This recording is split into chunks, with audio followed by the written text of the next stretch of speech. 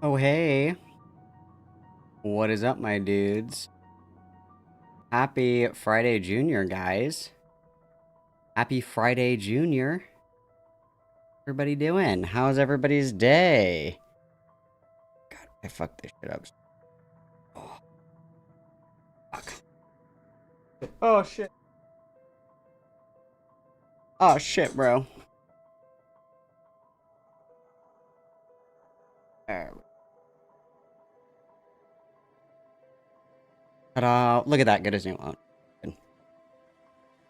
Oh, good as new. Good as new. Good as new. What is up, guys? What is up, guys? Happy Friday Junior. How's everybody's day? What is everybody up to? How was everybody's week?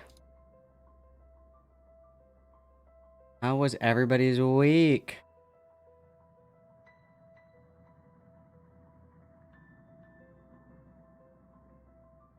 Dude, I'm really irritated because watch this. Oh, I guess it doesn't. Because anytime that I do this, it like vibrates like my whole desk.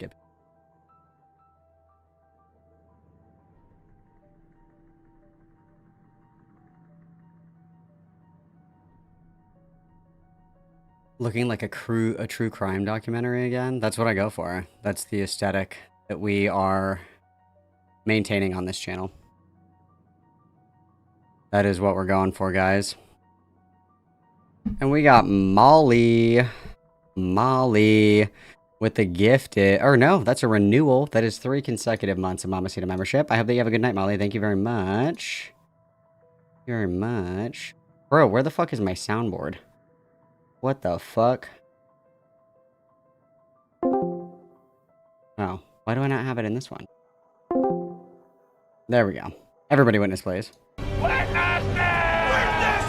Lovely. There we go. Good as new. Good as new. All right, let's do attendance. Let's do attendance, guys. Meringue Jellies is here. Foreskin Quill is here. Milky Way Horizon. Ultra Star. Violet Iris. Toasty Marshy. Kirby, long time no see, bud. I hope that you are, well, Too Lame for Radio. We have Depth of My Ego. We also have Glenn, who is up goddammiting their Malcolms. Me as fuck right now, dude. Hell yeah. And Don't Smoke in Bed is here. Good to see. My favorite mod of the day. Best mod of the day award so far. The day isn't over yet, but as of now, Don't Smoke in Bed is best mod of the day. And then Violet, thank you for the reminder to please like the stream before you guys forget. It is really important and it does spark joy. And it does spark so much fucking joy. You would have no idea how happy it makes me, okay? Oh boy. We also have Emery. We have Heike, Kaiji. Good to see you, dude. We got Tito. We also have Inky, M. Dally, Horn Affected. And then we have Starshine, Ronan. We have MB Hughes.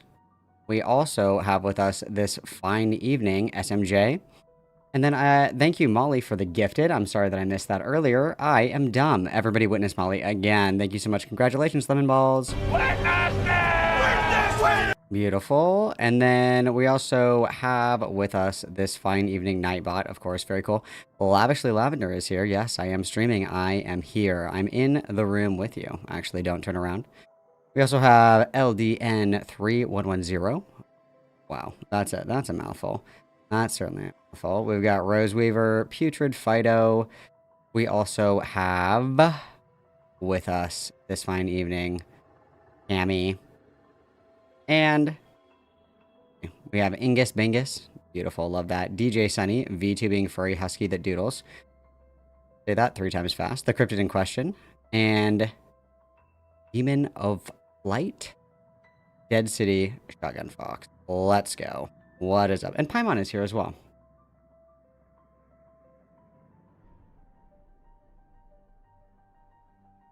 All right. Boy, oh boy. Do I have fun stuff for you guys? So much. So much fun stuff for us to do today, you guys. I got lots. And we got nowhere to be, you guys. We got nowhere to be. I have noticed lately, I noticed that last night, Aiden streamed for 11 hours in the middle of the night. I have some serious competition. we are in direct mortal conflict with Aiden, so I have to step up my game. Okay, I've been asleep at the wheel. Okay, and I take full accountability for that. So it's time to up me game, as they say. As they say, you know what I mean? As they.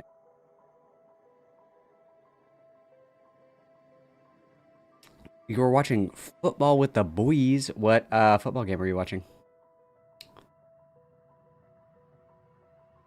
Who was playing?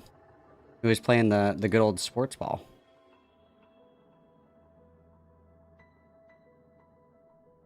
No, dude, it's crazy. He was up all night, lioing his convoy while I slept. How crazy is that, dude? How crazy is that? I'm getting beat at my own game, you guys. As an old Supreme fades, the new one rises. And I will not be replaced by Aiden. There's a famous phrase that I'm not saying this, I'm just saying he will not replace us, okay? I'm not saying it like that, I'm just saying that he will not replace us. That's all I'm saying, okay? Aiden, not, you know, anything about what God Aiden, nothing like that, nothing like that. I'm just saying Aiden will not replace us. Yeah, that's all I'm saying. That's all I'm saying, okay? I've been watching a lot of videos about Erica Kirk.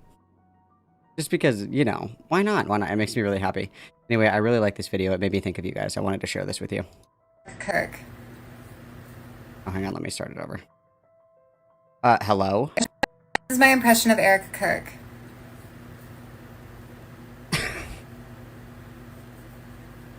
Stop. Thank you. Stop. Big fan, you guys, big fan. She's going places. She's going places. She's going places. I know, dude. Literally, I woke up this morning and I saw that it was an 11-hour stream and I said, what? Hello? I was like, what the fuck is this, bro? What the fuck is this, bro? No, she's possessed by a demon. She's possessed by a demon. We are Charlie Kirk. You guys, make sure to remember that. Make sure to write that one down. Okay, that's very important. That is very important. You know that Lio made a stream about you? I do. I am not interested in doing the react to each other's content back and forth into oblivion. Lio is a big fat pussy. He knows where I am. He knows that I'm ready, eager, willing, and able to talk at any time about any of his grievances. He's like, I'm not gonna give these people content. You already did. So, too late, bud. You already made the content, and yeah. He knows where to find me if he desires to engage in spirited debate and an exchange of information and ideas. He knows where. Dude, the problem is, Dead City, is that we are all Charlie Kirker, so it would be very hard for me to play devil's advocate because I believe so strongly that we are all Charlie Kirk. You know what I mean? I believe that with my whole heart. You know what I'm saying? And let's get some funky tunes going, guys. Let's get some funky tunes going. Real quick. A little bit of tism time. Girl,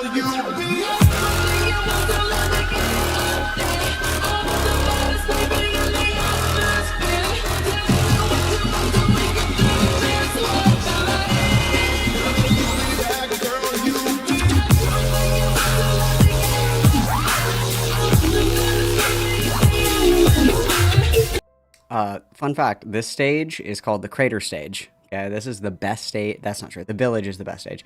This is sick because it's like a room, and they do it outside, but it's like a room, and then the DJ booth is in the middle, and it's up, and then they shoot lasers 360 over the top, so it feels like you're like in a cage. Fucking awesome, bro. Fucking awesome, bro. It's awesome, bro. It's so cool, dude. It's so awesome. We always have to start with a little bit of stimming, you guys. You know how it is. You know exactly what goes down here. You are very familiar with the order of operations here. Okay, you're very familiar.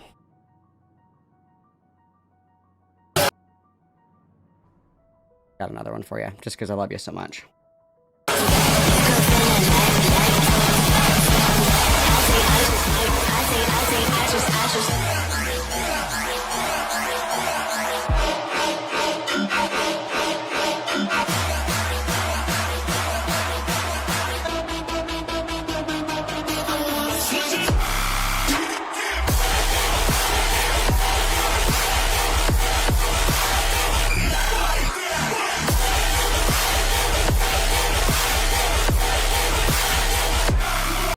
if that doesn't make your pussy throb, I don't know what will. I simply don't know what will make your pussy throb if that doesn't. I don't know. I don't know. Whoopee-tron, my beloved. Okay. As I get all of my metaphorical ducks in a row, you guys, I must ask, who knows what song my title is from this morning? Or this morning. That was like the dumbest shit I've ever said. This morning. It's like nighttime. Like I'm usually in bed right now. Does anybody know what song from the title this evening? Gracias. Gracias, mamacita. Te amo.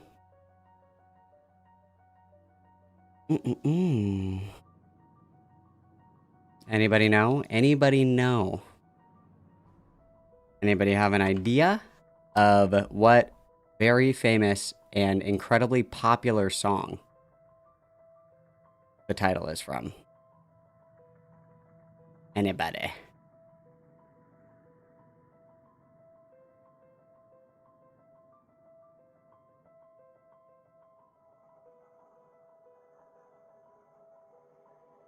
This is like one of the most popular ones. I'm about to be so disappointed in Foreskin Quote. No, I have not seen the video that Lio has made on me. I don't care. He knows where to find me if he wants to talk. If he wants to do his lame gay insults to himself for 4 fucking hours, more power to you, brother. More power to ya.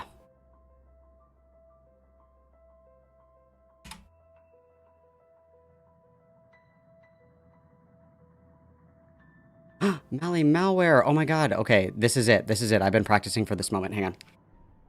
Mally. This message is for Mally malware. If you're not Mally malware, go do something else for a few minutes. I would like to propose a convincing argument that I am a better YouTube husband than Beckett for the following reasons. 1, I'm not a ginger. 2, I'm not British. 3, I don't have a really shitty chest tattoo. And 4, I'm not gay. So these are my reasons why we should be work spouses instead of Beckett. Not clickbait. Please respond. Thank you so much. That was really important. I had to do that. It's an EDM song, of course. Of course it's an EDM song. What kind of a question is that? No one? Ecstasy of the Soul by Zed's Dead? Nobody? Are you fucking... Creators sabotaging their own careers isn't an uncommon... Hello? My ears. God. That was so violent, was it not? It was so violent, was it not? Jesus Christ. Ecstasy of the Soul by Zed's Dead? Nobody? Yeah, I do have blue eyes. Ready? Hang on. Ready? Stop.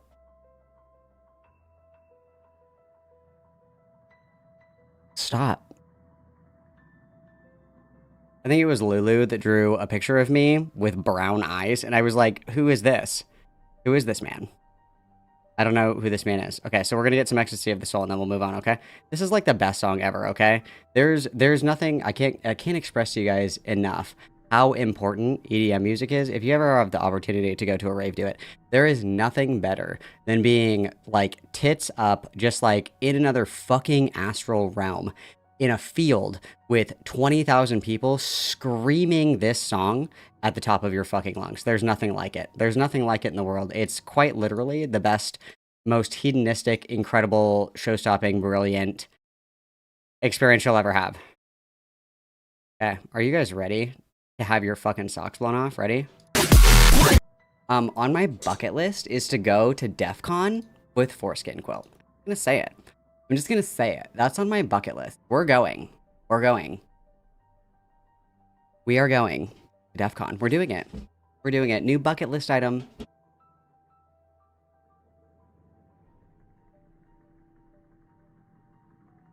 It's okay. I still love you, Venko. I still love you. I still love you, Endless. All right.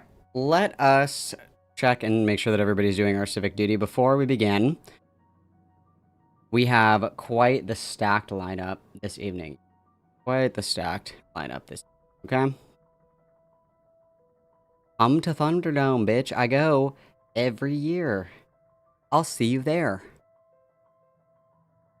Alright, let's take a peek here. Okay. Ooh, as of right now, you guys, half of you are freeloading. Not good, not good. Half of you guys are freeloading. I needed to get those fucking likes up. Right meow, okay? Right meow, alright? Liking the stream is free. Discord is also free, guys. If you hate free shit, which, get it, you know, free, what does that even really mean? You can always check out my merch, buy memberships, gift memberships, send super chats, all that other good shit. There was one other thing that I was going to say. Oh, we're still doing members-only Subnautica streams. I just was quite busy this week, such as life becomes sometimes. But we are still playing Subnautica. Okay, and I'm not going to lie, I like it about 90% of the time. About 90% of the time, I'm really enjoying Subnautica. The rest of it, not so much. However, there are some pretty good crash out moments in there. Maybe I will make Rowan make me a supercut of all my crash outs eventually. He did that when I played, what did I play? I played Amnesia, The Dark Descent, and he had so much fun watching me be, like, literally terrorized that he made, like, a little supercut compilation that was actually really fucking funny. So, yeah, members only Subnautica streams, you guys. Members only Subnautica streams. So make sure you get your membership, okay? And then if you want to share the joy of Subnautica crash outs with your fellow Mamacitas, you can always gift memberships as well, okay? So what we're going to do is this one, I have the order here written down. So we're going to do the Parlo video, the Ed Gein video, Gunter, and then we will do some LioTent, because I know that's what everybody's here for. I know that you guys literally only come here to watch me call Lio fat. I know that's why all of you guys are here, and that's okay. I will give the people what they want. I will give the people what they want, especially in the noticeable absence of Aiden. I will capitalize on his shortcomings, and his shortcoming being that he needs to sleep. Okay, so I will take advantage of that, certainly. So we are going to start with Internet Anarchists. Internet Anarchist, not Internet Adjacent. Internet Anarchist video on Parlo. Now, if nobody remembers who Parlo is a Minecraft, no, Roblox, sorry. Totally different children's game. My mistake. Roblox. He's a Roblox, or he was a Roblox YouTuber.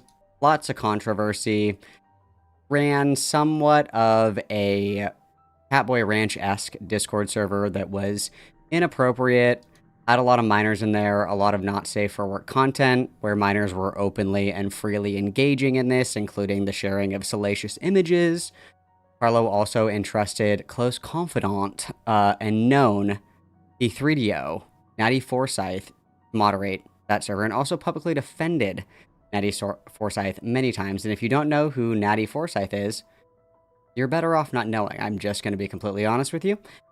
Anywhooser, Parlo ended up getting in some hot water because Parlo met up with furry degen extraordinaire, internet adjacent, to meet up to engage in risque adult encounters. And while Parlo and internet adjacent were together, Parlo began crafting a document, a Google document of sorts, of the allegations of a word that rhymes with grape, and then follows up with a second word, review, okay? This basically, you know, turned into like a big debacle. A lot more information, condemning information came out about both Parlo and internet adjacent. Both of these people suck. Both of them have activated the sleeper lolcow gene because they literally cannot log off. Neither of them can. Parlo is currently in the process of working on, it should be done relatively soon. Parlo is making a 4-hour-long video response to this, for some reason. Apparently it's watertight, as they say, even though Parlo thought that his initial allegations were watertight. Spoiler, they were not. If you're unfamiliar with the allegations, they are quite interesting and quite fake and fabricated, and I've covered all of them previously here on the Goddammit Malcolm YouTube channel that you're free to revisit at your own leisure. Okay? But because of this, obviously, all of these old allegations are being dragged to light. People are covering the situation because it's just ridiculous that these people are litigating some of the most intimate details of their hookups online for content to prove who is the biggest victim or who is whatever. They literally, Parlo and Internet Adjacent both, were on Dicker's stream arguing for hours about what positions they were in.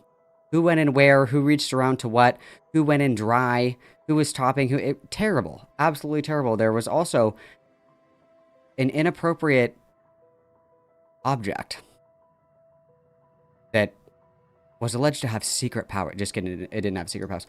There was a, how do you say, lewd object that was purchased from Spencer's, mind you, named Cinderella, that was involved. Quite a roller coaster. Quite a roller coaster, okay? Very difficult to get through. Very, very unreadable. I'm not even gonna lie to you.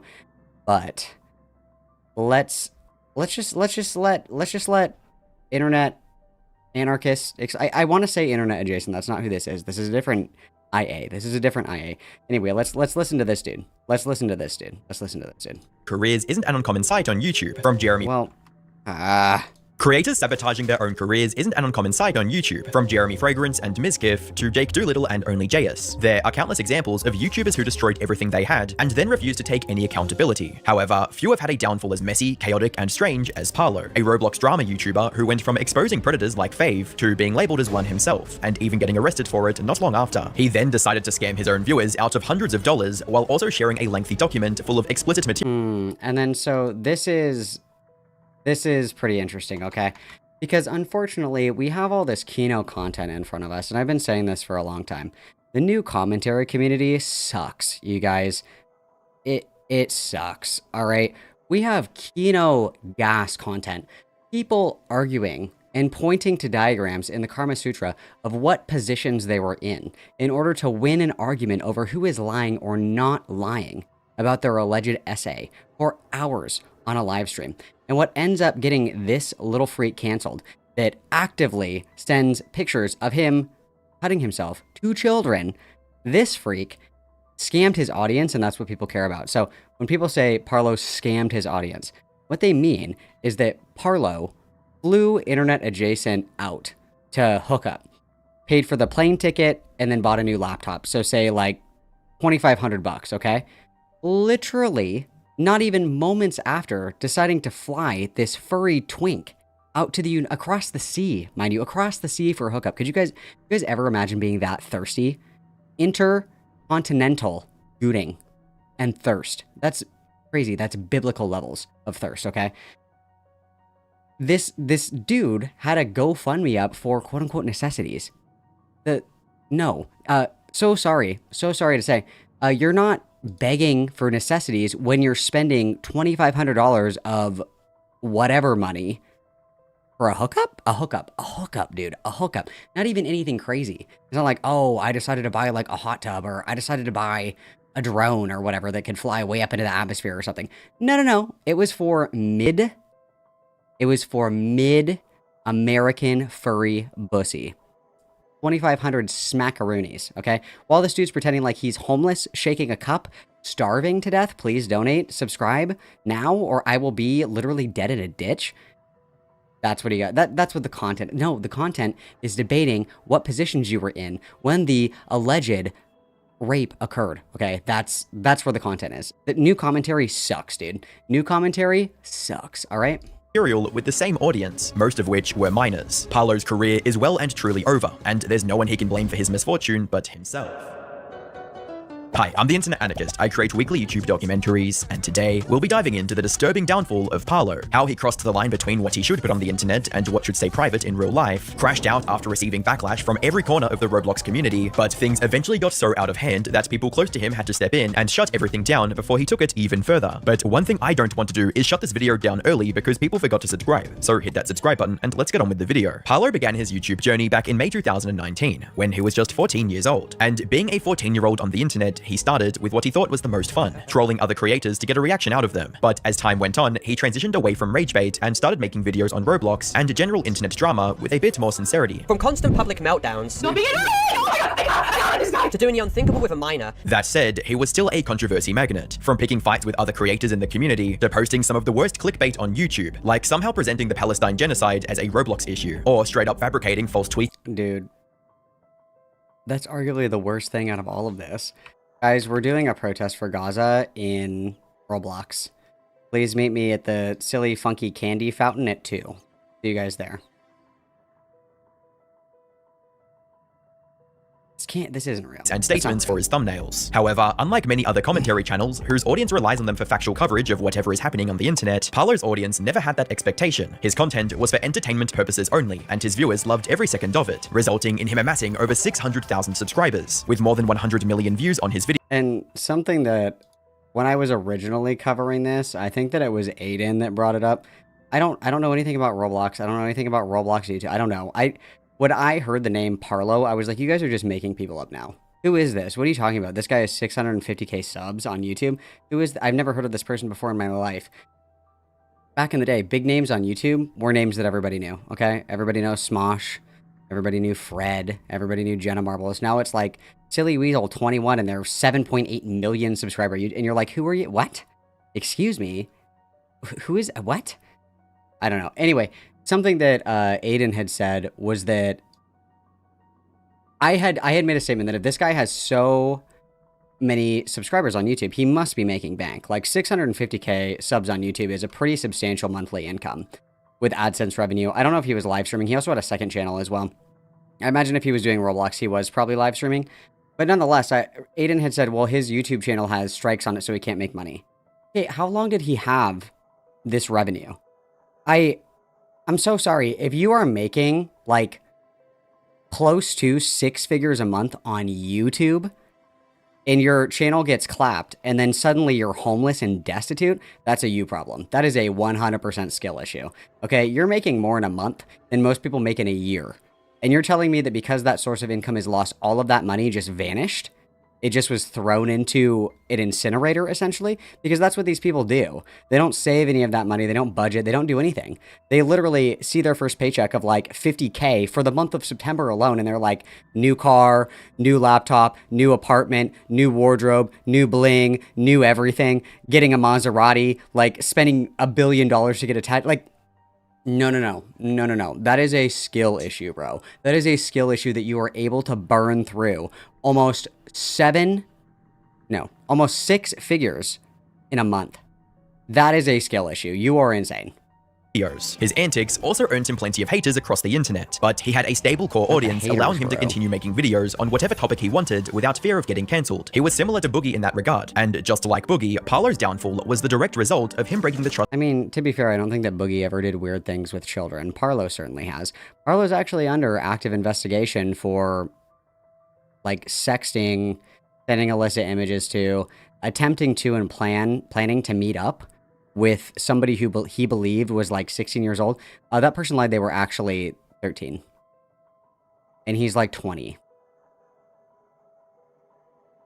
His audience had in him, and it all started with an accusation that no one in his community saw coming. In April 2025, Parlo made a post in his Discord server announcing a massive expose video he was making on Pyrocynical. This was related to the allegations that Pyrocynical faced back in 2020, when he was accused of grooming a fan named Ivory with explicit online roleplay. There was a roughly 4-year age gap between the two, with Pyro being around 20 when it happened. However, despite the serious allegations, Pyrocynical was able to upload a detailed response, where he admitted to the roleplay, but claimed he didn't know Ivory was that young. The evidence he included was good enough to satisfy most of his audience, allowing him to successfully defend himself and move past. Pyrocynical is a total freak, but Pyrocynical mogs all of these people by just like not engaging. Parlo thought that he could revive his career or pivot to doing something other than making gay Roblox videos by going after Pyrocynical, and Pyrocynical sits upon a throne made of gold bricks by all of these fucking bozos because he just mogs them by not responding. Yes, this guy's a freak. I completely understand it. I completely agree. This guy's fucking deranged. But it's very funny to me that people try to, like, everybody's like, tried to take down Pyrocynical. It's like, he's mogging all of you by just doing fucking nothing. I don't know what to say. Like, this is the perfect example of, like, just literally shut up Keep your head down, keep doing what you're doing, okay? Even if I agree that this guy's a total freak, which I do, he's fucking owning you guys. He's wiping the floor with you bitches. Interesting. To the controversy. However, Parlo was now claiming that Pyro lied about not knowing Ivory's age, which he was going to prove in his upcoming video. This could have ended up being career-ending for Pyrocynical if Parlo was telling the truth. However, before Parlo could make any real progress on this video, the whole thing got turned on its head. On April 20th, 2025, a throwaway Reddit account made a now-deleted post on the Pyrocynical subreddit, accusing Parlo of being a PDF file instead, stating, Parlo exposing Pyro for a 4-year age gap whilst dating a 12-year-old at 19. This post also included screenshots of deeply inappropriate Discord conversations, allegedly between Parlo and a person named Dupe, and if the Reddit OP were to be believed, Dupe was just 12 while all of this was going on. However, and the thing that is crazy as well is that this wasn't like, obviously there's scales, all of these things are bad and all of these things are wrong. But there's scales, there's levels, right? Parlo was actually like making attempts to try to meet up with this person in real life. That's like a significant escalation.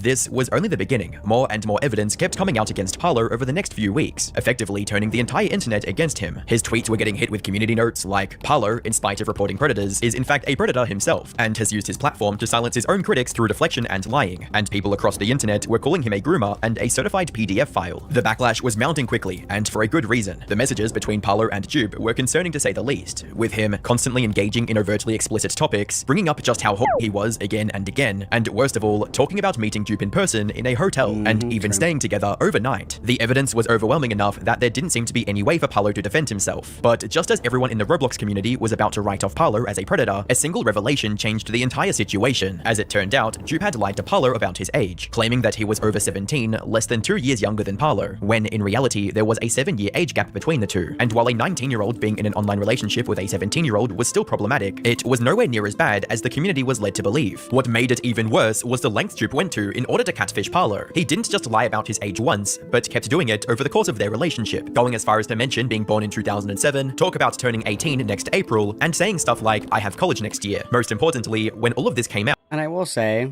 just in the grand scheme of things, the people that are going after internet adjacent, and mind you, internet adjacent is a freak and a liar, and fuck internet adjacent, like literally fuck him right in the face, okay? Because that fucking rat came and lied to my fucking face, okay? However, everybody that's trying to crucify internet adjacent are like, he was 20, 21 and talking to Zillow, who was 17 at the time. Here, Parlo did the same thing. Like, I totally get it. You know, internet adjacent is weird too. He's a freak as well. But Parlo is the content here. Parlo is the content here, okay? Parlo is the one that is hilarious in this situation. Parlo is the one that ought to be covered. New commentary fucking sucks, dude. Dupe straight up admitted to lying about his age, stating, Parlo had no reasonable way to know my age. I lied to him for over 1 year and 8 months. I used many manipulation tactics to try and convince Parlo of my age. This revelation proved Parlo's innocence, and should have been all he needed to move on with his life. However, his troubles were not over just yet, because while many on the internet now knew the truth, there were a few who wanted him to suffer as much as possible, and the most prominent name in this second group was an individual named Natspop. Nats had been a public enemy of Parlo ever since he accused Nats' friend, Nathrix, of being a groomer. According to Parlo, Nats was leading a smear campaign against him. So that's Natty Forsyth. So for whatever reason, and I guess this will be explained a little bit more, is their kind of on and off again relationship, I guess if you can call it that. But Natty Forsyth is legitimately a weird sex freak.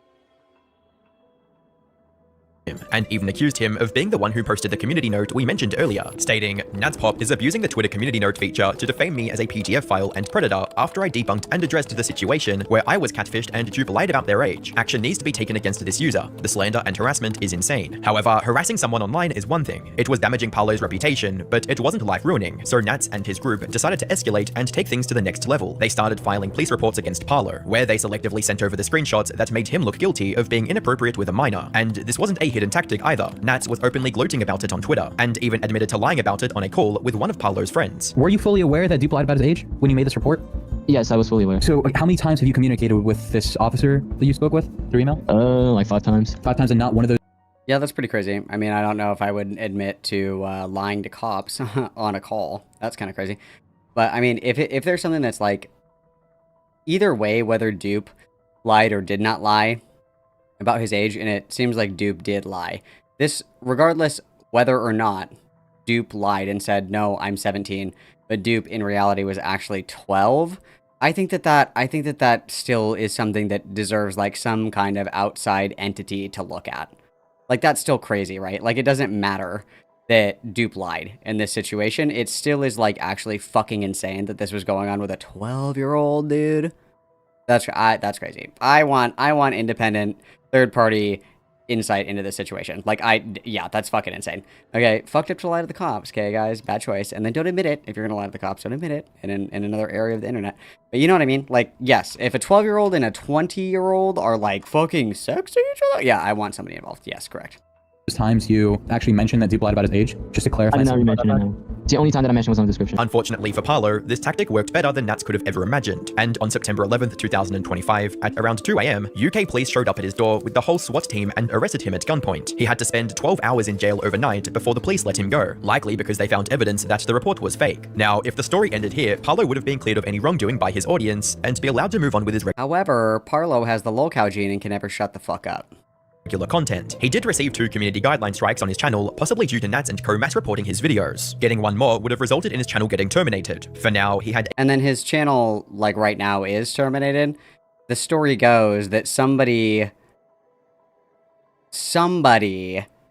got into his YouTube account somehow and uploaded unlisted videos of porn and then mass reported them and got his channel terminated, which is fucked up. I mean, that's, you know, bad, don't do that or whatever, but what an ironically hilarious way for that to go down. Okay. A clear path towards making a full comeback, but as you might have guessed from the title of this video, that's not what happened. Instead, this marks the beginning of Parlo's self-inflicted downfall that ended with him losing everything. You see, while Parlo was able to avoid any real jail time due to Nats Pop's false police reports, the swatting and 12 hours in jail were still incredibly traumatic. Out of nowhere, Parlo looked outside of his window and he saw a bunch of red and blue flashing lights. There were tons of police. I would like to ask a genuine question, and I mean this because I'm a red-blooded American, so I don't know what this means. Do the police in the United Kingdom even have guns? To my understanding, they don't have guns, right? Like, I'm almost positive, correct me if I'm wrong, I'm almost positive in the United Kingdom they have, like, boxes that are locked that have guns in them, but cops just don't carry guns, right? Am I wrong here? Confirm or deny? Confirm or deny? Do cops in the United Kingdom carry firearms? And if so, are they just pistols? Do they carry assault rifle? Like, talk to me a little bit about what we're talking about, because if it's like a bunch of dudes that show up in those comically tall, you know, like helmets that the British police wear, you know, like the comically tall helmets, and they show up like in those helmets with like a billy club, and they're like, "Oi, you're not here then, right? Right, mate, get out." Right? Like, top of the morning to you, governor. Like, they have special gun police.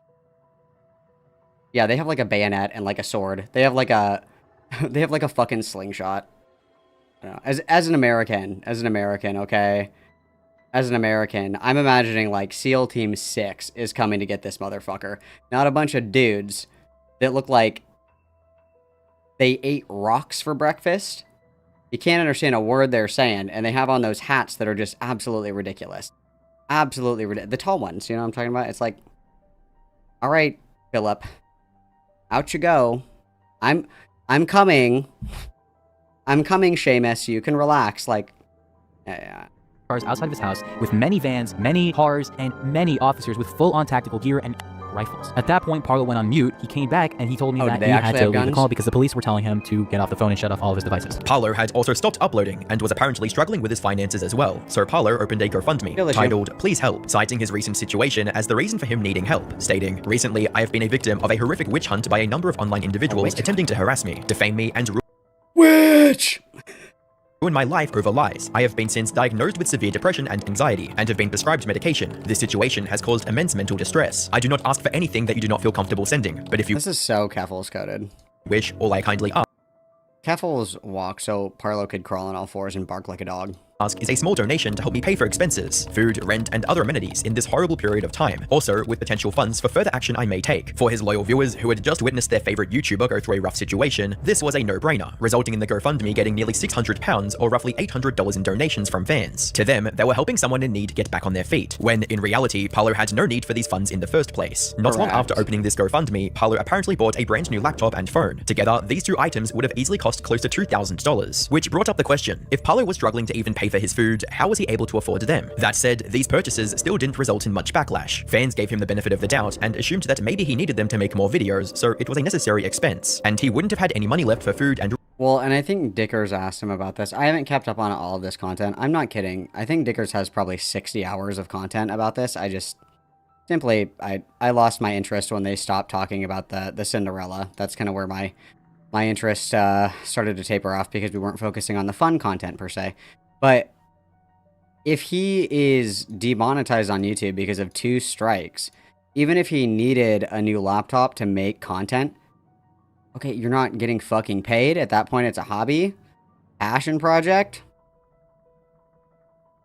Sorry? Like, use the shitty laptop that you have right now? I don't rent if he purchased them without the GoFundMe. However, this good faith argument was shattered completely on November 10th, when another creator Parlo had beef with, Alex Tanuki, posted a tweet accusing Parlo of scamming his audience, writing, "For anyone in this safety space, do not donate to Parlo's GoFundMe. He's been using donations to fund random trips with hookups, and everyone involved in that situation has acted completely irresponsible." As it turned out, Parlo had sent over £1,100 to another YouTuber named InternetAdjacent, or Wolfgang, to fly them over to the UK for their intimate session. But this Wolfgang. Where's the LV right here? It's Wolf Gang? Wolfgang. I'm taking toxic amounts of second damage. This wasn't even the craziest part. You see, Tanuki had attached a screenshot of Wolf. Like, this just sounds like clown shit to me right here. Just double checked, and the only special boot boys carry in the UK. The boot boys are coming, the boot boys are coming. Okay, they sound gay. Wait, the boot boys?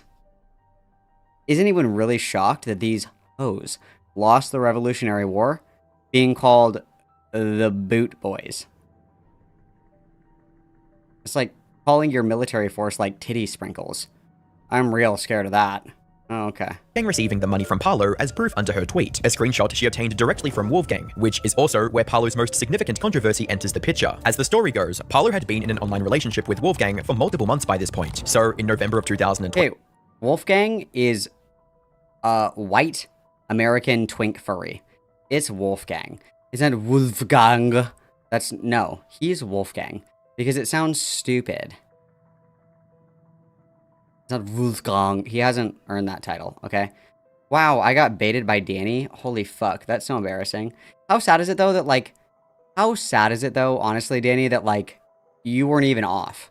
How sad is that? Like, it was so... Like, the United Kingdom is such a parody of a place. Like, it's such a just fake, whimsical, farce, bullshit, gay country that could have been totally real. Like, I don't think that anybody second-guessed you when you said that. Because they call everything, like, stupid shit all the time. Like, British slang for common objects. Like, they call everything just, like, absolutely the most ridiculous shit. A toilet is called a loo. A bog roll is toilet paper. The telly is the television. A hoover is what they call a vacuum cleaner. Rub food, I guess that's fine. Bits and bobs is various small things. A trash can is called a rubbish bin. Like, nonsense is tosh. Podswallop. This is not real. Tired and exhausted, knackered. Literally, shut up. It's like, you know how when you watch Wicked, and they have, like, their little, like, Wicked-isms, the way that they talk things, where they're like, I'm trying to think of an example, where they're like, it's stupendifalicious, or something like that. That's how it fucking sounds when British people talk. It's bullshit. It's stupid and it's gay. Stop. Time to go. Grab me, blood pudding. My tea and crumpet. Shut the fuck up. Oh, it just activates my fight or flight. 25, he sent over £1,100 to Wolfgang so he could fly over to London and stay with Parlo in a hotel. The two, however, had a severe falling out during this visit, and essentially got in a big fight. Ideally, their fight should have stayed between them offline, but Parlo had something completely different in mind. So, on the 9th of November, he made a tweet stating, "Please read, this is extremely serious." Alongside this caption was a link to a 75-page Google document. In theory, and if I remember correctly, the timelines of this, and I would have to go back and double check, but it was mentioned on more than one occasion by several people that have the autism that people warn you about as far as documenting these kinds of events and this kind of information. It was that by Parlo's own admission of the timeline, he had already begun constructing this document while he was still with Internet Adjacent in the United Kingdom. Like, to my understanding, they were still, like, hanging out and shit, and he had already begun work on this document. Interesting. This was supposed to be an expose of Wolfgang, where Parlo accused him of essentially SA by forcing him to do things he didn't want to do, via emotional manipulation and pressure. And these would have been extremely serious allegations as well, if not for the fact that the vast majority of this document was filled to the brim with Parlo describing his and Wolfgang's time together with intimate, sometimes gross levels of detail. To say that the tone was off would be an understatement. The whole thing read less like the serious accusation he presented it as, and more like a badly written con with cringy details and stuff no one on the internet needed to know. Most of it is so explicit that it can't even be shown on YouTube, like Parlo writing several passages about a purple adult toy the two use, which they had apparently named Cinderella. What made this post and so I'm also told that it came with the name Cinderella. It wasn't named Cinderella, it came with that name. They adopted Cinderella, and Cinderella already knew her name, to my understanding. So that's what you get for buying adult-themed toys at Spencer's. That's what you get. Really disturbing, however, was the fact that Parlo shared it all with an online audience of mostly minors. As a Roblox YouTuber, he knew his demographic better than anyone, yet he still decided it was appropriate to talk about his sex life in such great detail in front of them. And not only did these detailed accounts undermine the point he was trying to convey, they also made him look like a liar. Take the toy named Cinderella, for instance. Parlo claimed that he didn't like it, but Wolfgang used it anyway, which would have been a terrible thing if Parlo didn't change his Twitter banner to the Cinderella movie poster as well, making a joke out of something he apparently disliked deeply. Keffels also made the same mistake, because Keffels was like, everybody accuses me of grooming people in my Catboy Ranch Discord server. I know, I'm gonna change my Discord name to the Catboy Ranch, and then I'm gonna, like, let people groom minors in my... That's crazy. Like, I totally got him. Totally irony-pilled, lol, tee totally mogged and owned. No, you're just making yourself look crazy, actually. In response to these allegations, Wolfgang... True, this is a strong message. Cinderella, emphasis on the sin, I agree. Also posted a now-deleted document providing evidence that went against everything Parlo accused him of. It included screenshots of messages from their conversations, where Parlo, who in his document made it sound like he didn't want things to turn sexual, was enthusiastically waiting for just that. Put simply, Parlo's complaints were less about something truly criminal, and more about a messy fight with his partner that should have stayed private. Even if it was as criminal as he claimed, and Wolfgang was using out-of-context messages to prove his innocence, Parlo shouldn't have posted about it to his young audience in such graphic detail. He should have gone to the police and filed an official report instead. Wolfgang's response also included screenshots of him receiving the money from Parlo for the trip. I'm so glad that you asked, Roasting Potato. Keffels is now fat. Because Keffels is, quote-unquote, starting to bulk for powerlifting, but we actually just got fat. So typically, if you don't know anything about this, unfortunately, I'm constantly surrounded by health fanatics. And I myself am a health fanatic to some extent, but not to this, okay? So bulking and cutting refers to different, like, caloric intake in order to, like, work on a certain kind of physique. So when people are bulking, they're eating excess calories to, like, kind of, like, beef up, so to speak. And then they cut, which is reducing their caloric intake pretty drastically in order to, like, slim down and shape up, right? So what a lot of fatties will do is they'll say, I'm bulking. It's like, no, because you're not working out. You're actually just eating, 4,000 calories a day of shit, actually. When's the cut coming? If there's no cut, it's not a bulk. You're just getting fat. But anyway, so this is Keffels now. What being off Twitter for a year does for a motherfucker. I got really into weightlifting. My current squat is 220, but we're stuck in the forever bulk. Like, something to keep in mind is that people that are big, by virtue of being big, often can move big things because they are big. That is not indicative of being necessarily strong. If you're like 7'4" and like 400 fucking pounds, you picking up like a concrete slab is actually not all that fucking impressive.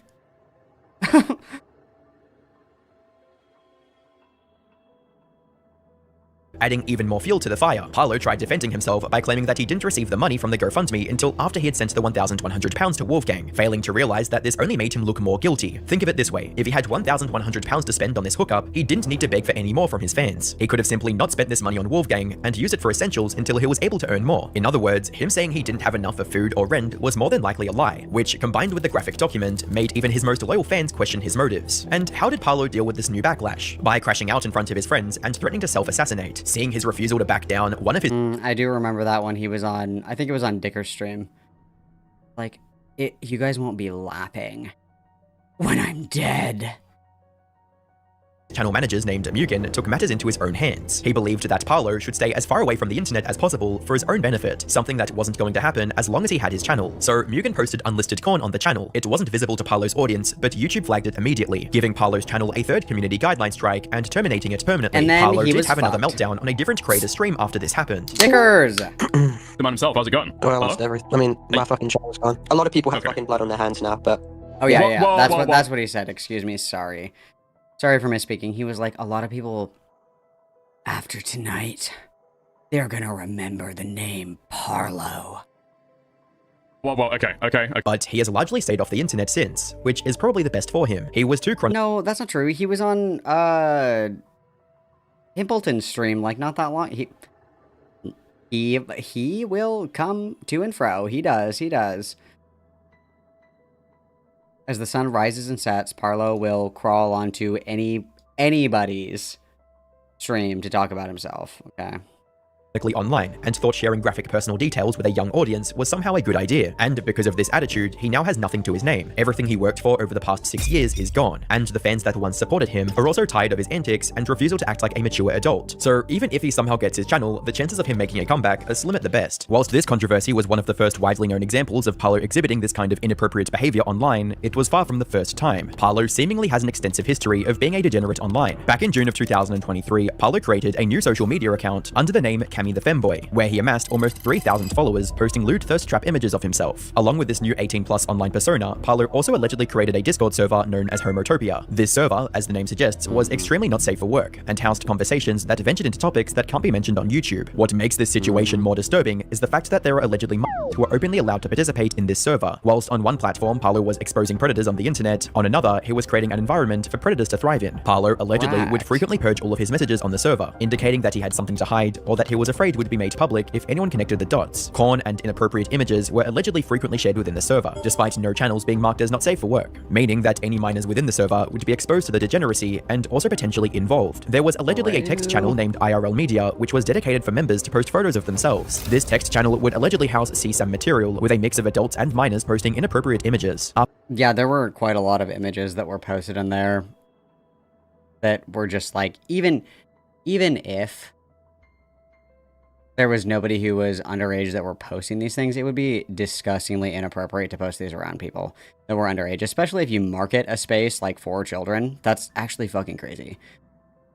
Be like if Dora the Explorer's Instagram posted thirst traps. Like that, come on. That's what we're working with here.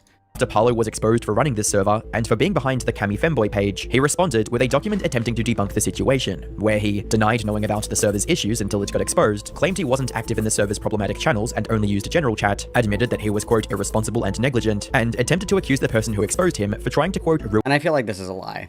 I would consider this to be untrue, based on vibes alone. I refuse to believe, like, I think that it's a reasonable threshold that if you own or manage a Discord server, that you're not going to be privy to every single thing that happens in there, right? Like, you're not going to, it's an unreasonable expectation that you see every single message that you see, every single post that you see, every single edit that you see, every single image that's posted. I think that's an unreasonable ask that you know every single person in the server, you know, by their username and can recognize their profile. Like, that's an unreasonable ask of anyone. However, I think it's ridiculous to pretend that somebody who owns a server is blissfully unaware that there is an entire channel in their Discord server that is reserved almost exclusively for posting not safe for work images. I refuse to believe that. I think that's untrue. I think that's a lie. in his life and push him towards terminating himself. The response received a polarizing reception. Whilst some accepted the explanation of negligence, others saw it as an evasive attempt to dodge accountability. With his recent Parlo has suicide baited before. There were several times, and especially to minors, mind you. There was, I think it was a 13-year-old. I want to say it was a 13-year-old. Allow me to get my my little folder up. 1 second. Allow me to get my little folder up here, you guys. Because there was somebody that was 13 years old that Parlo suicide baited too. Which is insane. And not just suicide baited, like posted images of his slash wrists to this underage person. Yeah, so there's a lot of stuff in here. Hang on, let me pull this up. And then we'll kind of flick through these really quick. Give me 1 second. Okay, I have this. Let me get this here. So these are... So this is from his Homotopia. So this is somebody saying that, you know, they're 16. I like guys, whatever. This one is them posting their sex values in Homotopia, right? That's it. We have evidence that at least somebody who's 16, and this is a mixed age space. And then we have another example of this. Like, they're all doing it, right? But that doesn't make it appropriate. That doesn't make it appropriate at all. And then here's some more. My dick is huge. So many dicks. Proof. Check DMs. So this is the reason that this is not good, right? Is that if you are in the control of a space, you can kind of control the interactions between people, which is a lot of the oversight that is missed when it comes to mixed age spaces. That's the problem, is that the concern about having minors and adults in a space together isn't inherently that having minors and adults in a space together is like that, like they're gonna rape it. That's not what it is at all. It's that by proxy of these people and like being engaged in, you know, mutual conversation or whatever, that it escalates in private where no one can see it, right? So like this escalating to messaging somebody in DMs where it's completely outside of control of the server is like the concern in that instance, right? Like that would be an example as to why that would be bad. And that's like exactly what fucking happened. And then we've got this one, jerking off is fun. So true. There's a ton of these. I have a ton of them. And then these are all censored. Like these are censored, but here's somebody posting, I mean, currently just in boxer shorts because I'm going to sleep soon. Obviously this is an illicit picture. And then we've got the classic here. Okay, now y'all can have thighs because I feel bad. Like, and this is a Discord server that has literal fucking children in it, right? And then so we have these here.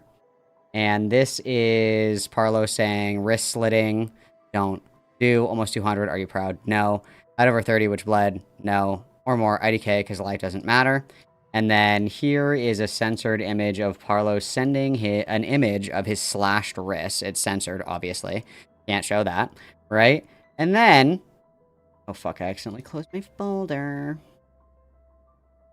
And then here is this person that Parlo was talking to, considering I'm 13. Actually, no joke, I was in VC. He was cutting himself and screaming. I was just there, crying. Yeah, you told me. Is that a trigger for you? Considering I'm 13. Verses in mind, both the Cami Femboy page and Homotopia will likely face even harsher scrutiny in hindsight. Whilst working on this video, there have been some updates in terms of Parlo's plan to return and his planned response. Parlo's Twitter was suspended. Along with that, he's also made multiple announcements on his Discord server and through other YouTubers that he is planning a response and a comeback. In this Discord message he wrote, "My response video script is almost complete with full evidence, screenshots, and testimony being added now. This video proves that Wolfgang lied about me ever giving him consent. He had admitted he received no There is a shovel and still dirt beneath Parlo. Just stop. consent. He acted on his own volition." This message also included a clip You have the power to end the cycle, Parlo. from a live stream where Wolfgang, also known as Internet Adjacent, had admitted something pretty disturbing. I like put my hand on his ass and he like moved towards me. And that was like, I took that as like, it's okay. Okay, so when you told me that you got an enthusiastic yes, that was a lie, right? Yeah.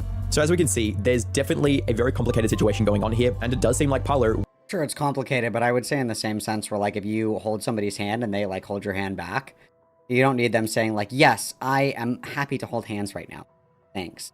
Like, you can, and obviously all these people are, like, super autistic, Wolfgang included. I think that it's just so gray. It's just so gray that I don't think definitively you can say really one way or the other. Though I lean more towards somebody makes a move and you reciprocate that move, if anything, that is giving consent, right? Like, you are reciprocating the act. You are willingly participating in the act. I would consider that to be consent. If I give somebody a hug and they do like one of these and just like wait for me to be done, that's like a sign that they don't want to be hugged, right? I'm like, oh, sorry, like I didn't realize you wanted a hug or whatever. If you give somebody a hug and they're like, ooh, this is so nice, ooh, hugs. It's a pretty easy 1, 2, 3 that they wanted and they were okay with the hug because they gave you a hug back, right? Like, I don't know. Some things you just can't teach. Some things people just can't learn. And one of those things, unfortunately, is like social reciprocation, I guess. I don't know. Was put in a very strange and uncomfortable and disturbing situation when he planned this meetup with this other guy on the internet with the goal of making love. Now, whilst that situation on its own is bad, the current sentiment that I've seen across the internet is that whilst that is a very bad thing to happen on its own, that is its own incident and still doesn't justify Parlo's behavior leading up to that point. All the information. And the last thing that I saw as well is that Zillow and Parlo were actually planning on fucking over Wolfgang and that they wanted to gay ops him literally. Like, they literally wanted to, like, have sex with each other to, like, cuck him.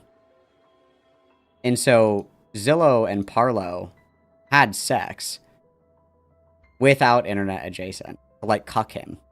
And that was, like, a conversation that they had. So, everybody here is deranged.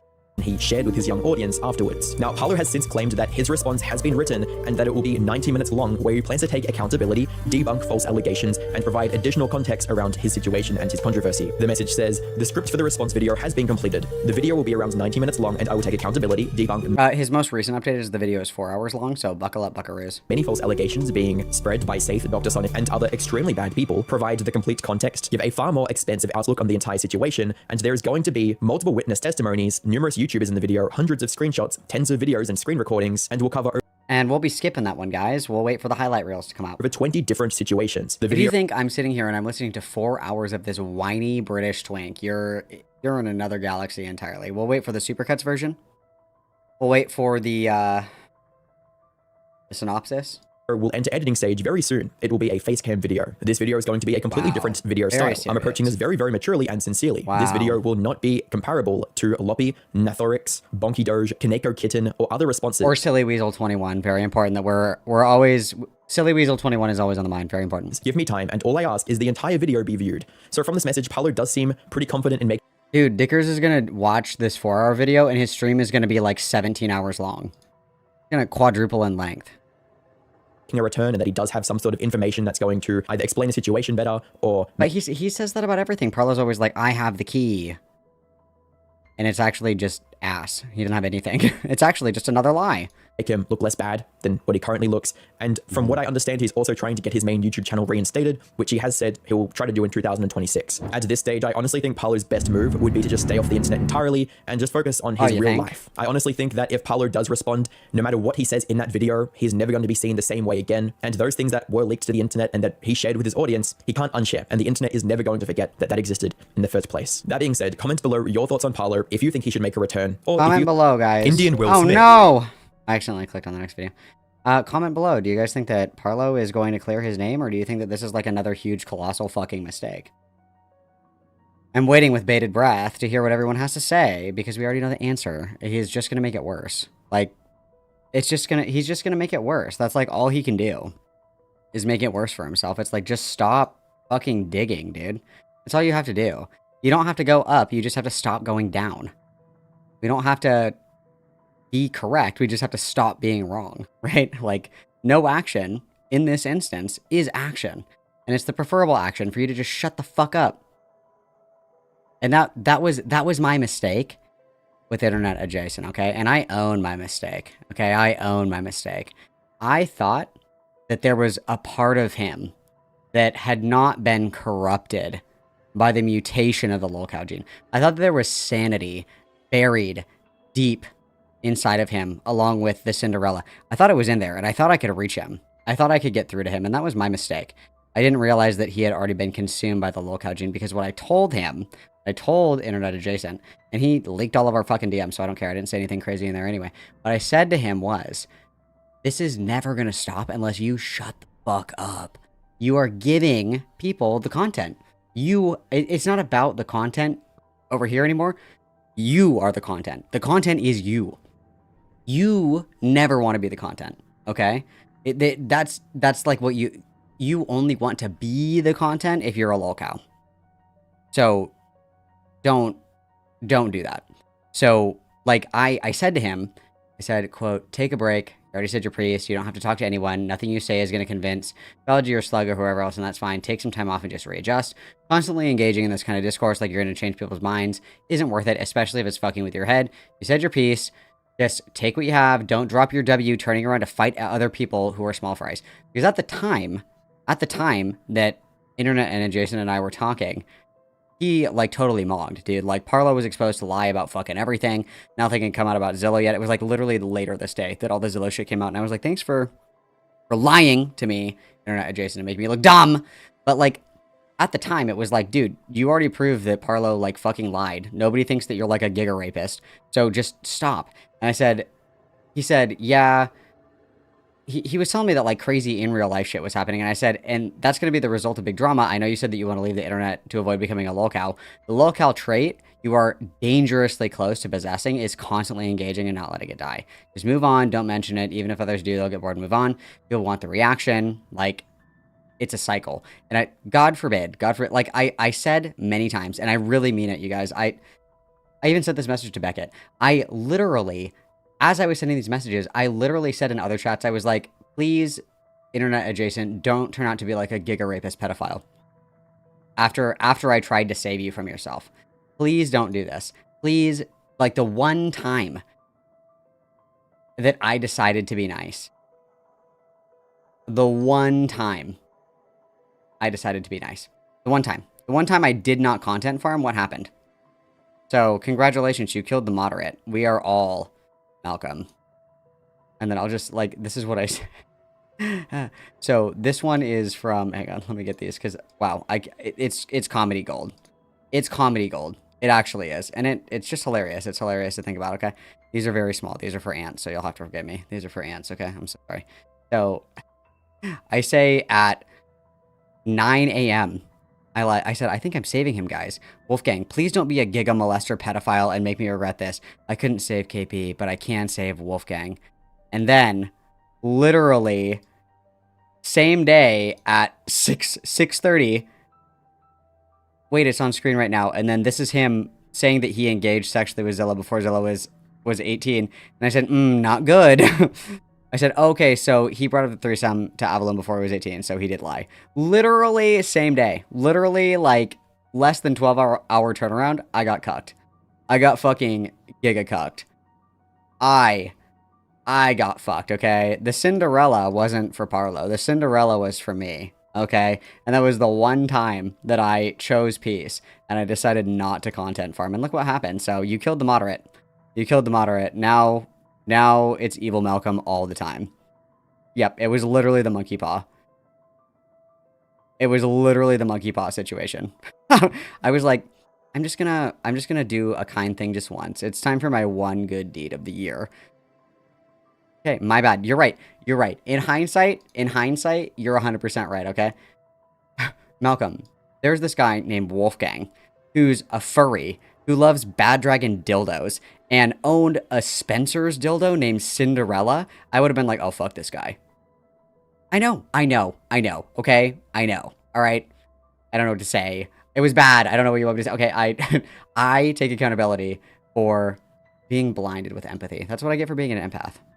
I'm the raped in this situation. The only one that was raped in the Internet Adjacent and Parlo situation was me, okay? It wasn't a Parlo Internet Adjacent rape review. It was secretly a Malcolm rape review. No good deed goes unpunished. I gotta hit the yeah. I can't do it. The wizard and I. Alright. Quick go piss, girly pops, and then we're gonna move on to the In Praise of Shadows video. Yeehaw! I hope everybody's so excited. This is gonna kill me. I hope you guys know this is gonna kill me. This is Film. Yes. Yes, Cam.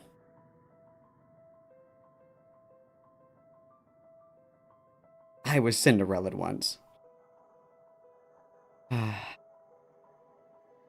No, I'm not gonna sing. I'm not gonna do it. Okay, it's this one. It's the Ed Gein one. It's the Ed Gein one. It's from 2 weeks ago. Okay, so let me get this cute.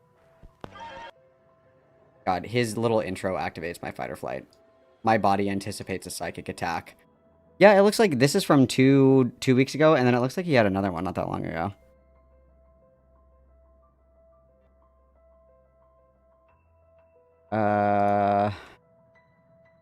Yeah, he put out a video 12 hours ago. 2 weeks ago, 1 month ago. It seems like he's back into it. It seems like he's back in the swing of things, which, if I have anything to do with it, will not continue. Okay, if I have anything to do with it, I'll put a stop to this once and for all. Okay, I don't need another... The Hills Have Eyes cannibals are actually the same thing as Native American. I don't need another take like that. Not on my watch. Not on my watch. Not while I'm on live. Not while I'm on live. Not around these parts, bucko. Not if I have anything to do with it. Okay? Quick, go piss girl. Everybody behave. I'm putting on your key jangling. I will be right back, and then we will move on to different but sustained suffering. Everybody behave. I'll be right back.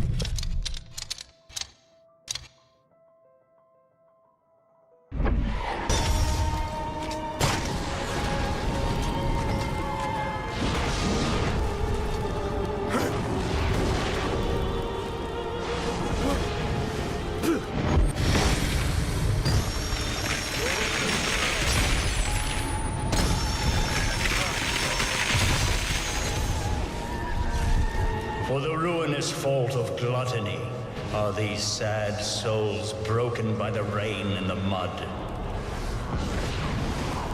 What is that beast below? Cerberus, the great worm. As a dog that craves barking, then grows quiet when he snaps up his food, so are the foul faces of the demon Cerberus, who thunders over these souls.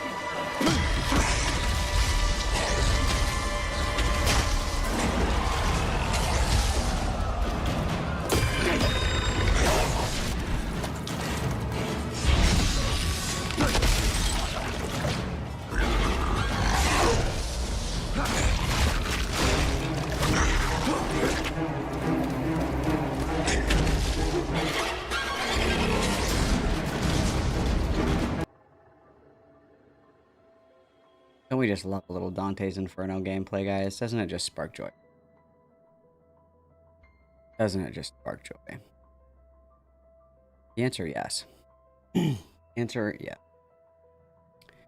Ace of Spades. Hey, Melissa, why do you remind me of that guy from Silence of the Lambs that dances in front of the mirror to the song? Goodbye Horses? I meant to say Malcolm. Well, that was me, so that's probably why I look for.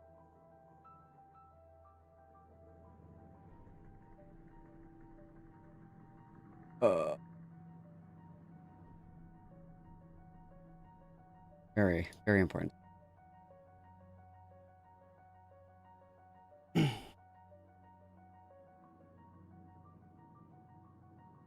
I'm losing my marbles. I'm losing my marbles.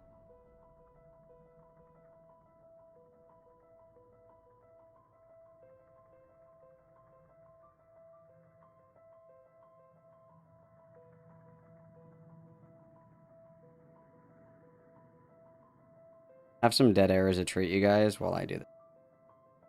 Have some dead air as a treat.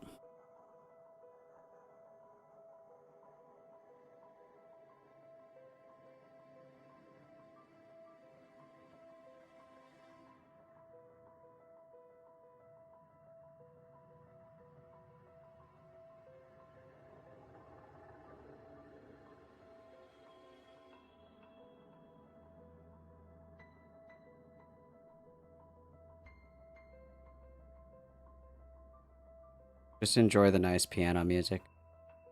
It's actually me playing the piano. It was me. That's me. I can play the piano.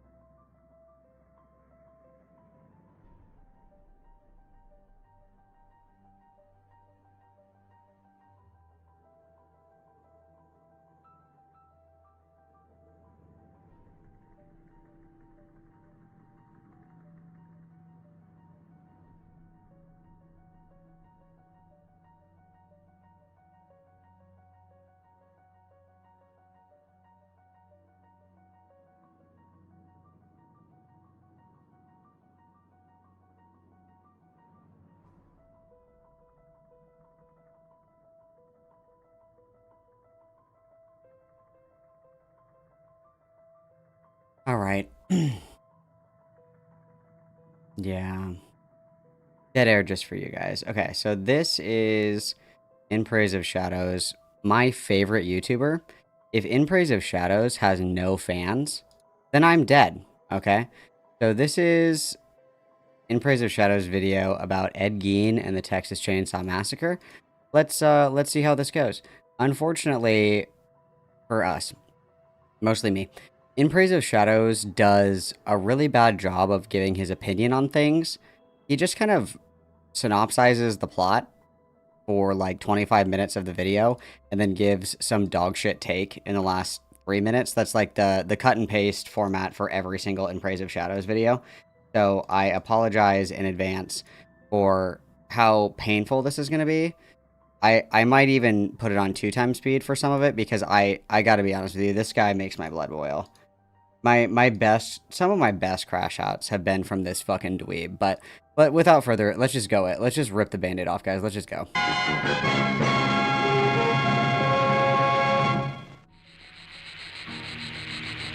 On November 16, 1957, local hardware store owner Bernice Warden of Plainfield, Wisconsin, went missing only to be found later that evening, hanging by her feet in a barn owned by Ed Gein.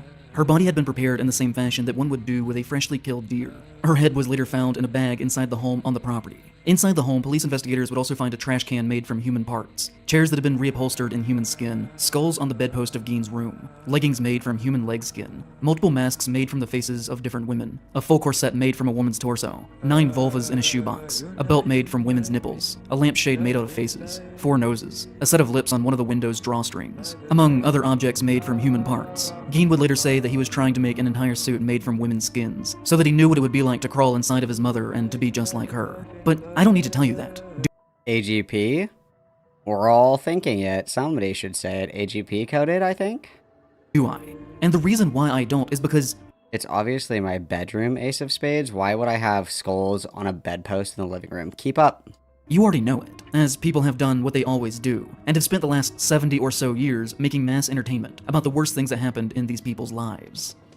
Now, one thing that is often misaccredited here that we need to get out of the way first is the idea that Psycho was the first major work of art dealing with the American shock and reaction to Gein's crimes, which in truth it really wasn't. And as such, the film adaptation the following year similarly would only be so in a marginal way. You can't talk about Psycho without bringing Gein up. In the consciousness of the public's relationship to media, the two are deeply interconnected, but the similarities were, for the most part, actually accidental. In fact, the majority of Psycho had already been written by the time that it was discovered what Gein had been doing on his mother's farmhouse. Now, there is the funny coincidence that Robert Bloch was living just 35 miles away from Gein at the time. And it is true that Bloch made some edits to the text to incorporate allusions to Gein in the final processes of finishing the novel. But the fact of the matter is that the novel was predominantly the case of Bloch imagining a killer who just so happened to actually kind of exist. Publishing is a long and slow process. Well, and also drawing from that as well. Like, to be able to separate somebody's experiences from their art, I think is an incredible ask. For example, Tolkien had said many times that, on record, that he had said his involvement in World War I did not influence his writing in any of his books at all, period, point blank. It didn't bother him, he didn't think about it, it didn't inspire anything, when clearly that's not the case, right? Clearly, his work was very heavily influenced by what he went through in World War I. So to say that this guy that was around during the uncovering of Ed Gein's crimes, and that did not inspire the work of Psycho is actually brain dead, is actually brain rotted. Generally speaking, especially for someone's debut novel, although it is true that he had been publishing short stories for 20 years. How many vulvas are you, how many vulvas do you guys have? I only have 4. How many do you guys have? Wait, I'm feeling insecure. How many do you guys have? Please answer, not clickbait. And was far from a rookie, but still, to have Gein's crimes labia majora? Damn, girl, how many pussies do you have? Be discovered in November of 1957, and then Psycho be published in April of 1959, is not the most realistic time frame for the book to have actually been based on these events, if you really think about it. Especially when you consider that November— If you really think about it. Obviously, people can't write books in under 5 years. That's impossible. Of 1957 is when his crimes were discovered, but that his trial was not started until November of 1968. And a lot of things related to his motivations surrounding the death of his mother, and why he did the things that he did, would not have become publicly known until around this time, probably. Probably. You said it there, bud. You said it there, bud. Small town, middle America gossip is what happened there, Chief. Pal. Especially when you have people that are working on the case that are, like, literal friends of the person who's being prosecuted. Like, everybody knew who Ed Gein was. Everybody, like, couldn't believe that he was kind of a freak, but they were like, I don't know, he was this much of a fucking freak. Like, people were aware. There was a public auction of his belongings. Literally, upon his arrest, these things were published. Obviously, people can speculate on people's motivations. I don't know, Ed kind of lost his fucking mind when his mom died, and then they found suits made out of women? I don't know, dude. It seems like he kind of missed his mom? Bloch himself was even surprised to learn that these aspects of Gein's mother and Norman Bates' mother lined up so well on total accident, saying, I discovered how closely the imaginary character I created— Yep, see, so we're gonna do this shit, where we just synopsize and read from books for like, half an hour, I was right. Resembled the real Ed Gein, both in overt act and apparent motivation. So, I say all of this to say that with this information, then many would assume, then knowing this, that 1974's The Texas Chainsaw Massacre would have actually been the first film dealing with Gein in any substantial and direct way. But this is also not the case. As in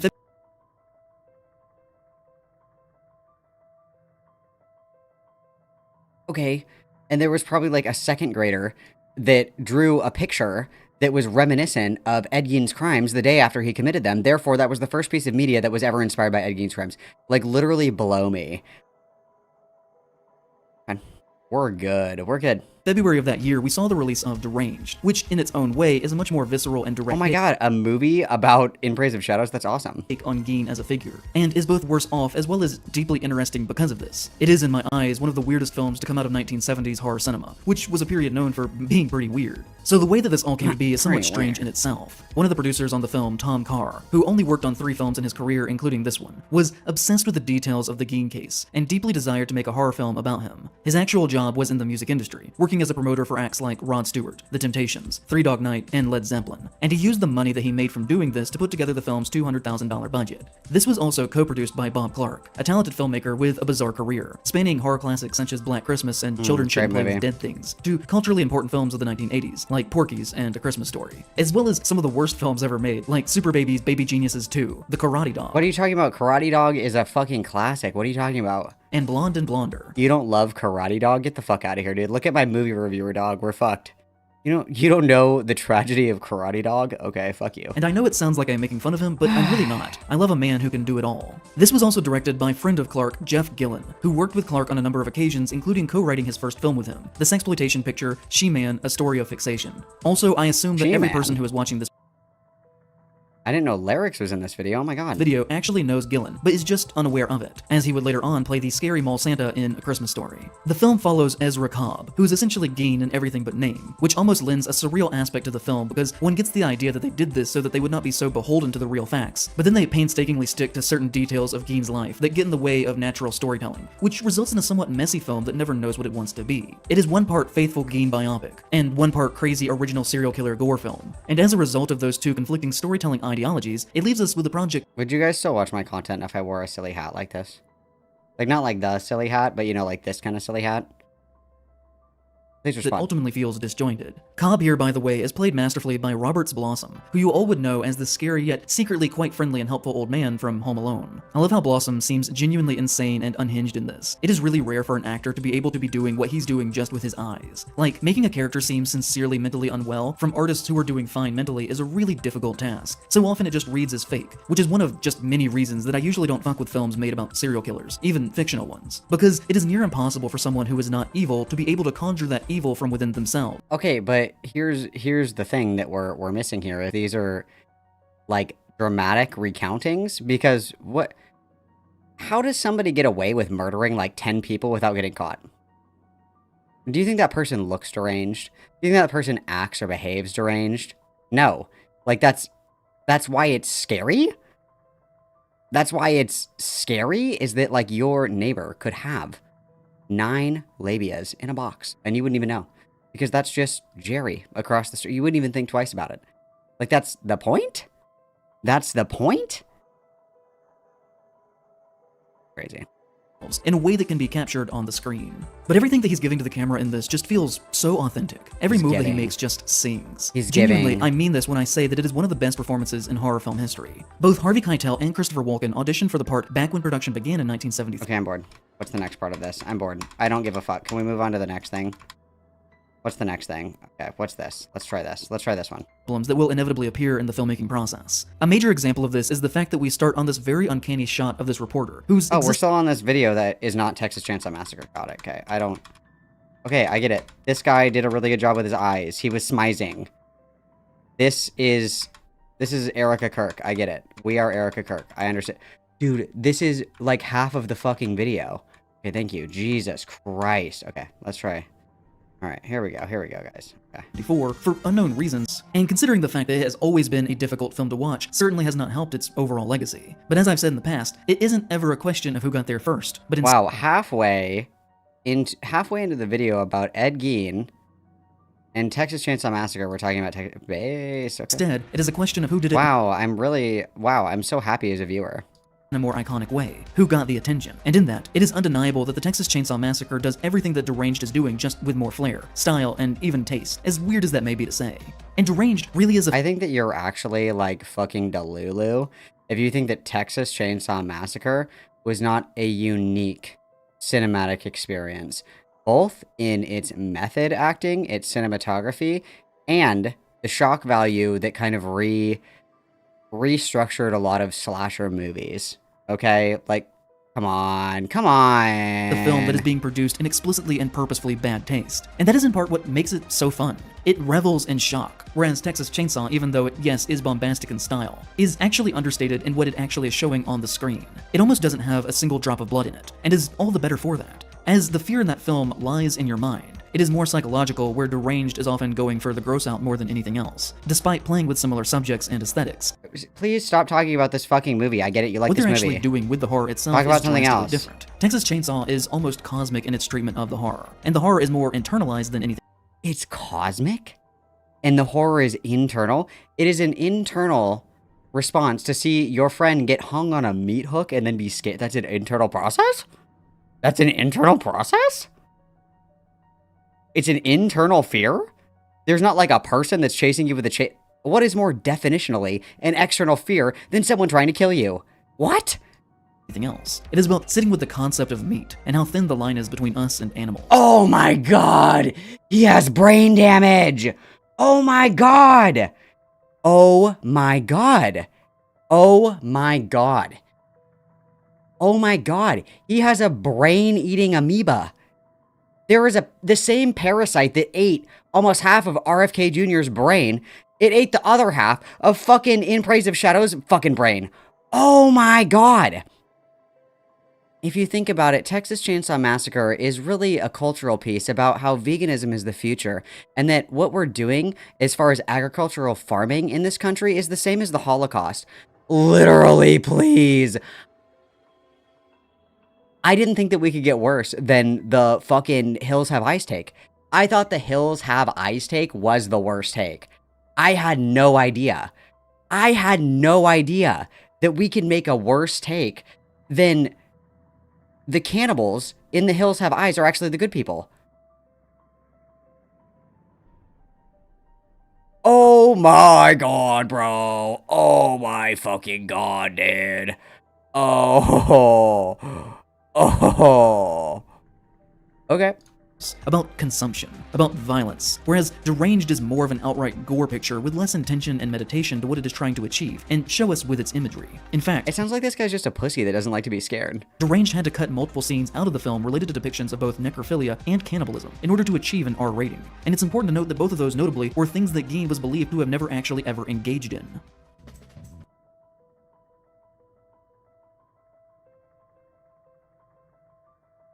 The cannibalism was almost without a doubt proved. Why would he cook body parts? Why would he cook them? Why would he cook them? Why would he cook them? Why? For fun? What do you mean? What are you fucking talking about? What the fuck are you talking about? What was that documentary? There's a documentary. It's like the Canadian... It's the Canadian Ed Gein documentary. I found this on a YouTube channel. Is it this one? Yeah. Is it this one? It was like a series. It was a YouTube channel.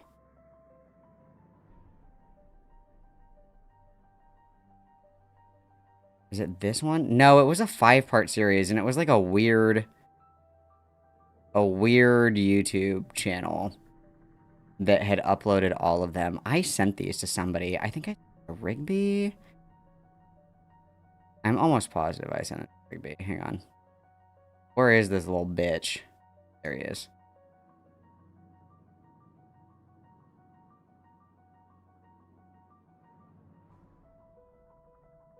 Did I? Who did I send this to? I sent it to someone. Cloud, are you in here? Did I send this to you?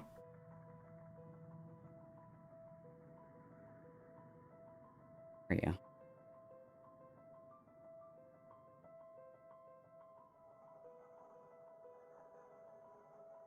I must have. I sent these to someone.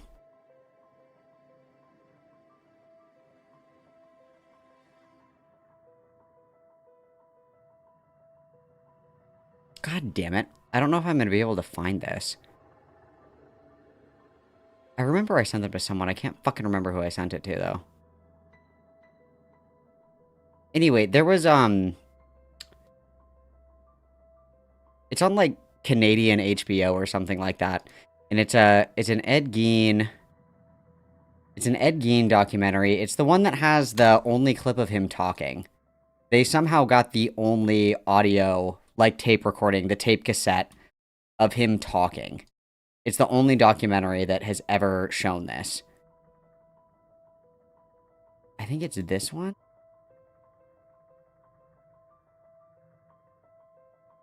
No, because there's a psychologist that talks about it specifically in the documentary. And I'm almost positive that in one of the audio recordings, he says that he fucked the dead bodies. What's called the Ghoul of Plainfield. Ed Gein documentary 2025. If I can find this really quick.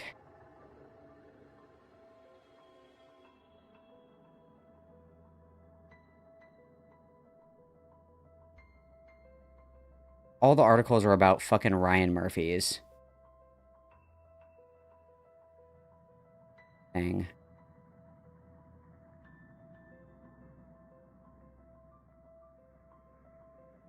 I'm not going to be able to find this. I'm going to have to dig through my DMs later to see who the fuck I sent this to. Because I sent it to someone. This one? I think it might be this one. Fuck.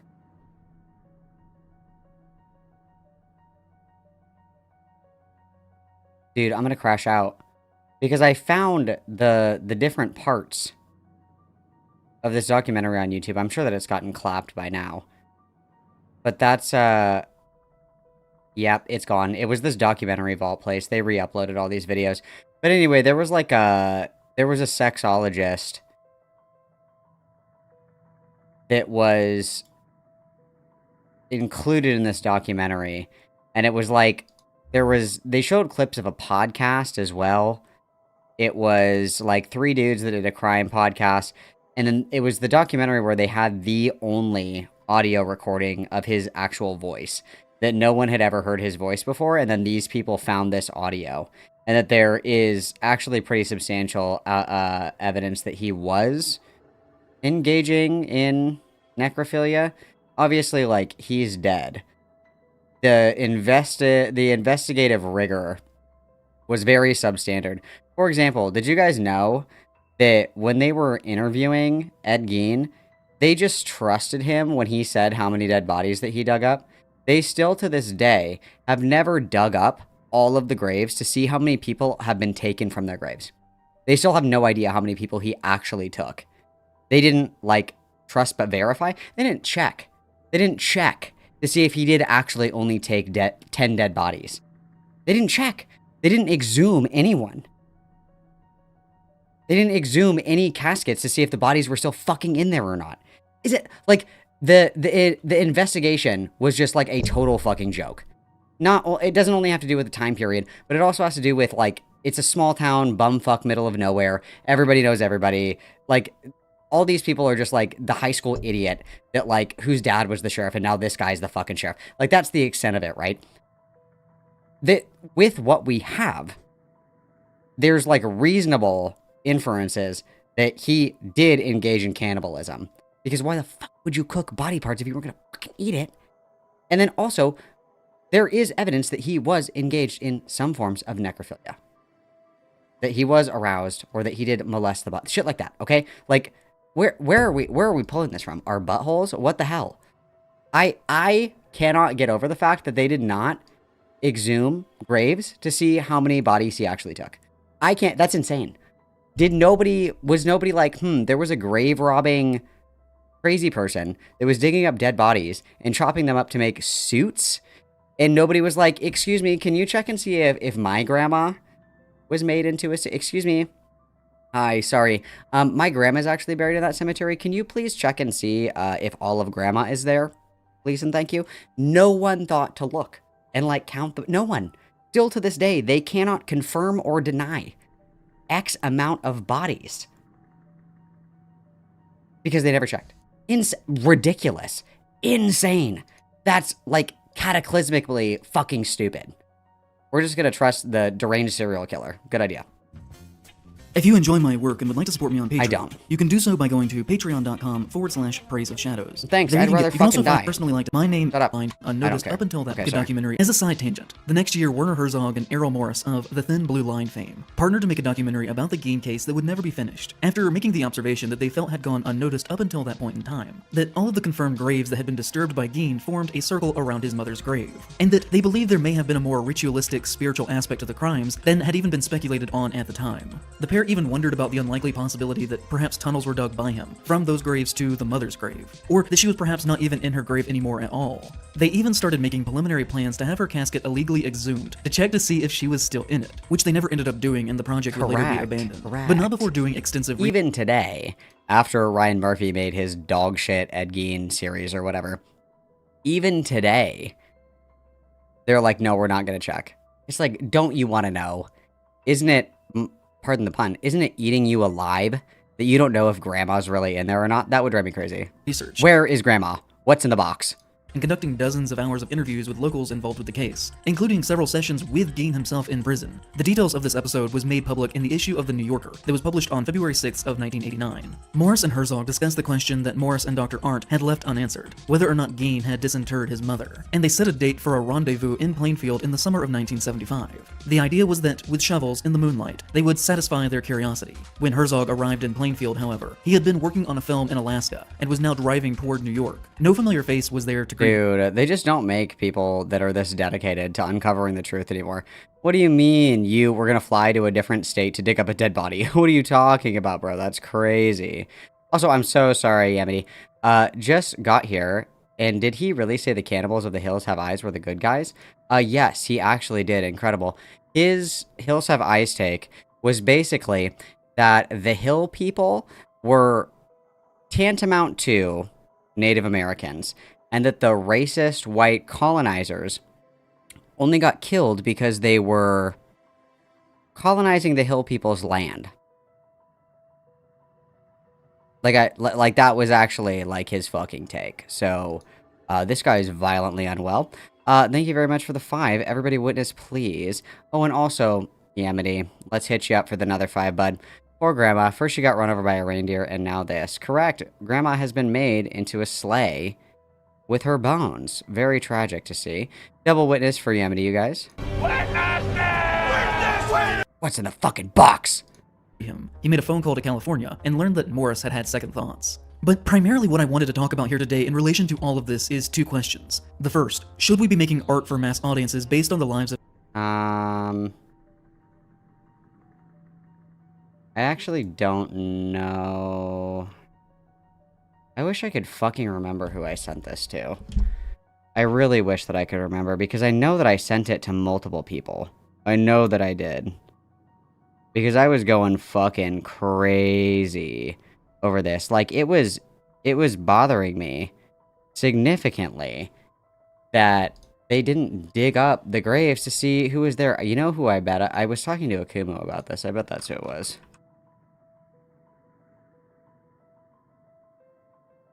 White boy Akumu.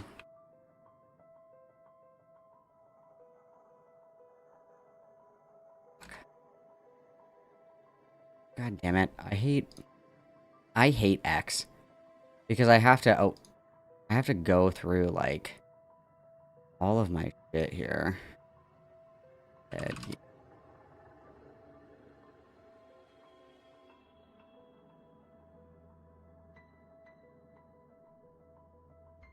About Ryan Murphy?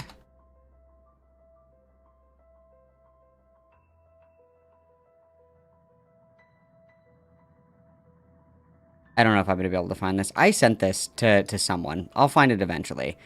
I did send this docu-series to someone. I don't remember who, but I'll find it later. Yeah, I already double witnessed that. Cool. My gender is Buffalo Bill. Thank you for asking. My pronouns are 9/vulvas. Thank you very much. I appreciate the effort. of people who have participated in the deepest forms of evil. And 2, if we do decide to engage with these subjects and produce this art, in what way should we approach them as subjects? The first question, I think, is simple to answer. No, we should not be making films or art about these individuals. It should not be seen as acceptable. We should not be making films or art about serial killers. Then we should never have any media ever, especially media in the horror genre. Because, like, every single horror movie that you've ever seen draws from, like, something in real life. Like, there are elements of every fictional piece of art that draws or is inspired by real-life events. What are you talking about? We should have never made the movie Scream, because there were people that were serial killers that targeted high schoolers. We should have never made The Hills Have Eyes, because there really are people that have genetic defects due to nuclear testing in the Nevada desert. We should have never made The Hills Have Eyes, because there are remote tribes of people or communities of people that live in the hills that may or may not result to cannibalism. Like, what the fuck is this take? Like, we should never make media about this. Okay, we can never make a scary clown movie again because fucking John Wayne Gacy dressed up as a clown. We can never make a movie about cannibals ever fucking again because there are some remote tribes that still practice cannibalism. Like, what the fuck, dude? This is such a... This guy is so fucking stupid. I refuse to believe that this is a real person. The sheer amount of true crime documentaries, podcasts, YouTube channels, fictional films, you name it, is shameful and clearly profiteering off the deaths of innocents and should not be culturally normalized as much as it is. And the fact that it is, I believe, is one stone in the path of a greater cultural problem of irony-poisoned desensitization and great. I actually didn't even see this point coming. I totally missed it. I should have seen this. I should have seen this coming. Obviously, it's the fault of capitalism. Totally, wow. Big dub for In Praise of Shadows for getting that sick fucking own on me. I'm raped. Humanization that has dominated the greater online landscape for the past 2 decades, for the most part. These people who did these acts lived in obscurity, and they should die in obscurity. In the entire history of the United States, there have been an estimated 3,000... People find this kind of shit interesting. Like, it's bizarre. It's interesting. Like, and then there's obviously the question of, like, do you allow people to live in ignorance and bliss of what, like, their neighbors could literally be fucking doing? That's, like, I don't know what to say. Like,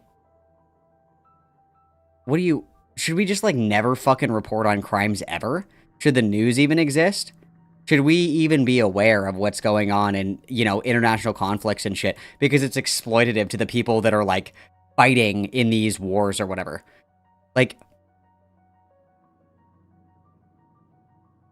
I think that he took a break from creating content because he was getting lobotomized. I believe that this channel is actually run by Rosemary Kennedy. You've convinced me. To 4,000 serial killers, some of which were incredibly more prolific and destructive than the ones that get talked about all the time. Dahmer had 17 victims, Bundy had 20, Ed Gein had 2. Here's a really important question, and maybe dumbfuck here can ponder his aura about this a little bit. What is interesting about these individuals, even though they have statistically low kill counts, generally speaking, why are people fascinated by them? What did Jeffrey Dahmer do that was so incredibly fascinating, even though he only killed 17 people? And I know I'm saying only killed 17. It was because he wanted to turn them into zombies that could never leave him.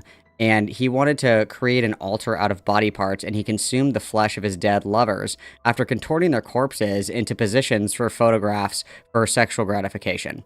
That's bizarro shit. That's not just killing 17 people. That's being like a freak of nature. That is like something that is tacitly unheard of and insane. Okay? Why was John Wayne Gacy so interesting? Well, he was gay. That was a big part of it. Another big part of it was that it was very uncommon, the way that he was killing people, that they were people buried all around his fucking house. That was very weird. They were, like, entombed underneath his house. That was very, very, very strange, especially if you're somebody who lives such a normal life. John Wayne Gacy actually, like, worked in very high-up political campaigns. He was very well known, very well respected, had his own business, was arguably, like, a very successful individual with a very normal, like, life that was doing this in the background. Zodiac was really interesting because Zodiac, nobody really knows who Zodiac was. Zodiac is one of the only serial killers that has ever named himself and engaged directly with the media, sending, you know, clues and tips and all this other shit, cryptographs, to try to see if people could unscramble them. Ed Gein literally made furniture out of people. These are like, this is different than somebody like obviously killing 17 people is insane. When you do it in such a weird way, in such an uncommon, like, just, like, fucking freak way, in such a weird way, obviously, like, people want to talk about that, like, gay and a clown, exactly, double homicide. That's crazy. Like, it's the details of it specifically. It isn't just the kill count that is interesting, right? There's so much more that goes into it. And Zodiac, I mean, I watched that documentary. It was called, I think it was called This Is the Zodiac Speaking. I thought it was compelling, but you have to remember that, you know, the Zodiac took place well over what, like 80 years ago, well over 80 years ago. The people that are recounting this information about their school teacher that may or may not have been the Zodiac killer, first of all, like, faulty memory, dude. Your memories are going to deteriorate over time. I think that it's, like, compelling for sure, but I don't think that it's been, like, confirmed in any kind of meaningful way. Like, I don't think that you could look at the testimony provided by the individuals and some of the circumstantial evidence and say conclusively that this guy was the Zodiac. But, I mean, it definitely makes a compelling case. I won't argue that. But I don't think it's ever been definitively proved that that guy was the Zodiac. But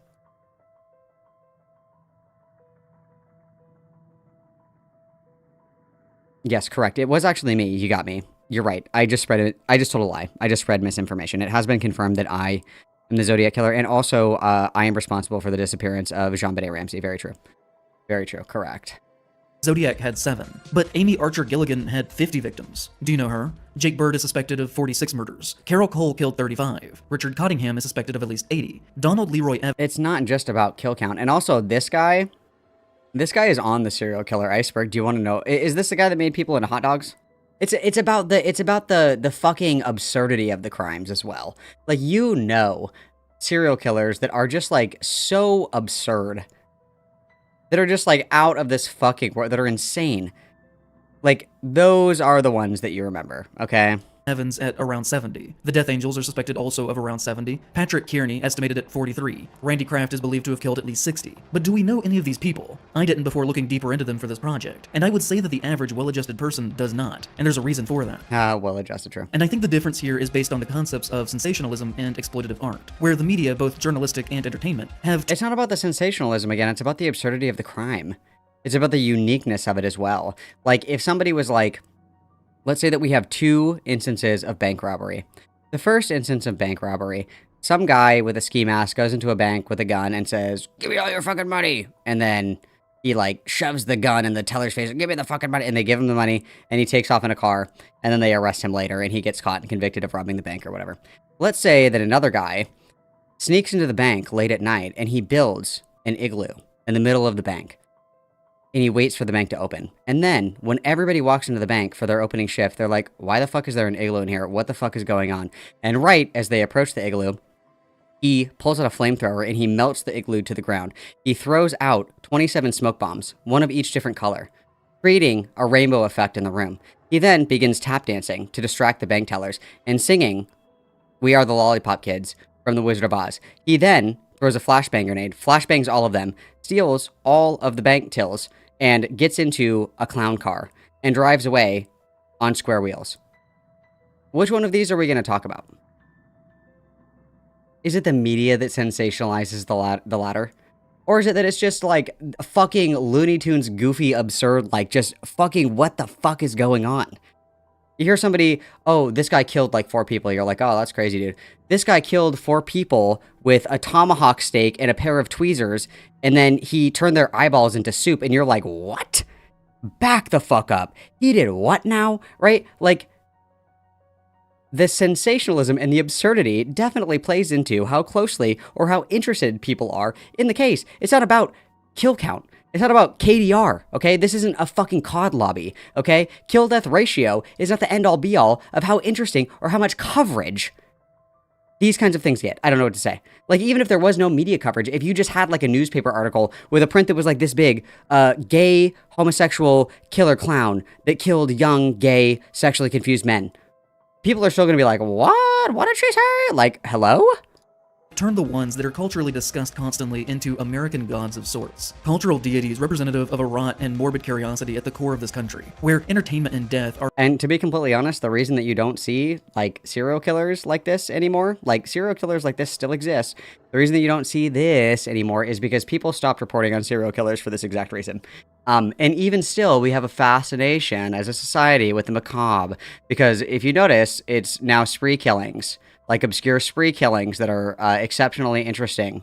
They're on average, you know, there's like 400 mass shootings a day, or 400 mass shootings a year, right? Like there's a mass shooting almost every single day in the United States of America, but only a few make headlines. Why?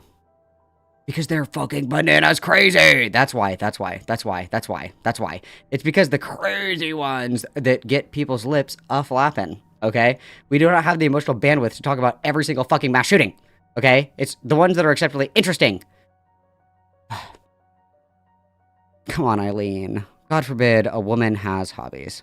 Are far too equated to be one and the same. A country that by far has more people engaging in this vicious behavior that is serial killing than any other country in the world. And there's a reason for that. And I think what I've shown here is arguing— And it's capitalism. Enough. These people should not be remembered for what they did. They should not be celebrated in their own way with films made about them and their awful deeds. They should be buried in unmarked graves and entirely forgotten. I think it is very— True, so then that way we never are aware that these things could happen to us ever again. Let's put on our horse blinders and be good little sheep and just live in pure ignorance and bliss and not be able to recognize the signs to try to prevent things like this from happening in the future. Let's not have, you know, our sensors turned on to be wary of people that may not be a threat, using, you know, proven strategies to get people vulnerable so you can, like, fucking serial kill them. No, that's terrible. We shouldn't talk about it. Interesting that out of the thousands who have engaged in serial killing, only about 15 or so have received this treatment, and the responsibility for that, in my opinion, falls squarely on a small group of opportunistic artists who desire to make easy money exploiting these awful situations. Oh my god. The second is a question ultimately of depiction through abstraction. In Psycho, Deranged, Silence of the Lambs, and the Texas Chainsaw Massacre. Look, that was me. Look, hang on. Of depiction through abstraction. In Psycho, Deranged, Silence of the Lambs. Look, it's me. Guys, that's me. That's me. Are you going to tell me that my hairline looks like this? Actually, don't answer that. I don't want to know. I don't want to know if you think that's what my hairline looks like. Keep that to yourself. Just kidding.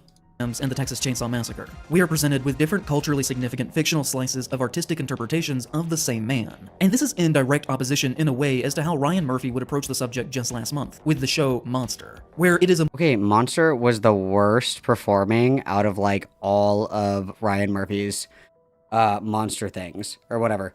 Because the Jeffrey Dahmer one was actually pretty good. What was the other one? It was like the Menendez brothers.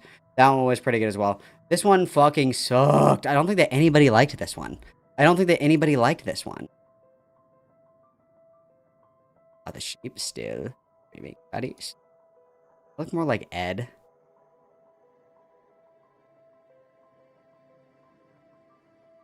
It really, you know, I'm a person under this hat. Okay, there's a person in here. Okay, I'm a person. I am a person. Okay.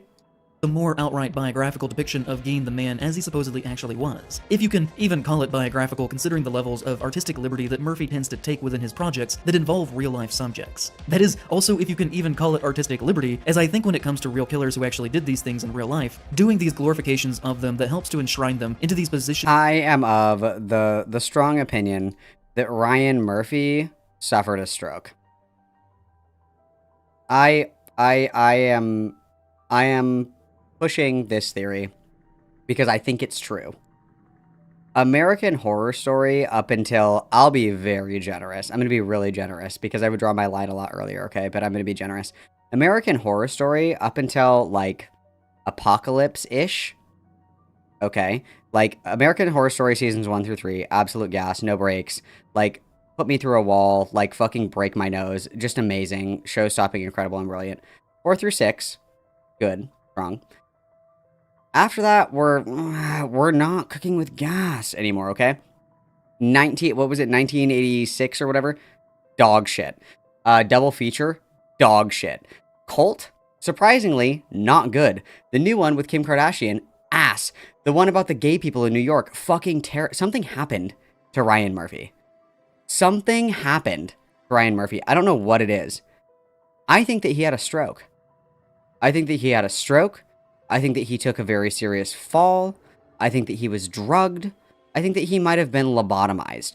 I don't know what happened to Ryan Murphy. If you sit down and you watch Dahmer, the attention to detail, the accurate reflexiveness of the true life events, including and up to the details of what the family members were wearing in the courtroom, amazing, meticulous, well thought out, well structured, well paced, reflective, dramatic just enough, just ever so slightly embellished, but not too much that it's fantastical or unreal. Amazing. And then we have this. Whatever the fuck this is. Whatever the fuck this is. I hope that I die, and that when I am reincarnated, when I go through the portal, and I see the light on the other side, realizing that everything is connected. We are all one. I am you and you are me, and we are infinite together. And every life that has ever lived is all of us combined. As I go through the portal and I open my eyes and I look down and I notice that I'm a horse, I like literally break the fourth wall and I say, it's fucking go time. And I work hard as a stallion to become Ryan Murphy's show horse, and then I'm going to kick him right in the fucking head. Okay? If there is ever an incident where Ryan Murphy is kicked in the head, I want you to know that that is me in an alternative timeline. That is how I'm communicating to you that I have broken the matrix and that everything's going to be okay. Is when you see the news story that Ryan Murphy was kicked in the head. I've done it. I broke the time-space continuum. I completed the interdimensional merge, and I have brought peace and justice to the galaxy. Okay, write that down. Very important. Of mythological cultural deities is about the least artistic way that one could go about approaching a film or television show that is dealing with them as subjects. Charlie Hunnam's Gein and Gunnar Hansen's Leatherface are approaching the exact same problem. How do we show such horrible things that really happened in a work of art that then tries to extrapolate original narrative meaning for an audience from these events? And I think just outright showing them as they were and saying, look at this crazy shit, this really happened, is both trashy and somewhat unnecessary as well as reductive. I don't okay, got it, right. There's literally nothing that would make In Praise of Shadows happy. Like, I get it. I'm a hater as well, okay? I love to hate, okay? But I also, because hate is such like a powerful, like, just extreme, turbulent emotion, I too am a lover, okay? And I'm very passionate about many things, all right? How does he want people to make, like, I guess the answer is he doesn't want them to make anything. But, like, okay, people are going to make this kind of media. Okay, it's going to happen. You must choose. Death is not an option. Well, I guess it is. But, like, hypothetically speaking, death is not an option. You either have people just do the cut and dry facts of the case, look at this crazy shit, or they do it, like, artistically, however you prefer to identify, and you get a result of, like, a film, right? Or something like that. It's not just, like, a documentary or, like, a news article. Like, what do you want? What do you want? This guy's such a fucking loser. I hate this guy so much. Necessarily think that documentaries should be made about these subjects either, as I've said my opinions on the true crime industrial complex, and they're very well known, where, monetized misery is king. But I do think that a documentary, when done in earnest, is a lot less harmful depending on the intention of the filmmaker, than at least whatever. Ooh, great documentary, Sins of, is it Sins of My Mother or Sins of Our Mother? That's a really good documentary. This one, the one about Lori Vallow, really good. And they're very well known, where, monetized misery is king. But I do think that Lori Vallow, wow, the documentary, when done in earnest, is a lot less harmful. Sins of Our Mother, excuse me, not Sins of My Mother. Excellent, wow.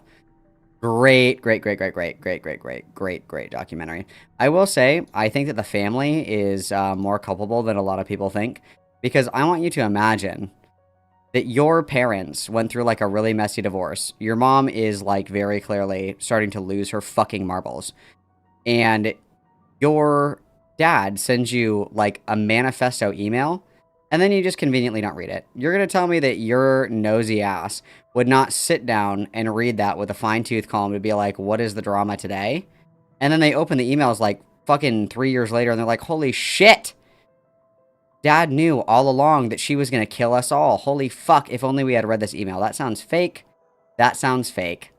That sounds fake. harmful depending on the intention of the filmmaker than at least whatever it is that they're doing with this series, which is something that has been covered so extensively we probably shouldn't spend much time on it here. From instances where the relatives of Jeffrey Dahmer's victims were upset about how their family members were portrayed, to Lyle and Eric Menendez saying that they felt as if they were not portrayed accurately, to which Murphy responded by writing off their complaints, saying, "I think it's a lot of faux outrage. I think that this show is the best thing that has happened to the Menendez brothers in 30 years in prison. They've said as much. They've told their—" Oh, that's kind of a fucking crazy thing to say, I think, but, I mean, dude, I don't know what to say. Like, nobody's gonna make the perfect piece of media. Ryan Murphy will never make another piece of perfect media, like the legendary hit show, American Horror Story Asylum, or American Horror Story Coven. It'll never happen again. Lightning only strikes twice on very rare occasion, right? Not gonna happen again. But, you know, I don't know what to say. Nobody's gonna make, like, the perfect representation of anything. Grow up! Lawyers as much. I think it's very difficult to have your lives splashed out. Ace of Spades, I have seen you in my chat before.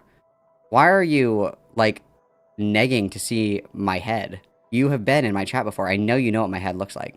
Stop gaslighting me. Please stop trying to emotionally manipulate me. Please stop grooming me over the internet. I know you know what my head looks like. You've been here before. I know you've seen my head. Stop. Stop. Okay? I know you've seen it. Stop. All over the world. But I think that the show— I will not give in to your hair kink. is doing a really wonderful job of having people talk about their case, talk about their innocence or their guilt, talk about whether they should have another trial, should they be freed. I also think that a great distance of time from the events depicted makes these questions morally easier to answer. For instance, I think a documentary about Gein would be much less harmful than, say, one on Dahmer, simply because one was in the 1950s and one was in the 1990s, and anyone who has significant relationship to the Gein case has probably— Okay, H.H. Holmes, again, has inspired many a film, many a media. Okay, Devil in the White City is an excellent book. The Collector and the Collection movies are literally about H.H. Holmes. You can argue that part of The Shining is inspired by H.H. Holmes, right? With like a supernatural twist on it. Like, this guy's just so fucking dumb. passed by this point. In that same light, I would also argue that a documentary on, say, Jack the Ripper would be less harmful than one on Gein because, again, we're dealing with a greater distance of time. That doesn't mean that I think doing it would be necessary. Oh, so we can only talk about things that are 1,000 years old. Got it. Good, but certainly less exploitative, especially if these projects were done with an intent not just to show the barbarism of what happened with a figure like Gein, but instead to additionally demonstrate how that madness reflects a certain aspect of rural Americana. Everyone is a product— Oh, got it. It was because he was poor. Got it.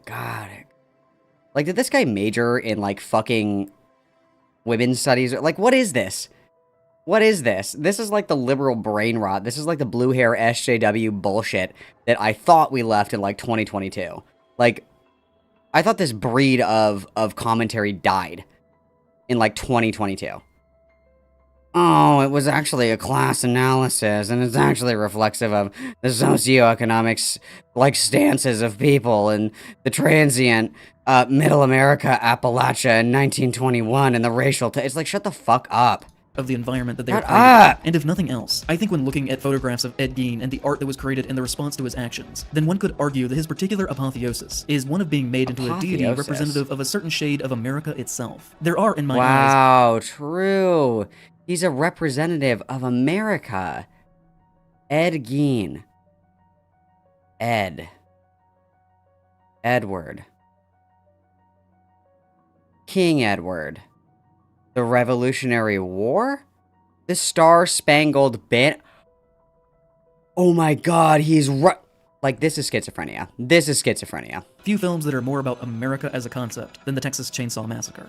And I guess ultimately what I'm trying to say here is that despite their failures or successes as works of art, I believe that works like Texas Chainsaw for Gein or Joyce Carol Oates' Zombie for Dahmer are much more artistically interesting ways to examine these subjects as human monsters, whereby abstracting them into characters that did not actually exist, we can maybe explore the humans that inspired them in ways that are not literally true to fact but instead emotionally true. But he just said earlier that we shouldn't be doing that. Hello? Which I think can be more beneficial potentially to the culture. Through a distance of abstraction and fiction, we can build possibly understanding, and maybe also work towards a more— No, the Ed Gein show is really fucking gay. Or ethical and empathetic and less opportunistic media landscape. Because empathy is in a way the great extension of cinema, and characters like Sally Hardesty or Laura Palmer are given much more dignity and compassion than any real-life victim is when they're portrayed on screen. And to me, that— True, you guys. I only care about fictional women. True, this is a strong message. This is really insightful. This is really insightful. Like, what, like, English 101 level bullshit is this? the viewer connects more with Bella than they do with their own family. Like, shut the fuck up, dude. Shut the fuck up. Is very telling on... Yeah, you can make popcorn, bro. Well, we're gonna be here for a while. We still got GunTent, and we still have LioTent, bro. We got a while to go. The gulf of distance between... I said before, and I mean it, we're directly competing with Aiden now. Okay? I fell asleep at the wheel. I wasn't paying attention. I was focusing on things that matter instead of spending time on the internet complaining about things. And you know what happened? I'm being replaced by the FTM Brittany Simon. That's what's happening right now, and I won't fucking stand for it. Okay? I won't fucking stand for it. I'm awake. I'm alert. I'm at the wheel. I see what's going on. Okay? And I refuse to allow Aiden Underground to do this to a marginalized person. A marginalized person. I don't think that's right. Okay, so we stand up against all phobias, all isms. Okay, we are all marginalized in one way or another. Just like we are all Charlie Kirk. We are all marginalized, so... films that are interested in capitalizing on these real-life murders and serial killers. Wait, you guys got the Robert call? Is that different than the Rifleman J call? I need a spreadsheet of calls. Who is awake and has crippling autism? Can I get a spreadsheet? Can I get a spreadsheet, please?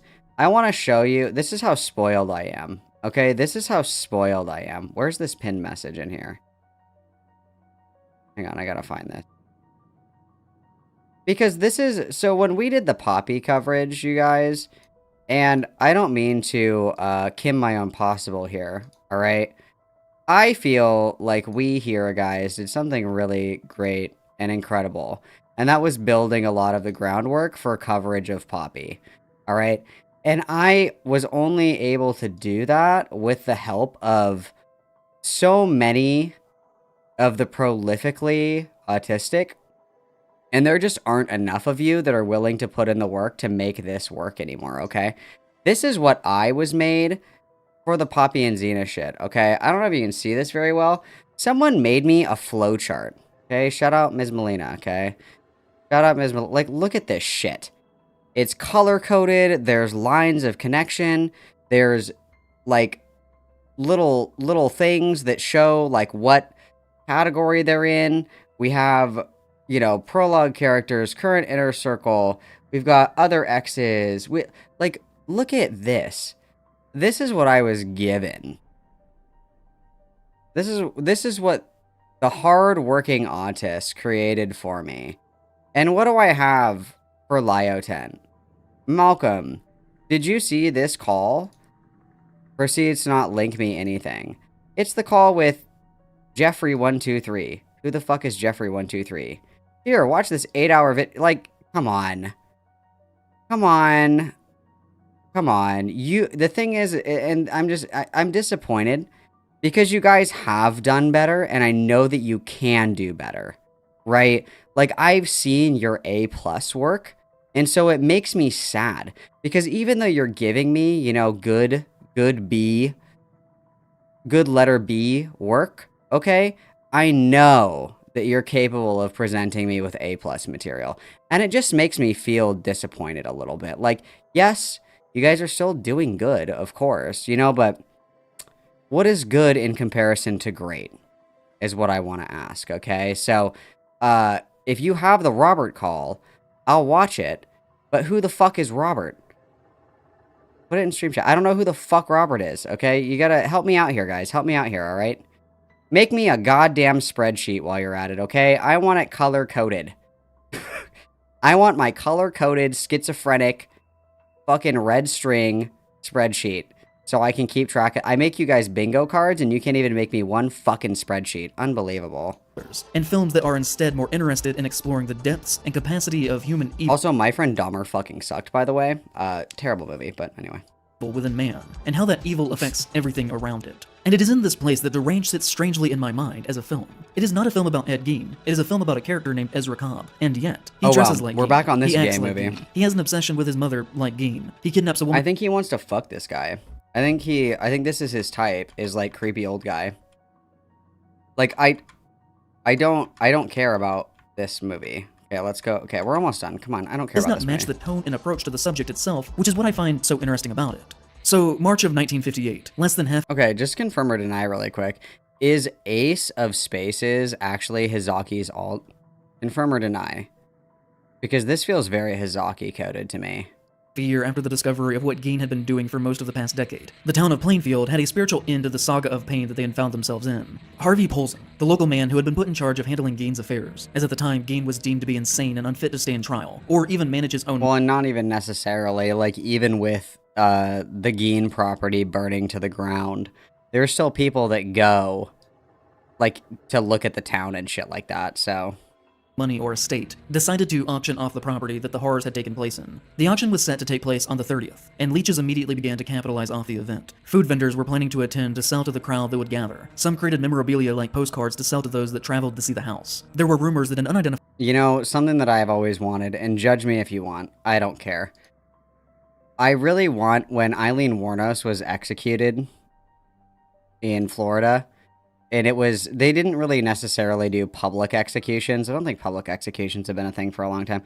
But people, like, gathered outside on the day that she was being executed.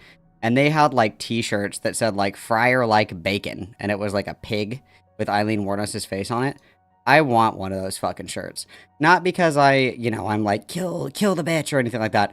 But, like, what an incredible piece of history. What an incredible piece of history. A t-shirt that somebody sold at an execution. Like, that's crazy. That's crazy. That's, like, what a fascinating piece of history to own. Like, the guy who owns Jeffrey Dahmer's glasses. How bizarre, dude. How bizarre. Like, it's not even like the dude is like, oh my god, I love Jeffrey Dahmer. It's just like, what an interesting piece of history. What an interesting piece of history. Very interesting. Party had gathered enough capital to outbid anyone who appeared, to turn the home into a roadside traveler's murder museum. Dedicated... Oh, close. Jules, that was the No Sabo call. That was a different person. That was not Robert. Showcasing the crimes of the Plainfield Ghoul. But on March 20th, in the middle of the night before the auction was able to be held, the Gein house was burned to the ground. Frank Warden, the son of Gein's last victim, Bernice Warden, was the first firefighter to respond to the scene. The cause of the fire has still never been determined, and when Gein was told his home had been burned to the ground before the auction could take place, his response was simply just as well. The only thing unaffected by the fire was Gein's car, which was sold to a traveling carnival operator named Bunny Gibbons, who made the... Oh yeah, the car is like lost. Ed Gein's car is just like out there, dude. Ed Gein's car is just like out there, dude. It's just like out there. It's out. It's free. Vehicle a mainstay of his carnival, charging $0.25 per person to come in and see it. That July, he reportedly had over 2,000 paying customers visit Gein's ghoul car. And I think there's something that we can learn about life here. I think that maybe this event is allegorical of perhaps how we should treat these things when they inevitably happen. And that maybe as a culture, we should just burn the fucking things down and not let them get out of control before the Ryan Murphys and the other carnival barkers of the... Well, it depends. It depends, okay? Because here's the problem is, destroying and ignoring history means that it's going to repeat, okay? Like, there is I think that there's some reasonable expectation to not, like, idealize horrible people in the past. Like, for example, a lot of, like, German World War II bunkers and shit like that were completely fucking destroyed after World War II because they were, almost like a religious area for, like, neo-Nazis and shit like that. That makes sense to me. Does that mean that we just stop talking about Hitler? No. Does that mean that we stop teaching people about Hitler? No. Does that mean that we stop, like, learning more about it or whatever? Like, and you're correct. It is a real event. Correct. Ed Gein was, in fact, real. Correct. The world show up to charge us just to tell us about how grisly and awful all of this really was. Is it not important to know how... Wow, that was dog shit. I thought that would make me a lot more mad. Like, I'm not gonna lie, that made me mad, but it didn't make me nearly as mad as I thought I was going to. Like, I pity in Praise of Shadows. I pity in Praise of Shadows because he's so stupid. Like, head empty, no thoughts. If he shakes his head hard enough, you can hear the little pebbles rattling around in there. It's just... like, I don't take him seriously. So, like, I don't know. It depends on what it is. I'm sure that he could do another video that would make me very violently upset. I'm sure that that's within the realm of possibility. But, like, takes like those, I just feel bad for him because I'm like, who takes you fucking seriously, dude? Who watches your Ed Gein video and is like, oh, true, it's capitalism, and Texas Chainsaw Massacre is an allegory for veganism? Like, I just feel bad for him. I just feel bad for him. There's a good series called Mindhunters. I do like Mindhunters. The thing that I didn't really care for about Mindhunters is, I don't know, it was just kind of strange, I guess. I'm not quite sure what it was fine, but I wasn't like, oh my god, it was fine. I also liked a lot of the dramatic retellings. I think that they casted it very well. Like, the guy that they got to play Ed Kemper, that was a good casting, okay? I love a good casting, all right? That was pretty good. But I think that they're making another season of Mindhunter. I think, the last time I checked. I don't fully remember or not. But I thought it was okay. I thought it was all right. I think, like, the best documentary, one of the best true crime documentaries I've ever watched is called My Friend Eileen. It's about Eileen Wuornos, obviously, and there was, like, one reporter that she really liked. His name was Nick, and he was one of the very few people that she would actually talk to, like, later in her life, because if you know anything about Eileen Wuornos, she was very violently mentally unwell, and the longer that she was in prison, the more unwell that she became, to the point where she wouldn't talk to reporters. She started to believe in all kinds of wild conspiracy theories, some which had some semblance of truth to them, but that's something that, you know, only feeds into people's paranoid delusions. She believed that there were tiny microphones that were installed on the back of the mirror in her cell, and that they were listening to her all the time, and they were sending thoughts into her head to control her thoughts and try to get her to say or act a certain way. She was deeply, deeply, deeply unwell. And, you know, she wanted to be executed. And her stay of execution was basically denied. They were like, it's Florida. Of course they're gonna fucking it's Florida, okay? If there's anywhere that they're gonna execute somebody who's, like, deeply mentally unwell, it's gonna be Florida, okay? And she was executed anyway. But up until, you know, like, towards the end of her life, there were very, very, very, very, very few people that she would talk to, and she considered this guy, Nick, to be one of her only friends towards the end of her life. And so it's a really, really interesting documentary. I don't remember what it's on, and it's interesting because it gives you a lot of the footage, you know, of her deteriorating in prison, because Nick started, you know, like, talking with and covering this even before the court case began. And he continued to, you know, visit and talk with Eileen up until the day before she was executed. So you see very clearly, like, a rapid deterioration of, like, her as a person. It's very interesting, and I find it to be quite odd that she was declared fit for execution, because you just listen to the way that she talks, and it's like, she is not all there right now, bro. Like, it's crazy. It's crazy. It is pretty crazy. Okay. Up next on the docky, you guys, we have GuntTent, and then we are switching gears into LioTent, okay? So let's make sure that we're doing our civic duty and we're liking the stream, because it makes me really happy, okay? And what more is there in life than to make your best friend for life and favorite drama slop streamer, Malcolm, happy, okay? That's probably one of the most important things. I think that Jesus said that at some point as well. So make sure that you're liking this stream, guys. All right. It makes me really happy. Sparks a lot of joy. Okay. I am going to go to the bathroom very quickly. Very quickly. We're going to do this Alec Gunter video is only 25 minutes long. If you don't know who Alec Gunter is, don't worry. We'll get into it. We'll get into it. Worry not. Worry not, guys. We'll get into it. Okay. I'm going to put on your key jangling. I'll be back in just a moment. Everybody behave. GuntTent, about a 25-minute video, and then we're going to move on to LioTent, okay? All right. I will be right back, everybody. Be on your best behavior for me, please. Thank you so much. Oh, how embarrassing.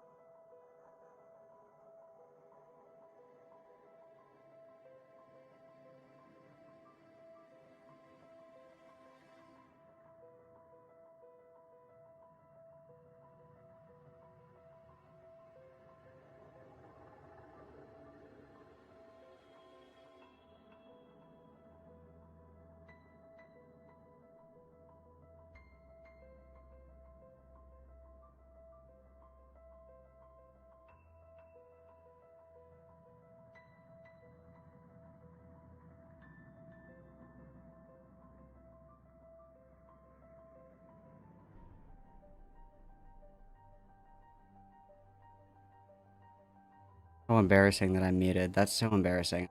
Sorry. Pro gamer moment, guys. How are the vibes in the studio, guys? How are the vibes? How are the vibes? Is everybody having fun? Simply having fun I've ever had. I want to if I can get.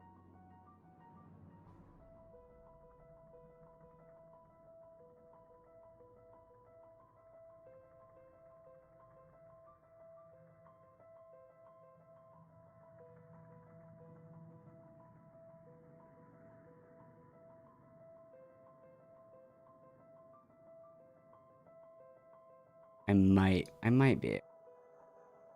Well, I guess this.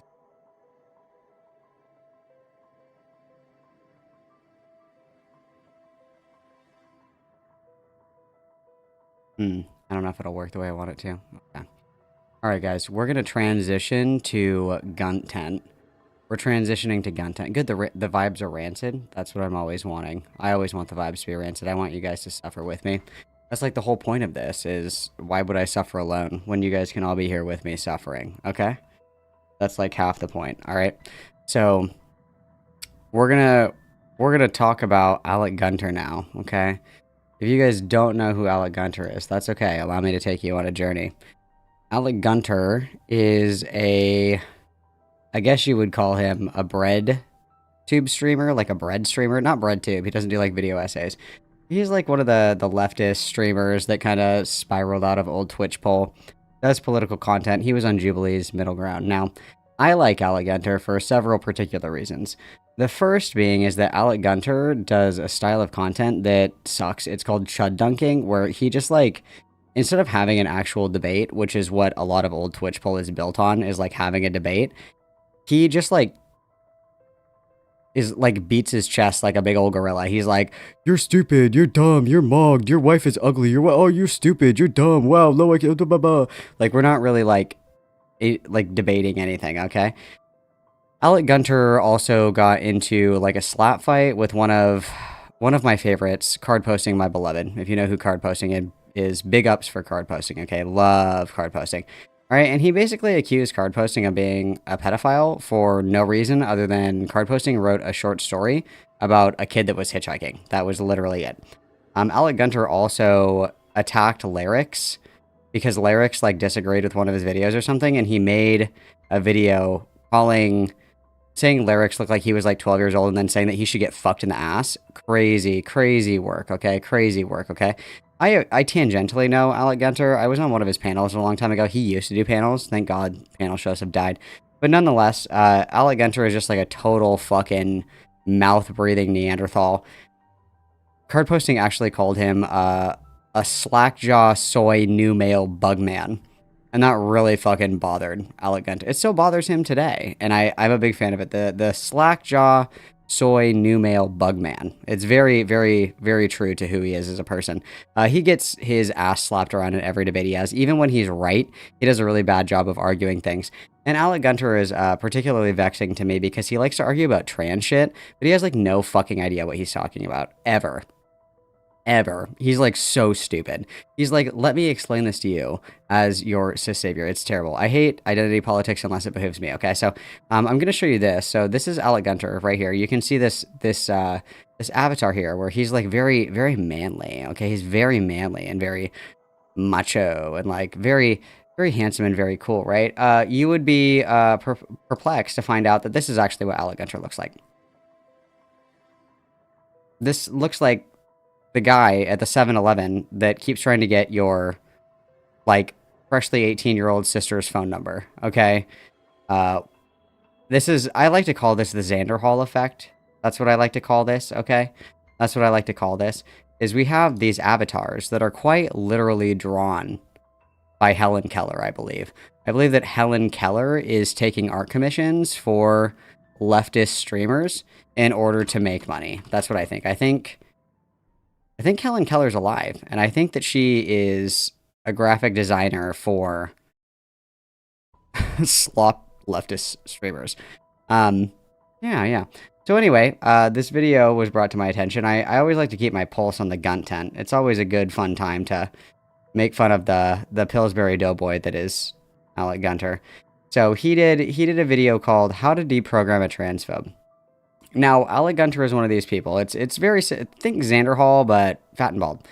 Okay, like literally bizarro Xander Hall, like the complete opposite of Xander Hall. Like same personality, but just opposite. Okay. Alec Gunter is one of these people that claims that he was like alt-right, but what to alt-right means to these people is they watched like Asmongold. That's not alt-right. That's not alt-right. Watching like Asmongold and Turkey Tom is not being fucking alt-right. Like it's just so brain rotted. But anyway, Alec Gunter is here to save trans people from themselves yet again. It's like his favorite thing to do. Everybody listen and learn. Your expert is speaking. Okay, hang on, I need to fucking fix this because it's doing that shit again where my playback speed is like lagging. Stop. No, it's gonna start playing. It's gonna be loud. Stop. I'm scared. Please, I'm scared. Okay. Everyone listen and learn. Your expert is speaking. Okay, your expert is speaking.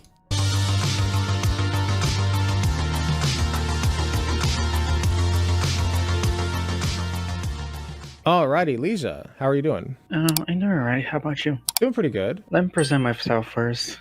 It's Marvin Vet, right? I am a trans girl from Brazil. I've been kind of into American politics lately, and I also have been on that sort of thing. What do you think that we're wearing here? What can anybody explain to me what this is? What is this? What is this hat supposed to be? Is this a costume? What is this? Does anybody know? I'm unfamiliar with whatever this is. The other thing that always just kind of confuses me is the state of disarray of his streaming background. Like, this is on the floor. We've got a bunch of shit on the table right here. The cat box is for some reason in frame. We have all this shit on the couch right here. We've got this on this. Like, it's just very messy. It's just very messy. And then why do we have this lamp on in the middle of the day? I have a lot of questions. He just is always very disheveled.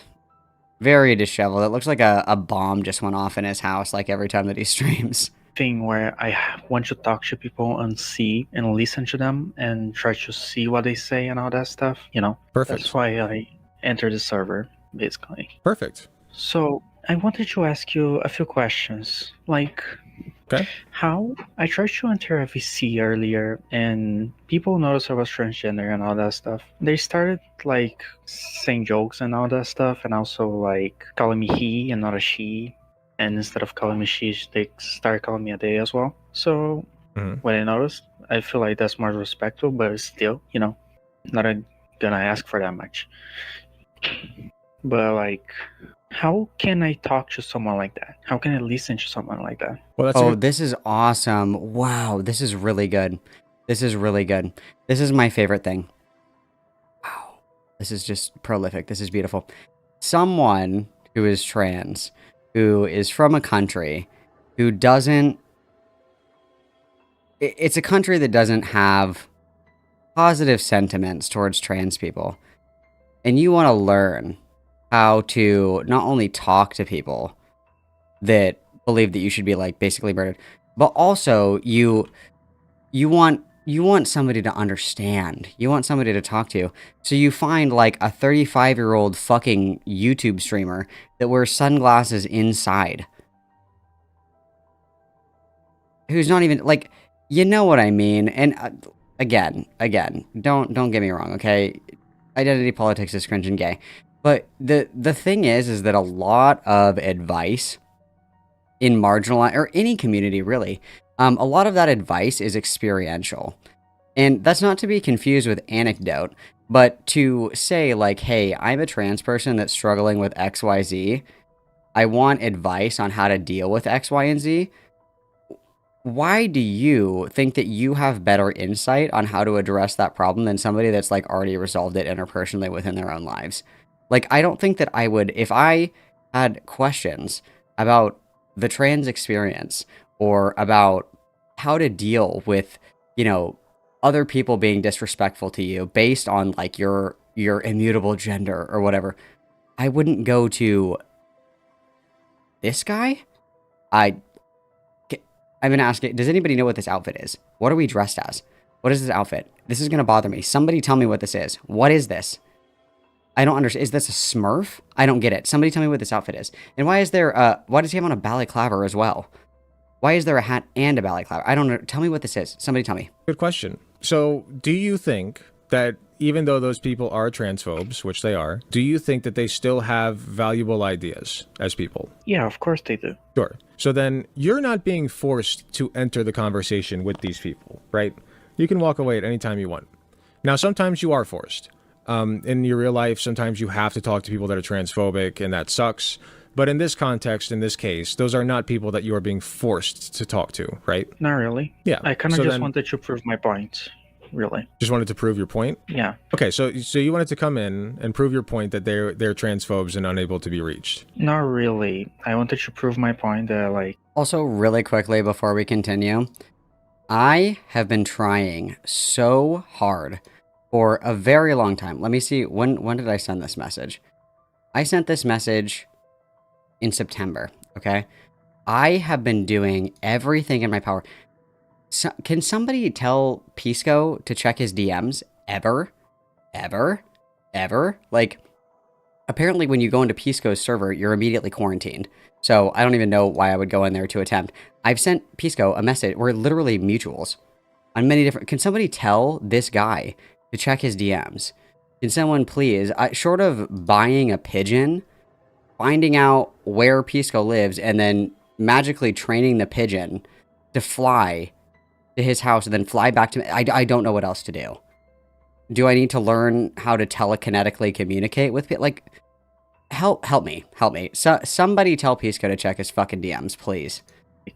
Trans women are women, and I was going to listen to their arguments if they argue respectfully and all that stuff. Perfect. That's all you can do. And I will tell you, as a former transphobe myself, there are ways to deprogram them. Okay, and I can tell you how right now. Okay, so the way that I was deprogrammed is... Oh, sorry. No, go ahead, please. Based on your definition, that like you would. Oh, how many people are in this fucking call? What's happening? Is this a transgender accountability call? You guys, a transphobe accountability call? Holy fuck. Holy fuck. This is awesome. This is awesome. And if we're being completely honest, guys, the real solution to this, and nobody likes this answer, but it's the truth, okay? It's the truth. And, you know, they hated Jesus because he told the truth as well. When people are really early on in their transition, that external validation is like gold. Okay, it's social currency and it's gold, okay?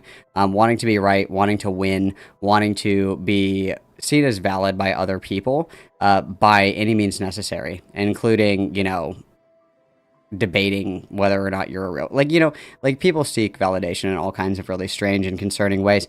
The truth of the matter is it doesn't matter how well you argue. It doesn't matter if you have all the data and the facts on your side. It doesn't matter. There are still going to be people that hate you regardless, and that is never going to change, okay? There are going to be people that just fucking suck, and wasting your energy on that is a completely fruitless endeavor, especially if this person lives somewhere like Brazil. I would be significantly less concerned with this individual, like, effectively arguing against transphobia. I would be much more concerned with this individual engaging with people on, you know, the transgender question and the transgender debate in a place like Brazil, where the consequences of that and outing yourself in order to, you know, get that validation or to get a sick own in the marketplace of ideas could result in harm or even up to death. That would be my immediate concern. I don't quite understand why we're doing this as like debate advice. That seems kind of like a mistake in my opinion, but whatever, I guess. Probably consider me a transphobe. You'd probably consider me a transphobe because what's it called? I believe... Oh my god, and there's a transphobe in the call? What is he doing? Is this like Alec Gunter's debate school for the brain damaged? What is this? Alec Gunter, this is the AI summary.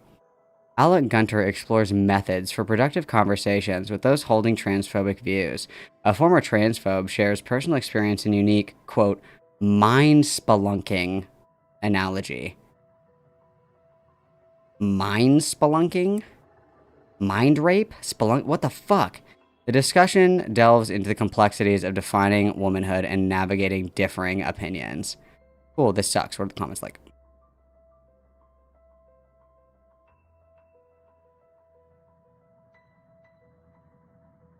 Okay, so he's just like training these people how to debate. That's crazy. That's crazy. Here, a person that lives in a country where people like that have like Brazil is a very, very dangerous place for trans people. Like, it is a very dangerous place for transgender people. And we're spending our time doing debate school with this person where the consequences of having these debates in a country where their risk of being assaulted or killed are extremely high. We're doing debate school with it. We're literally... Dude, this is deranged. That, what's it called? Respectfully, I believe, like, trans people are, like, how should I put this? They're probably not in their best state of mind. Yep, in the sense that, yeah, mentally like, ill. Got it. Because what I know, or what I studied, or at least what I've discussed and seen about... Dude, no spelunking. Spelunk-free zone. Thank you. The subject is that many are driven to transition on several factors, which are Social all contagion complicated and such. Some psychological, some like scientific explanations. You get the idea, right? But I think there are better ways to help them rather than just like engage in their I suppose I should call it delusions respectfully. So would you consider me a transphobe based on that? Honestly, you wouldn't be a transphobe because you're not actually just swearing at me. That's already a big start. And I feel like... Why is this content? Why is this content? This guy says, I think that transgender people are delusional. They're mentally ill, and they shouldn't transition because there's better solutions. And this person is like, I don't think that you're a transphobe because you're not trying to kill me. Why are we doing this? Oh my god. Like, that's not transphobic at all. That's just an opinion that should be respected. Yeah. I think, personally, so yes, you are a transphobe, yes. Now, regardless of that fact, in my opinion, that's a fact, but you don't see it that way. The way that in my opinion, that's a fact. That's not how that works, dipshit. In my opinion, the sky is orange. That's a fact. What is happening? You see it is you're trying to help trans people because you see the current practices, the current medical prescriptions as faulty. You see them as bad. You see them as hurting people, right? Yeah. Yeah. So I understand where you're coming from. I understand you're not trying to be hateful. I do think that those thought processes lead you to a transphobic conclusion. Now, let me ask you real quick also, and I do want to get back to Lisa because she's the one I'm talking to, but yeah, since you... fine. Yes. Oh my god, he's talking to this person and then a random caller is like, hey, can I like fucking berate this person that you... Oh my god, why would you ever do this? This is crazy. This is... Wow, okay. Okay. And if you want to follow this to the logical conclusion, and the truth is if you have these conversations with these people, this is almost always where it leads, okay? There's always exceptions to the rule, blah, blah, blah, blah. These conversations almost always end in these kinds of people considering mental illness as a whole as a moral failing and a fail to have like a willful existence free of mental illness. So like, because when you're thinking about like comparing different treatments, okay, because there's a lot of things that go into transitioning, and most of the times people are talking about the medicalized aspect of it. The question is, there's several. The big questions are going to be, how much autonomy does a patient have in advocating for or receiving or denying certain kinds of treatment? So if you're schizophrenic and the treatment is a lobotomy, but you don't want a lobotomy, do you have the right to say no to that? If you're a schizophrenic and there is a new experimental antipsychotic, you have the right to advocate for yourself to get this new treatment, even if it is something that maybe isn't typically prescribed. The next question is going to be, it's going to be a question of not only, you know, how much agency does a patient have in regard to their treatment? Like, how much do they get to be involved in that process? But the second part is going to be, are these things changeable? Okay, and to what degree are they changeable? So, for example, somebody who has schizophrenia, that is never going away without medical intervention. You cannot talk somebody out of being schizophrenic. They have to be medicated. That's the end of the discussion. If you don't want that person having hallucinations, that person has to be medicated, point blank, period. End of discussion, okay?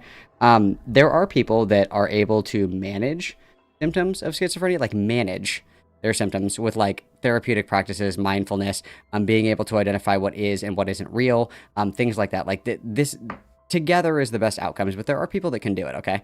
And also medication, of course, is not one size fits all. So for some people, they have, you know, bad side effects with one type of medication, but significant improvement with other kinds of medication. That's why there's like so many different kinds of antidepressants, so many different kinds of antipsychotics, so many different kinds of anxiety medication, because it is, you know, everybody reacts differently to different kinds of medication. So the question then becomes, if we believe that transgender people are suffering from a mental illness, okay, dysphoria, let's say that's what it is, how much agency does that person have in dictating the terms of their own treatment? Do they get to say, yes, I want to medically transition? Do they get to say, no, I actually don't want to medically transition. I want to try talk therapy and like working through my gender dysphoria. And then the next part of it is how much of it is like a failure of will and how much of it is necessary for that intervention to exist, right? Like if we don't treat somebody with schizophrenia, what's the worst that can happen, right? Like, can they actually get better without this intervention? And you have to ask that question for trans people as well. But the fundamental problem is that a lot of these people see mental illness as a failure of will. You're not depressed, you're lazy. You're not anxious, you're just being coddled, you're being babied. You don't have PTSD, you just need to get over it, right? Like, there are people out there who genuinely believe, and these aren't even people that, you know, come from different cultures or people that come from a different time even, or even people that are uneducated. There are people that genuinely believe that mental health conditions and mental illnesses are purely lack of willpower and lack of trying, essentially. So you have to first start with how much control does somebody have over this condition? And then go to, okay, if we say that this is out of this person's control, how much agency do they have in dictating the terms of the treatment of their condition? And what is an appropriate treatment? Do we want to see 50% success? Do we want to see 60% success? Do we want to see 80, 90, 95, 98, 100? You have to get really granular with people like this. But it has to start with, it must start with, what does it mean to even be mentally ill? Because let's just say, hypothetically, I agree, trans people are all mentally ill. What does that mean? What does that mean, right? He just is so bad at this. He's so fucking bad at this. It makes me so upset. JJ for the 5. Wow, transphobia. Malcolm gaslights me. He's streaming on Friday, then sneakily streams on Thursday. Correct, I lied. Problem? Thank you for the 5. I appreciate it greatly. Everybody witness JJ. Since you brought up Wilhelm, do you respect... I'm assuming, Lisa, you go by she, her, oh, no, right? She's busy. Yeah, you said earlier. So, Wilhelm, my question is, do you at least respect that? Yeah, I respect pronouns. There you go. In the sense that, Yeah, for me, you're not transphobic at all. There you go. See? Perfect. Anyway, let's continue with Lisa, because sure. I just did a side tangent. Sure, so let's talk about how we're going to deprogram this these people, sucks. right? This sucks. So, as a former transphobe myself, I was deprogrammed by spending lots of time around trans people in a fetish community. Which fetish, you will not know. I'm not going to bring that up.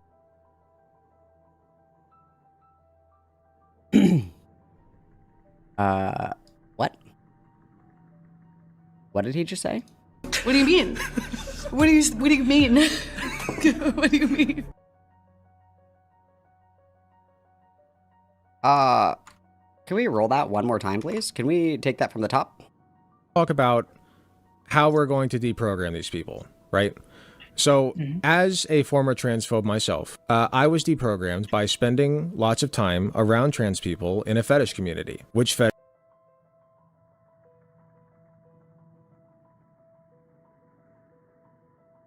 Why? Ooh. I don't think that you could waterboard that information out of me. I want you to say that with any other demographic and tell me that's okay. You know, guys, I really learned how to mute my racism by, through my BBW, and ebony porn preferences. What? Guys, I really got over my fear of disabled people by watching amputee porn. What?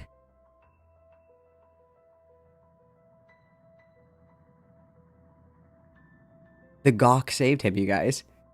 The gawk saved him. I was thinking about not finishing this. Ooh, I'm glad we decided to stay. I'm glad we decided to stay. I almost clicked away from this banger.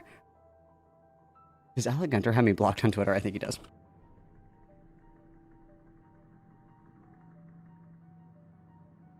Yeah, he does have me blocked. Can somebody clip this for me, please? Can somebody please clip this and send this to me? Hang on. I'm sending this to you. Fetish is a former transphobe myself. It starts at... Sure, so let's talk about Hang on. how we're going to deprogram these people, right? So... It starts at 412. It starts at 412. Can somebody please, pretty please, clip this for me and put it in the stream chat? Pretty please. Pretty please. With an extra cherry on top. Please, dude. God bless. Amen. As a former transphobe myself, I was deprogrammed by spending lots of time around trans people in a fetish community. You literally could not torture this out of me, dude. This is... Which fetish you will not know. I think I'm not we all going to know. bring that up. I think we all know. But I was in a fetish Discord, and there were a lot of trans people there. And I spent time with these trans people. We all had a common interest, of course. And, you know, degenerate as it was, we bonded over it, and we had good times together. You know, like the owner... We all gooned together, and that's when I learned that it doesn't matter what parts you have. It really only matters how hard you can goon anthro furry shit. Like... This is so fucking depraved, dude. What the fuck are you talking about right now? What is happening? I only saw the humanity in others when I saw the humanity in how we all gooned the same. What the fuck is going on, dude? What the actual fuck is happening right now? Institutionalize this man immediately. Of the Discord server was trans, as far as I know. I could be wrong on that. She didn't talk about her gender a lot, so like we're not sure, but I'm pretty sure she probably was. I just get the feeling. But I'm clocking her. I'm clocking her is what I'm saying. So my point is though, like there are a lot of trans people there. They're all lovely individuals, and so I had to contend with, okay, I don't think that they're actually women or actually men or actually non-binary. I don't know if I buy into all this, but what I do know is that they're lovely people. I know that they listen to me. I know that they care about the things that I care about and listen to what I have to say and all this other good. Actually, fuck it. I'm gonna clip this myself. I need this right now. I need it now. I need it now. Hang on, this is really important. Stuff. So I'm going to spend more time with them. And the more time... Hang on, I need... What did I say? 412.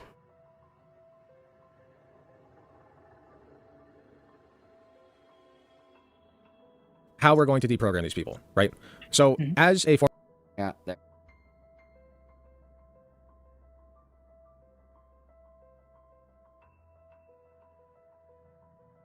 How the fuck do... What the hell is happening right now?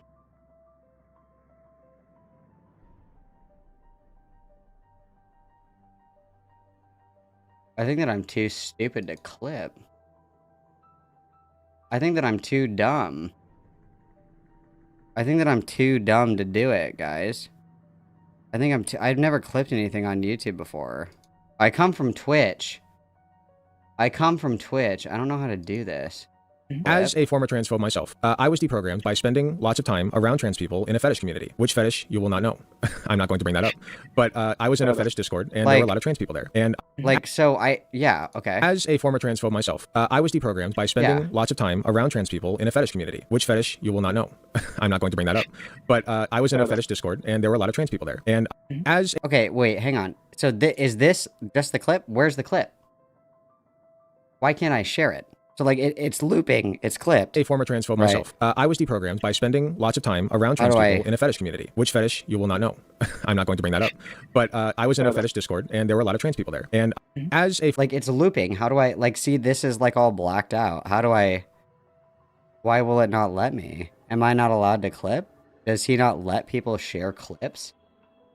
Do I need to fucking screen record this? Like, for realsies? For realsies, I need to just... Oh, I copy the link?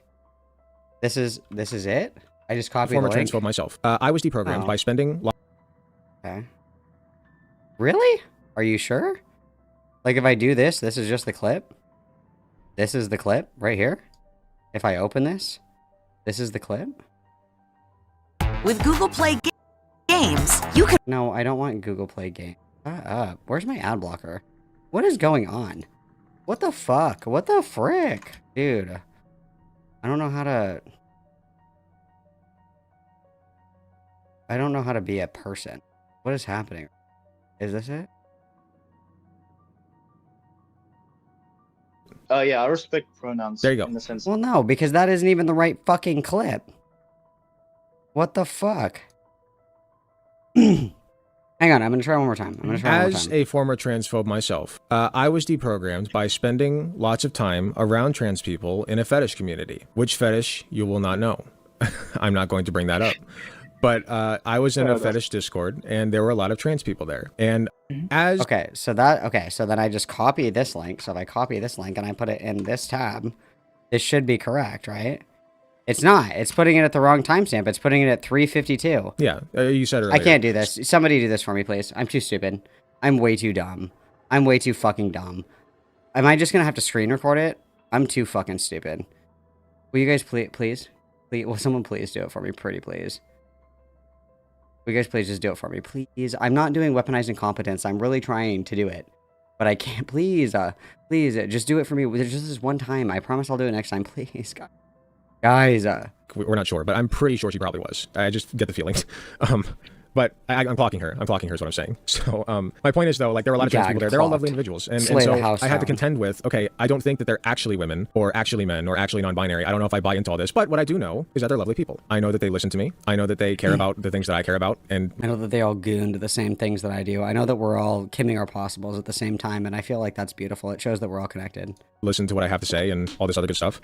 So I'm going to spend more time with them. And the more time that you spend with somebody, the more that your brains kind of align. Because when you enter a conversation, what ends up happening, I like to compare it to caves, right? When I enter a conversation with you, I start the conversation with, hi, how are you? And that's to caves.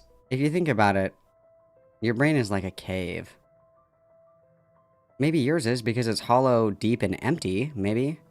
If you shout in there, you can hear an echo for days. Maybe that's why. Maybe the only form of life is the microorganisms that cling to the stalactites and stalagmites that your brain stem. What? That's kind of me asking permission to enter your mind cave, right? I call this mind spelunking. Guys, this is terrible. This is fucking, this is vile. This is evil. This is unholy. Permission to penetrate your mind hole. You guys mind if I spelunk in your mind? Consent to spelunk in your cave?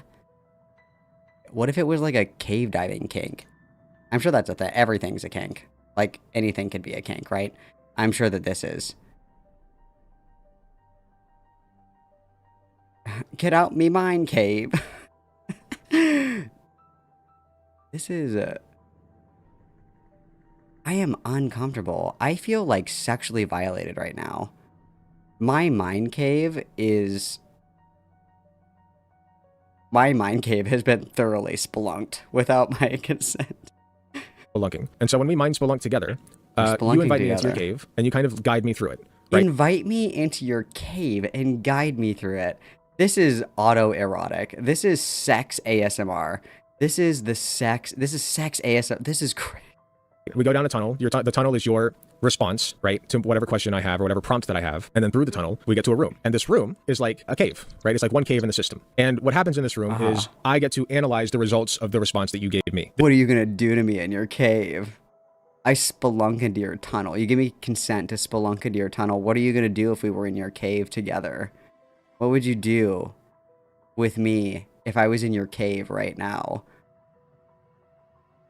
Dude, what is going on? Please.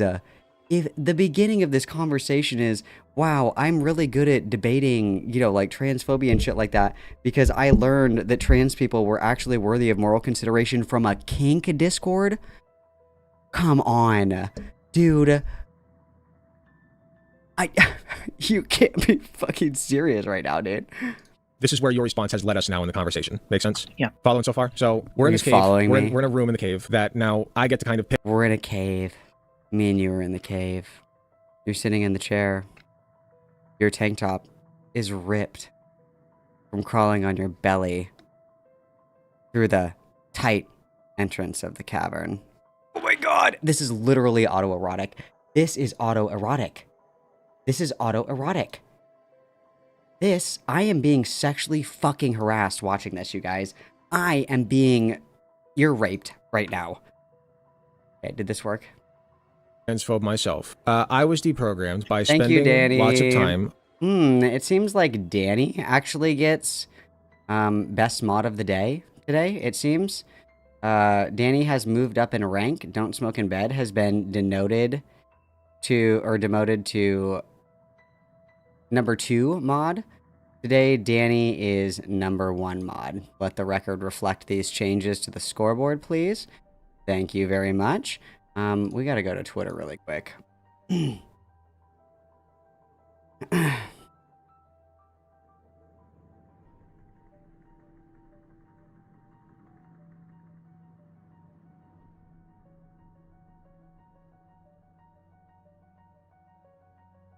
What is his? It's AG. It's AG. It's punished AG.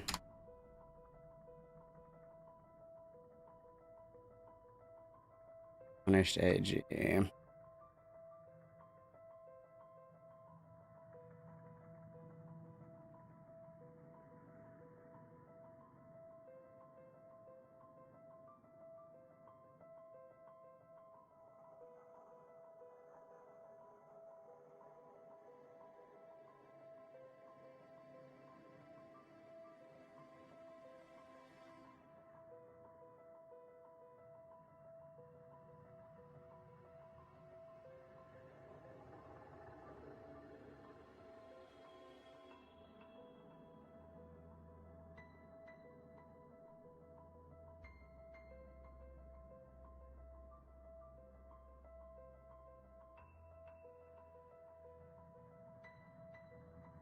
Oh, fuck. No, I didn't want to do Google AI mode. It was an accident. Stop.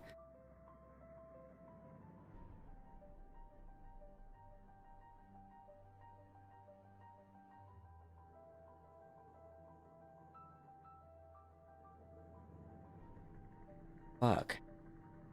What is happening? Dude, it's accidentally like forcing me to grok this. Hang on, I gotta fucking get this.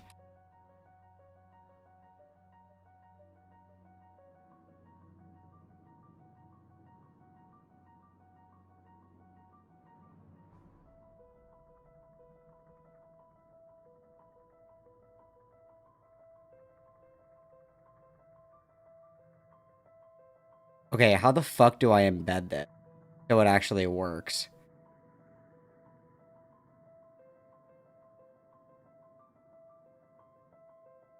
Like, hang on a second. Hang on, guys. Give me 1 second. Like, what's the format to put this on Twitter? Like, you know how, like, there's a format to put it in Discord so it previews? What's the format?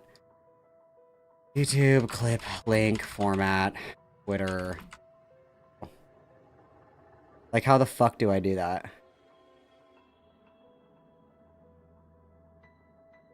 It automatically does this? That's a lie. That's a lie. How do I do that?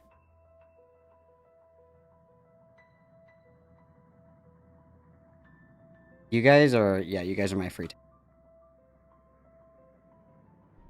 No, dude, like, I'm not kidding. I'm not kidding. I'm being dead fucking serious. Because, like, if I'm copying the link, ready? Copy link. And then I paste it.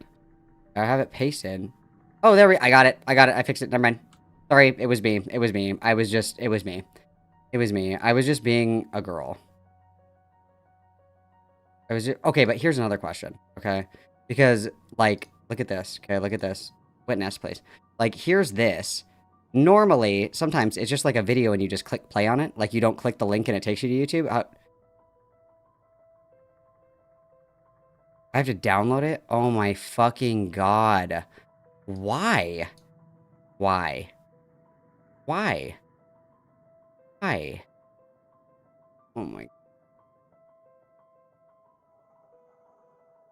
Terrible! The worst thing that's ever happened to me. Okay, hang on.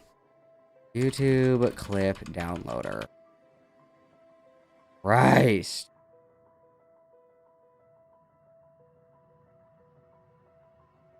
Okay, if this downloads gay porn onto my computer, you guys are so fucked.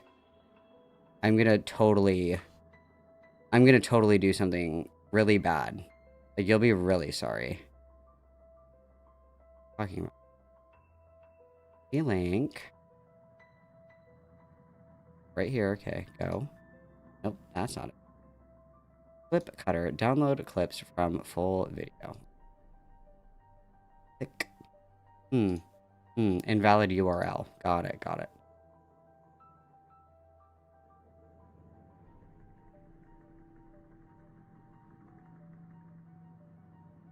I don't know if I'm smart enough to do this. I truly don't know if I am. I have to create an account to download shit? You're right. I'm just gonna screen record it. You're right. You're right. I don't have time for this. You're right. Everybody hang on. Everybody hold on to your horses. So we're at 6:11 right now in this video. Okay, guys? We're at 6:11. Everybody write that down. We are at 6:11. Please note that. Please note that. Please note that. Okay. Coming here. We're at 6:11. Write that down. Write that down, guys. We're 6:11. Writing it down. Okay. And then,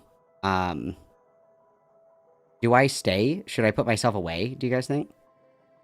I'll just stay here. I'll just stay here. Okay, I'm just gonna stay here. I'm just gonna be myself. So we're going to 412. Okay, we're going to 412. Okay. There we go. Okay.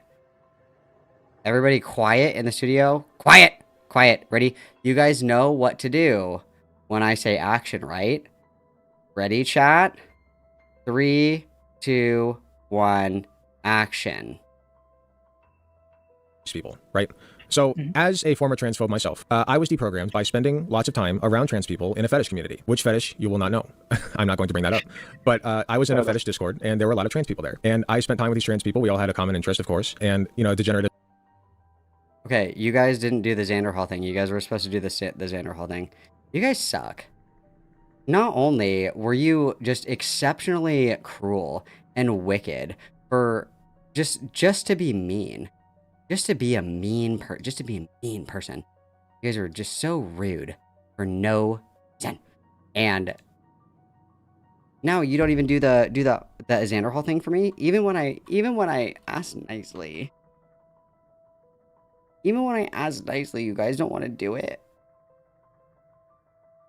This is like the worst stream of my life. You guys.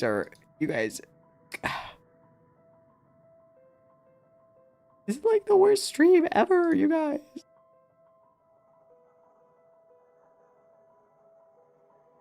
Okay. We are all Xander Hall.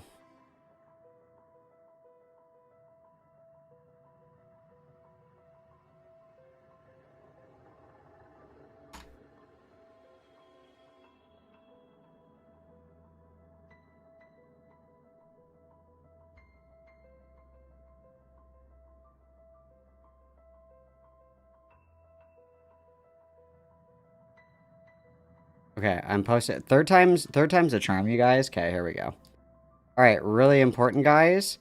I know in Quayman's community, they call it what is it? ABC. Always be clipping. But I think that we can come up with a better what are they? What are they called? Anagrams or what? I don't fucking know. We can come up with a better one. Okay, Queema does the ABC, always be clipping. We're doing BBC, bitches be clipping, okay? So that means anytime that we have a fire clip, you guys are posting this shit, okay? We're disseminating it across the internet. You're forcing everybody to confront their demons in the form of Malcolm content, okay?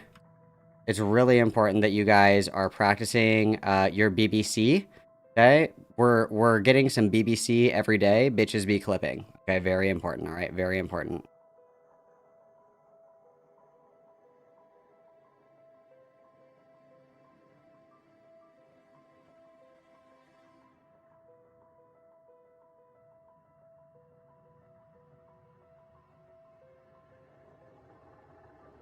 Oh my god, are you gonna make me? I'm gonna As fucking... a former transphobe myself, Fine. I was deprogrammed Fine, by I'll download it spending and do lots it of again. time around trans people in a fetish community. Which fetish, you will not know. I just literally, I can't fucking handle this anymore. I'm a danger to myself and others right now. Let's delete the tweet and do it again 4 times. I'm sure anybody that has notifications on for my tweets are like, they're like going to like be institutionalized because of this. This is insane. Fine, I'll do it again. I'll do it again.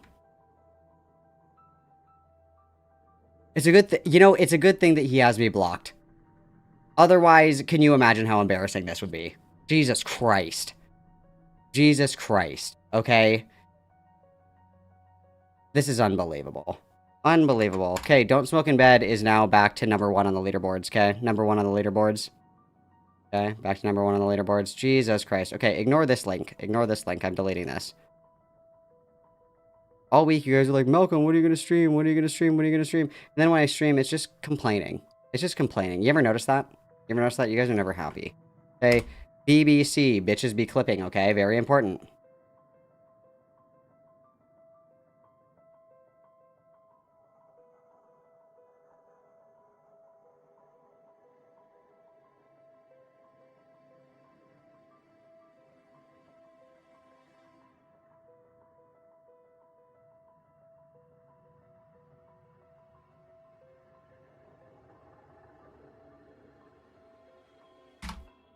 Okay. There you guys go. Okay, that is the correct one. Don't Smoke in Bed is back on the top of the leaderboards, okay? We still have, like a half an hour left in the day. It's still anyone's game. Yes, Don't Smoke in Bed is at the top of the mod list today, but there's still time to turn around. It's anybody's game. Okay, there's still 20 minutes for somebody to get me in contact with Pisco, and that will immediately blast you to the top of the leader. Okay, don't worry. You know, don't worry too much. Okay, there's still plenty of time for you guys to play catch up on the later. Right? No worries about it. No worries about it. I have one thing to do right here, and then we're gonna continue with our gun. Okay, and then we'll move on to LioTent. Okay, I was at 611. We were at 611, right, guys? 611. 6.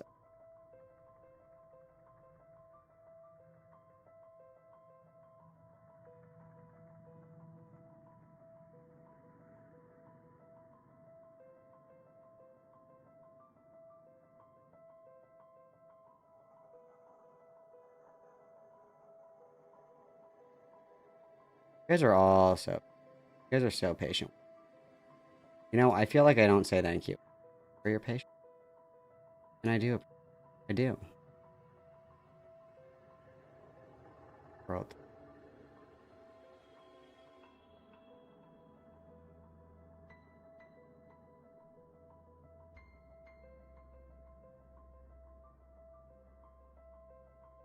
Alright. I am just about ready to continue. Alright, guys. I'm ready. Thanks so much for your patience. It is, after all, virtue. So stunning and so kind. Okay, thank you. You've shown me a bunch of different possible responses, and these are all different tunnels.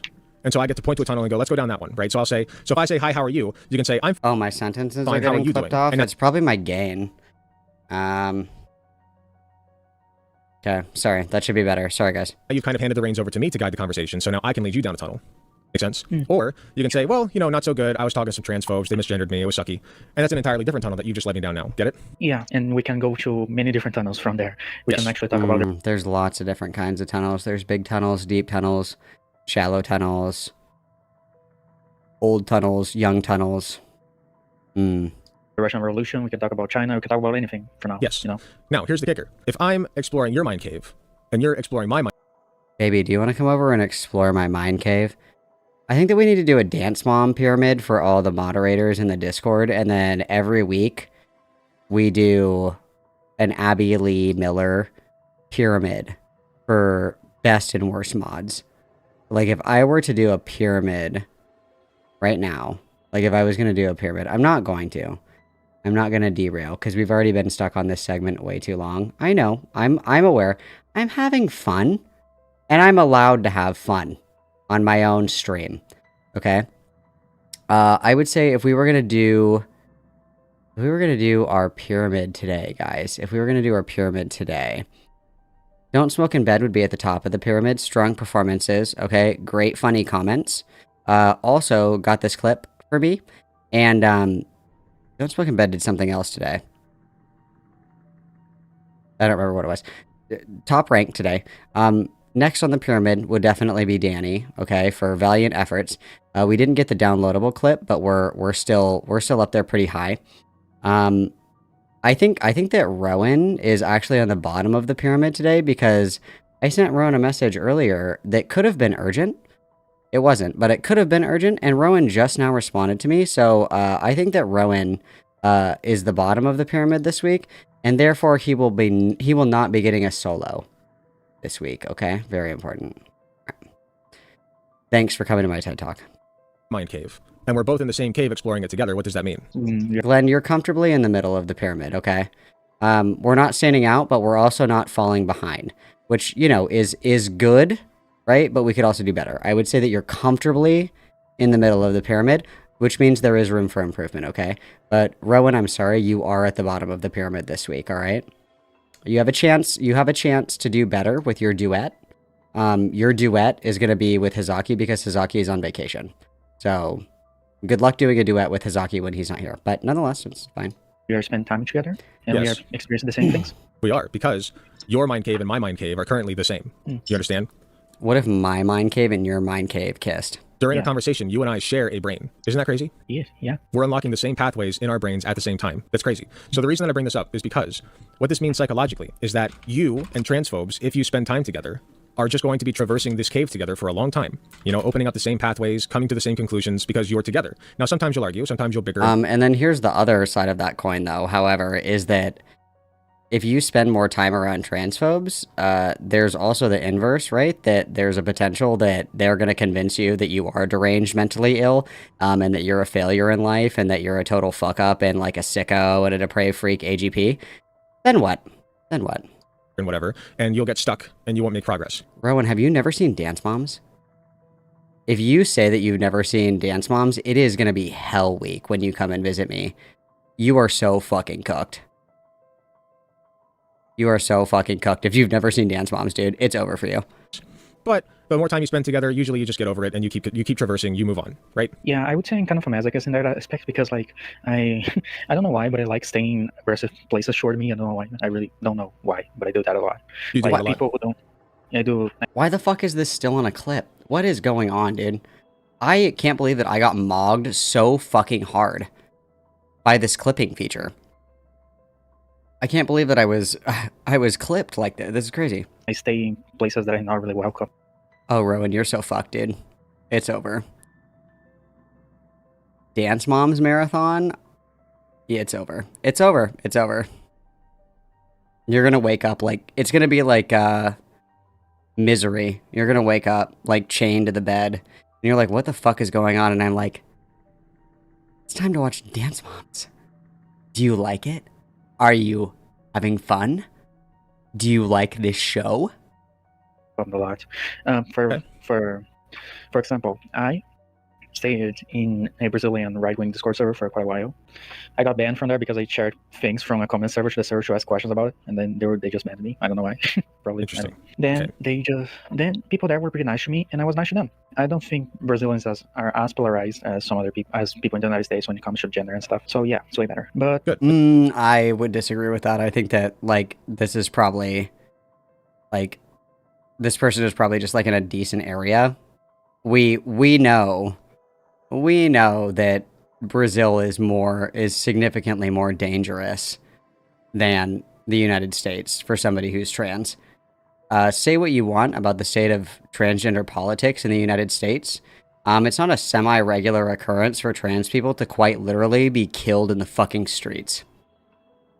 Like by a mob of people. I wouldn't say that that's happened in recent memory, though that does happen in Brazil more often than is comfortable. Also, Keldoge, thank you so much for the raid, bud. I hope that you were doing well. Happy to see you, dude. Hope everything's going good. Hope that you had a good stream. welcome in, little dogs, little doggies, little dogs. We are covering Alec Gunter right now. We've been doing this segment for way longer than I wanted to. I'm kind of getting bored, but nonetheless, we're going to be transitioning to LioTent soon. Always exciting, always fun stuff. If you're here for the first time, hello. If you're here for the second time or more, welcome back. If you guys don't want to stay and hang out for the slop, that's totally cool, but make sure that you smash that like button on your way out, okay?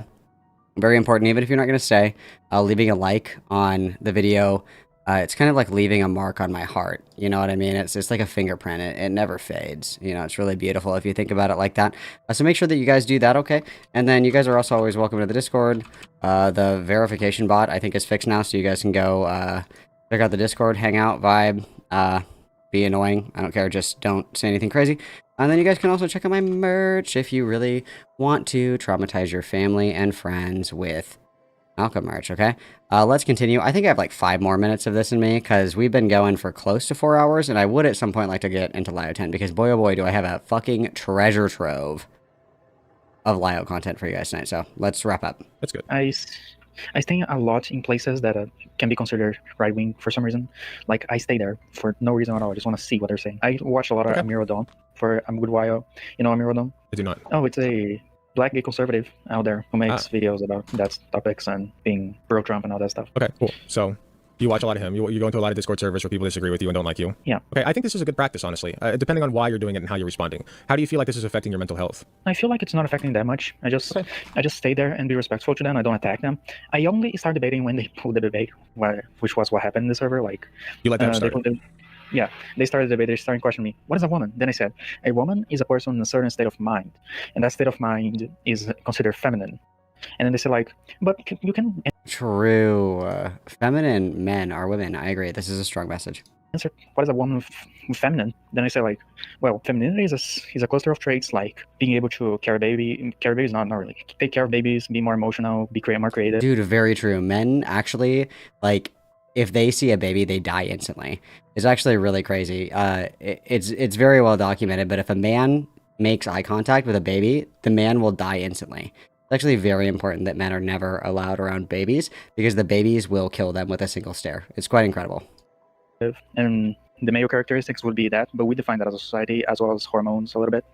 And then they said, but you can define that way. You can define femininity that way. And then they said, like, men can do that too. And I said, of course they can, because it's a construct. And then they said, then I asked, what is femininity then? Then they said, well, femininity is a person who is like traits more caring to children, that are more emotional, they're more creative. Right, more creative. I disagree. I think I'm way more creative than women. But I. By what? Dressing up like as a fucking condom? What do you mean? I'm more creative than women. Like, have you seen how you dress yourself, Alec? Creative at what? Creative at putting together the ugliest fucking outfit. You're like, what are you talking about? You guys haven't been here for a while. Let's see. I want to show you guys what he wore to the Jubilee podcast. Like, this is like an in-person event. You know, you shouldn't be dressed like a fucking hobo.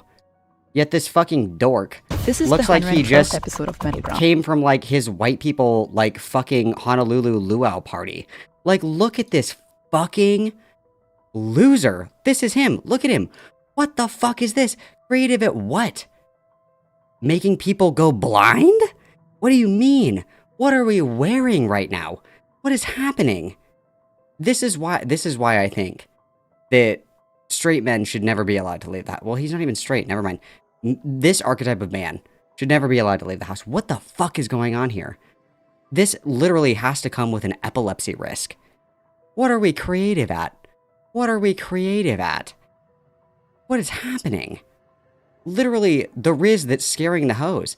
And mind you, on this Jubilee episode, this guy was arguing with these black people about, like, how they're wrong and he's right in regard to them being oppressed, because, like, Jubilee obviously is, like, you get white liberals who are like, you know, the way that the institutions in America treat black people as like racist and blah blah blah and all this other shit. And then obviously like the black conservative people are like, no, I'm not marginalized. Like I pull myself up by the bootstraps, and like, you know, other black people just don't behave around the like that kind of shit, right? And so Alec Gunter was like, actually, like, I am defining for you how you feel, and you are right, or you are wrong, and I am right. So you will listen to me. And it's like, that's what? Crazy, crazy. If you're ever bored, watch this episode. It's crazy. It's fucking crazy. I digress. Okay, so you got like this. I think that you have a pretty solid definition. I know what you mean. What I would say in response to them. A pretty solid definition is being a woman is a state of mind that likes feminine things. That's a pretty solid definition. Why are we yes queening this person that's in a country where she could be like fucking killed for making these dog shit arguments? That's crazy. Okay, how does this end? Because I only have a few more minutes of this left in me. Bye-bye. Oh, goodbye. Got it. I think I meant like bisexual. All right. Okay, so you say bye-bye in Chinese. What? Bye-bye in Chinese? What did he just say? Then you say bye-bye in Chinese, so bye-bye. Oh, goodbye. Got it. I think I meant like bisexual. All right. Okay, so you say bye-bye in Chinese then. You say bye-bye. Bye-bye. Or... Is that really how you say goodbye in Chinese? Is just bye-bye? Is that true? You're lying to me.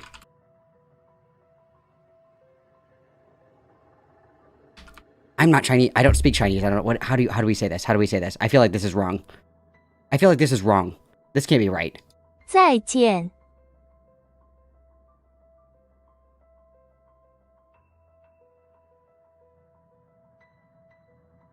What?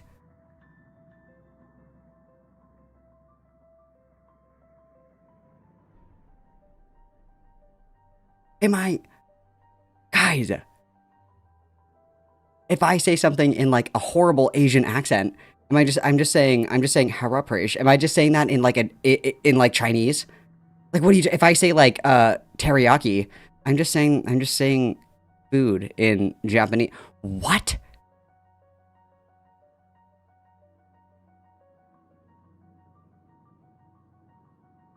Oh, so it's just a racist accent. Oh, so I was right. It is like the shitty walk, like it's the shitty walk South Park thing. When they say like hello, like there's like hello, I'm saying hello in like Chinese, and it's like, no, you're just doing like a really racist accent. What?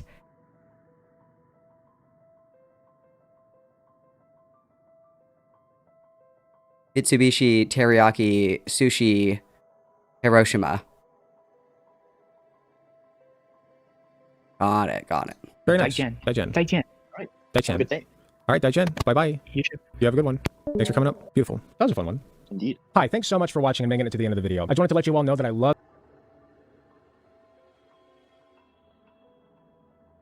He looks like Humpty Dumpty if Humpty Dumpty drove a tractor for a living.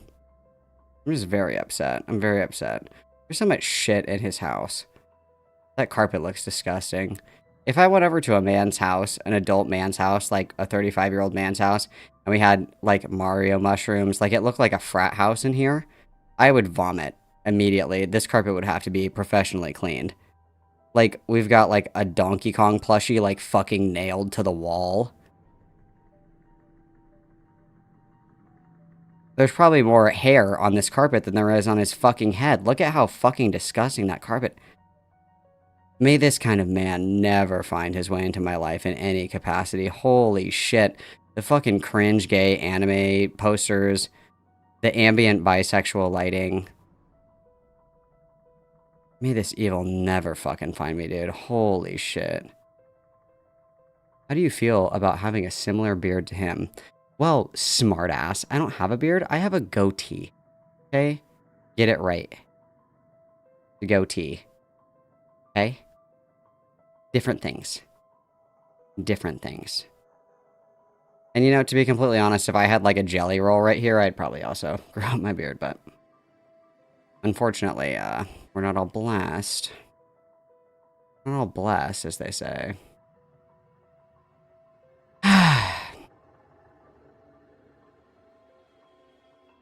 Yeah, dude. Face card declined. What do you mean I don't want to talk about posters? Say it, Tito. Say what? Say what? Because I'll have you know, Tito, I don't have a single fucking poster in this goddamn room. Okay? I don't.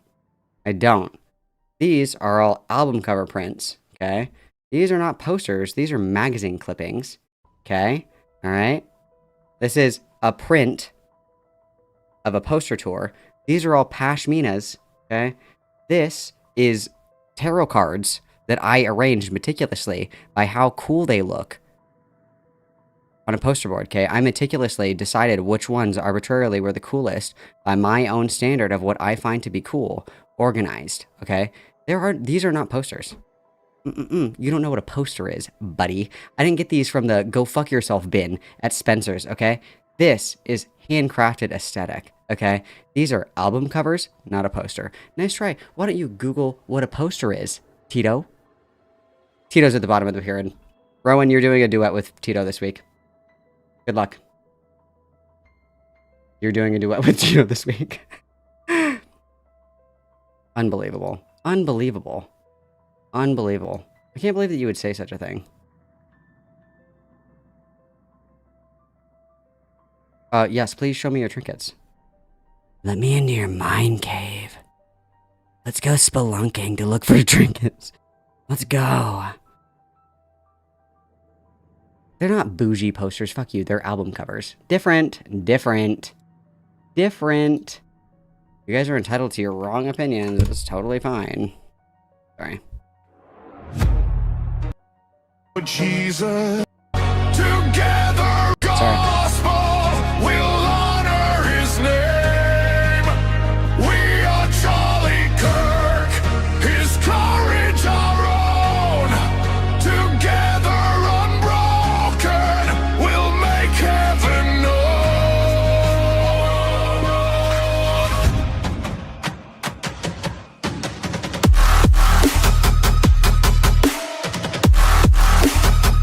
Like, this is actually low-key gas, dude. This is low-key gas. I'm not even gonna lie to you. Low-key gas.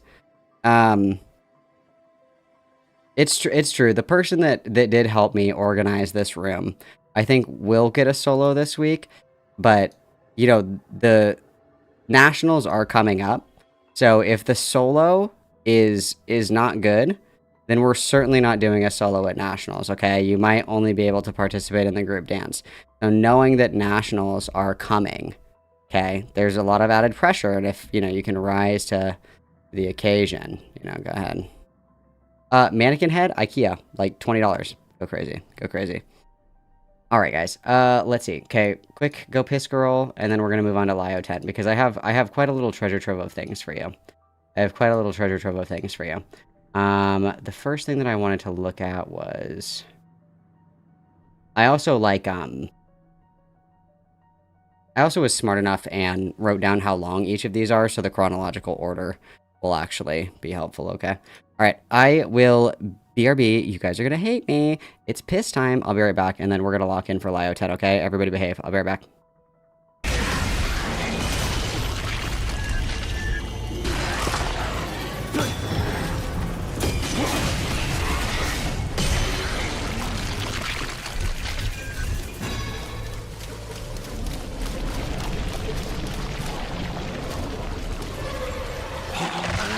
Was laughed for my kindness.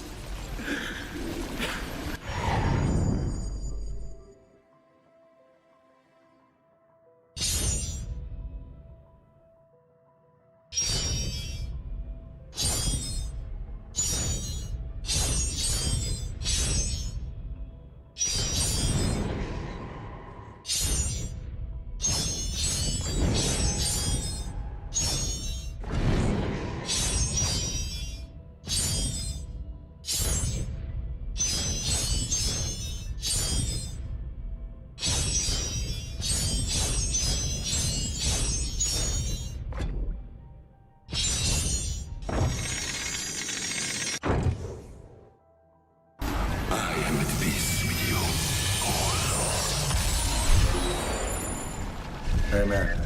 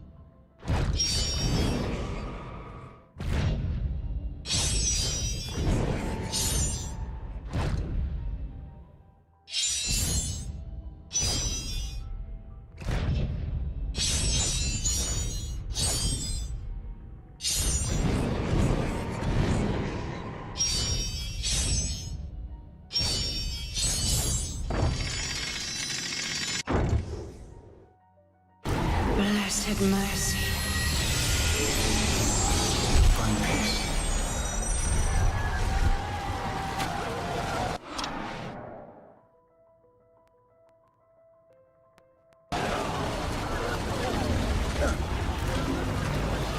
No!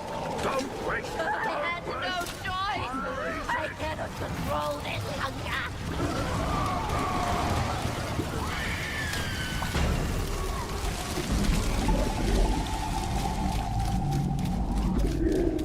What these shades could not satisfy in life, in death they shall be denied for eternity. And can these souls never be released from their fate?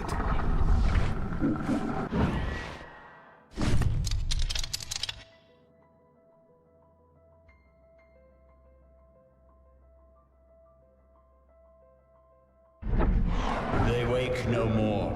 That is until the trumpet of the angel sounds. Then each shall take again his flesh and hear that which resounds to all eternity. These torments, will they increase or grow less after the great judgment? The more a thing is perfect, the more it feels goodness. And so it is with pain.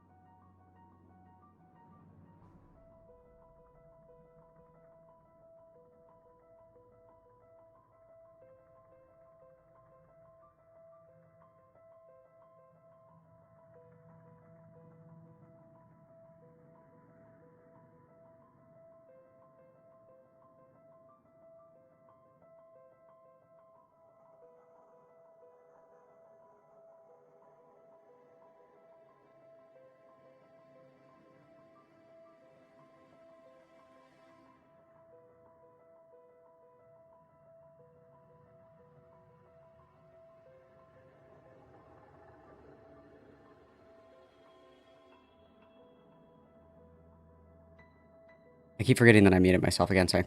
So I have a treasure trove of stuff for you guys, so let me try this again. So I have like I have one like little 15-minute one that we'll listen to. Then we're going to stop and we're going to yap for a minute. And I have 2 calls that we can listen to. Well,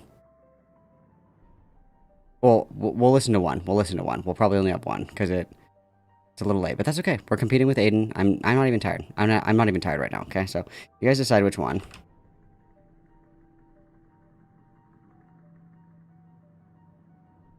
Okay, you guys decide. You guys decide which one we'll start with, and we'll see how quickly we get through them.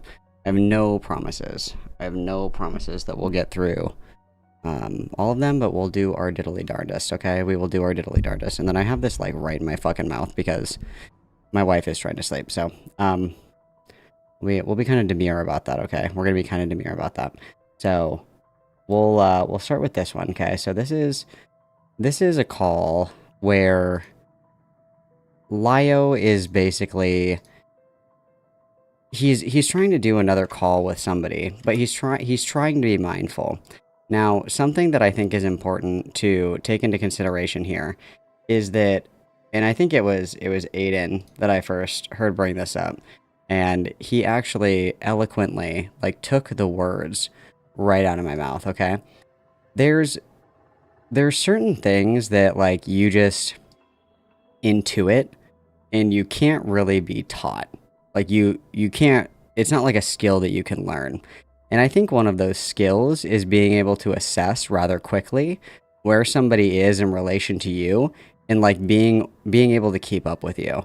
So if I start talking to somebody and I'm like making, you know, like snide, like kind of dry, sarcastic statements and they're not picking up on them, I can really quickly like hone in on the fact that that person is like not on my level with like that kind of humor, right? Like maybe they have a different, not saying it's like a bad thing, but I can determine rather quickly whether or not somebody is picking up what I'm putting down, so to speak, right? And I think that Lio fundamentally lacks the skill of being able to read other people's like level, for the lack of a better term, right? That That's what I would say. So this is kind of an example of that, because one of the criticisms that's constantly levied is that Lio goes in way too hard on people that aren't fighting back, people that can't defend themselves, people that are impacted in one way or another. The Rosa call, I think, is the most prolific example of this. And anybody who listens to Rosa talk for more than, I would say, 5 minutes should be able to intuit that she's not capable of having that conversation, but Lio Convoy lacks that skill. And so this is just an example of that. So this is, there's not a description on this, but this is just, you know, clips from a call. A lot of it's been censored out by somebody else, like to protect the privacy of the person that he's talking to. But let's just jump right into this, okay? Let's just jump right into this. So Raven, can you hear me? I can hear you. Okay. I'm going to ask you some personal questions, okay? All right. All right. So you're on the spectrum, right? Yes, sir. Okay. When you were given your diagnosis, what was the... And then the other thing as well to be mindful of as well is that there's always a gallery to these calls. There's always like spectators and onlookers, which I think is really important as well. Because if you have a disagreement or there's an issue or, you know, a gripe that you want to settle with somebody, like, actually, that isn't content, right? Like if I have a disagreement or like there's a like stupid fight with some random person that isn't another content creator and I want to resolve that issue, I'm not turning that into content, right? I will make content out of other people who are making content. I'm not going to make content out of somebody that wants to resolve an issue privately or somebody that has a grievance or a concern that doesn't really have to do with anything other than my issue with them. I think that's fucking insane, right? Exactly the diagnosis. The diagnosis was... Okay, what does that mean? It means that, Okay. And immediately, just based off of the few clips that I've heard of this person talking, albeit minimal, I would say this is probably somebody who is significantly unequipped to be able to have this conversation with Lio. That would be my first initial read of this. And then it's also like, Lio's understanding of autism is that he doesn't really see it as a spectrum. He's one of those people that are like, well, my cousin has autism, and autism is my cousin's superpower, and their cousin is, you know, very high functioning. It's like there are people that are profoundly impacted by autism. You can't just say, you know, because my cousin has autism and he has a job and he has a social life and he can use a computer and he can follow conversations and he understands jokes and shit like that, that means that therefore every person with autism is capable of these things. And somebody just saying I have autism is such a broad categorization, which is why there's different levels to it, right? Like there's different levels of functionality. That's where that intuition part comes in. Because if somebody says I have autism, and the more that you talk to this person, they can't follow a logical thought, they can't, you know, answer questions, they can't follow the conversation, they're having a hard time even understanding like what the conversation is even happening.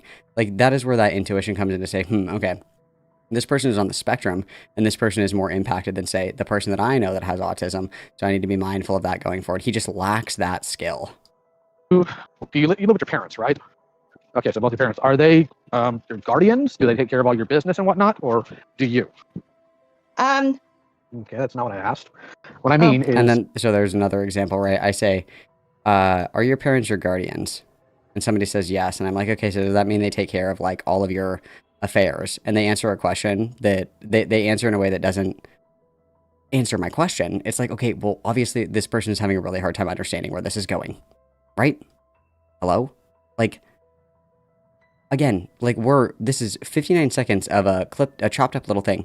I can tell immediately that this person, like, does not need to, I don't need to do like 20 questions from hell to be able to determine this, right? Like, I would consider this to be something that you need to be able to intuit. And if you can't intuit that, then you need to stop doing this shit. Can you, say, sign for car insurance? Are you permitted to get a loan? Are you able to join the military if you wanted to? Or would you need your parents' permission to do these things? Okay, if you were to sign for a loan, would your parents need to sign for it as well, or just you? Might be or would be, because there's a difference there. That tells me your parents probably do have some form of control over... JJ, this call is clipped up because the person's answers are censored. So this person is answering, but the answers are censored just to protect the privacy of the person. For you, because you are on the spectrum. Do you have a driver's license? Why do you not have a driver's license? Okay, my question is why though? Why'd you not do that? Okay. Excuse me. I'm not going to go further on that. I'm asking for a reason, Lumi, before you interrupt. I was going to ask what the relevance of being able to drive was. And just remember that Lumi is the one that pushed Lio to get that gun out of that doggone box. Okay? We have the emergency go-go gadget. I lost this debate. It's time to threaten suicide. This is the post-Raven call, so if we go... Let's try to triangulate some dates here, shall we? Let's do a little bit of advanced calculus. So this is...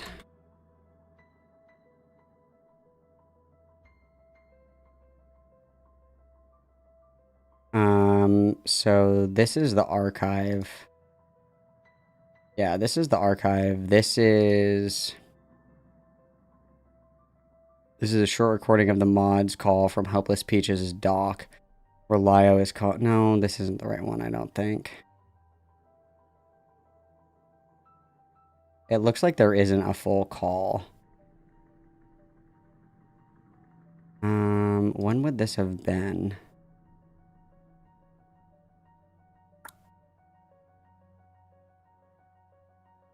Well, this was uploaded March 18th, 2024, but I don't know if that's accurate, because some of these calls that have been archived are archived significantly after they occurred. Well, I don't know when the Raven call was, because the archives are all looking like it's from about a year ago. So we'll say conservatively about a year and a half ago. Let's be conservative, like about a year and a half ago, okay? I told you I'm asking that for a reason. Can you please let me work here? Can you please let me work here? Like he's doing anything meaningful. Will you let me work? Will you please let me interrogate this mentally ill person and ask horribly invasive questions? Are you high right now? Do you ever get nervous? Are you single? I heard you fucked a girl, is it true? You getting money? You think those people that you're with are with you? And I say, hell yeah, hell yeah, hell yeah. Like if you have to do this amount of asking people questions to be able to determine whether they can have this conversation with you, you're already fucked. You're already fucked. You're already lost. You're already lost in the sauce, okay? If you have to ask, hey, do you have guardians? Way too late, dude. Way too late. Take your L and move on. Time to find something else to do with your time. If you have to ask, are you allowed to have a driver's license? You're already fucked, dude. You're already fucked. We need to find a different hobby. And that's what this is at the end of the day, is a hobby, right? Which is pathetic. Thank you. I'm asking you these questions because I'm trying to determine, as best I can, where you are mentally, because I know even with high-functioning autism, sometimes their brain is closer to the cognition of a child. Their brain is closer to the cognition of a child. So I need you to be honest with me at any point. Well, and I think, like, that when people use the statement or whatever, that someone has the functionality of a child, that's a way to, like, dumb down that concept for somebody that can't really fucking understand it, right? That, like, they're impacted in specific ways, and you have to draw, like, a loose comparison because they're not able to follow the understanding that somebody might be impacted, right? Or delayed in certain areas. It's like when trans people say, well, I just have a boy soul and a girl body. It's like, it's the dumbed, watered down version for people that are, like, not on any kind of intellectual level to be able to actually grapple with this subject, which is crazy. Did any doctor tell you that you have cognition at a certain age or that your mind is at a certain age specifically? Okay, I'm just jumping in right now. I've muted. Let's go, Peaches. Let's go. Let's go. Ooh, a ducky, a ducky, a ducky, a ducky. A woman enters the call. Lio, and I'm gonna talk, and then I'm gonna go. Cause, I have a few more minutes. So, hang on a second. Jumping in right now. I've muted Lio, and I'm gonna talk, and then I'm gonna go. Cause, Bro, server muting the lion. Daddy is going to be very upset with you, kitten. Very upset with you, kitten. Daddy might even have to take away your perms as punishment. I have a few more minutes. I was listening in. Questions are too personal, irrelevant. It doesn't matter. You don't need to answer anything. You don't need to, Raven, because at the end of the day, we're strangers on the internet. Correct. So I'm gonna lay some ground rules for this call. It doesn't matter.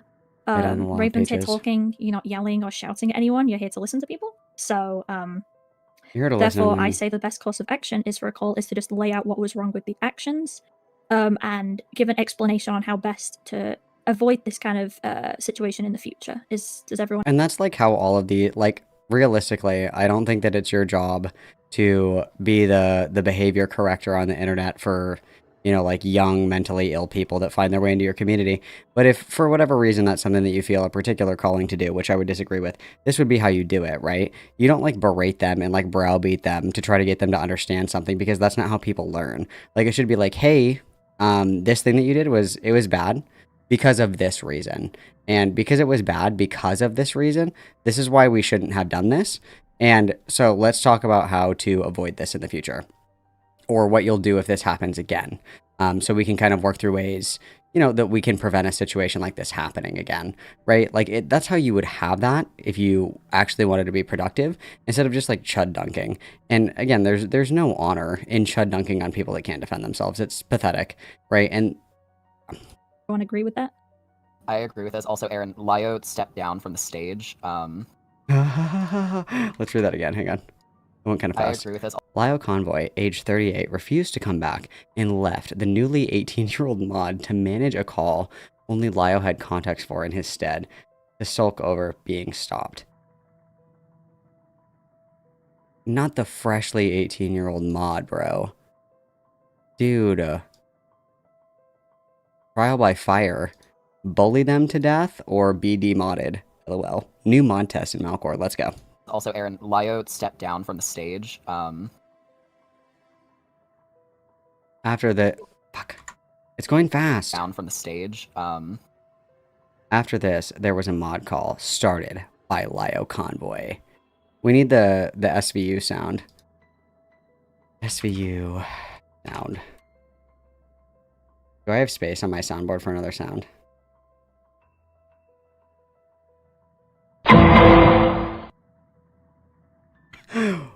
Oh, yeah. Oh, we're downloading that. That's going on the soundboard, guys. That's going on the soundboard. Oh, yeah. Oh, this is going to be fucking awesome. Hang on here. Let me put this in the right file. And... Fuck. Stream folder... Hell yeah. Hell yeah. Where's my sound? Go in there. Okay, excellent. Do we have space on the soundboard, guys? Do we need to make some space? Let's see. Let's add a sound. Also, guys, just for the record, just so you know, we talk a lot about donating, buying memberships, gifting memberships, merch, all of these things, and those are really important ways to support the stream, support the community, support me, most importantly, okay? The other things that you guys can do is you can always boost the Discord server, because you know what that means? I get more space on my soundboard for silly little sounds. I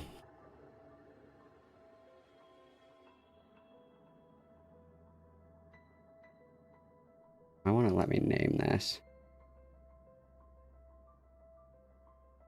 Why not? Hello? Oh, do I need to remove one of them? Let's get rid of this one. I never use this one. It's way too quiet anyway. Alright.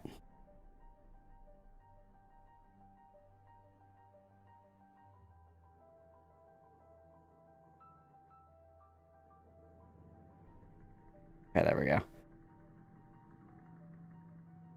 Oh, dude, I have tons of space on my soundboard. That's fine. Okay, here we go. Let's try reading that again. Take it from the top. Taking it from the top. Okay. After this, there was a mod call started by Lio Convoy. There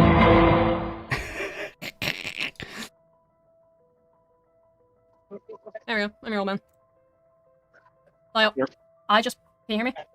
Yeah, I can hear you just fine. Can you hear me? Yeah, I can hear you. Right. I don't want to come in here like angry. I don't want to come in here yelling. But I personally think it was going a bit too far. Like, it's very obvious to me that my thought processes aren't trusted here. I'm just going to say that outright. It's not about trust. It is. Oh my god, the all or nothing black and white thinking. This didn't go the way that I wanted it to, so that means that you guys, like, fucking hate me, and that you don't trust me and you want me to die a violent, painful death. True, those are the only two options. Either everybody hates you and wants you to die, or they love you and trust you and want you to handle everything. Correct. It is not about trust at all. Stop. Are you cutting me off No, go again? ahead.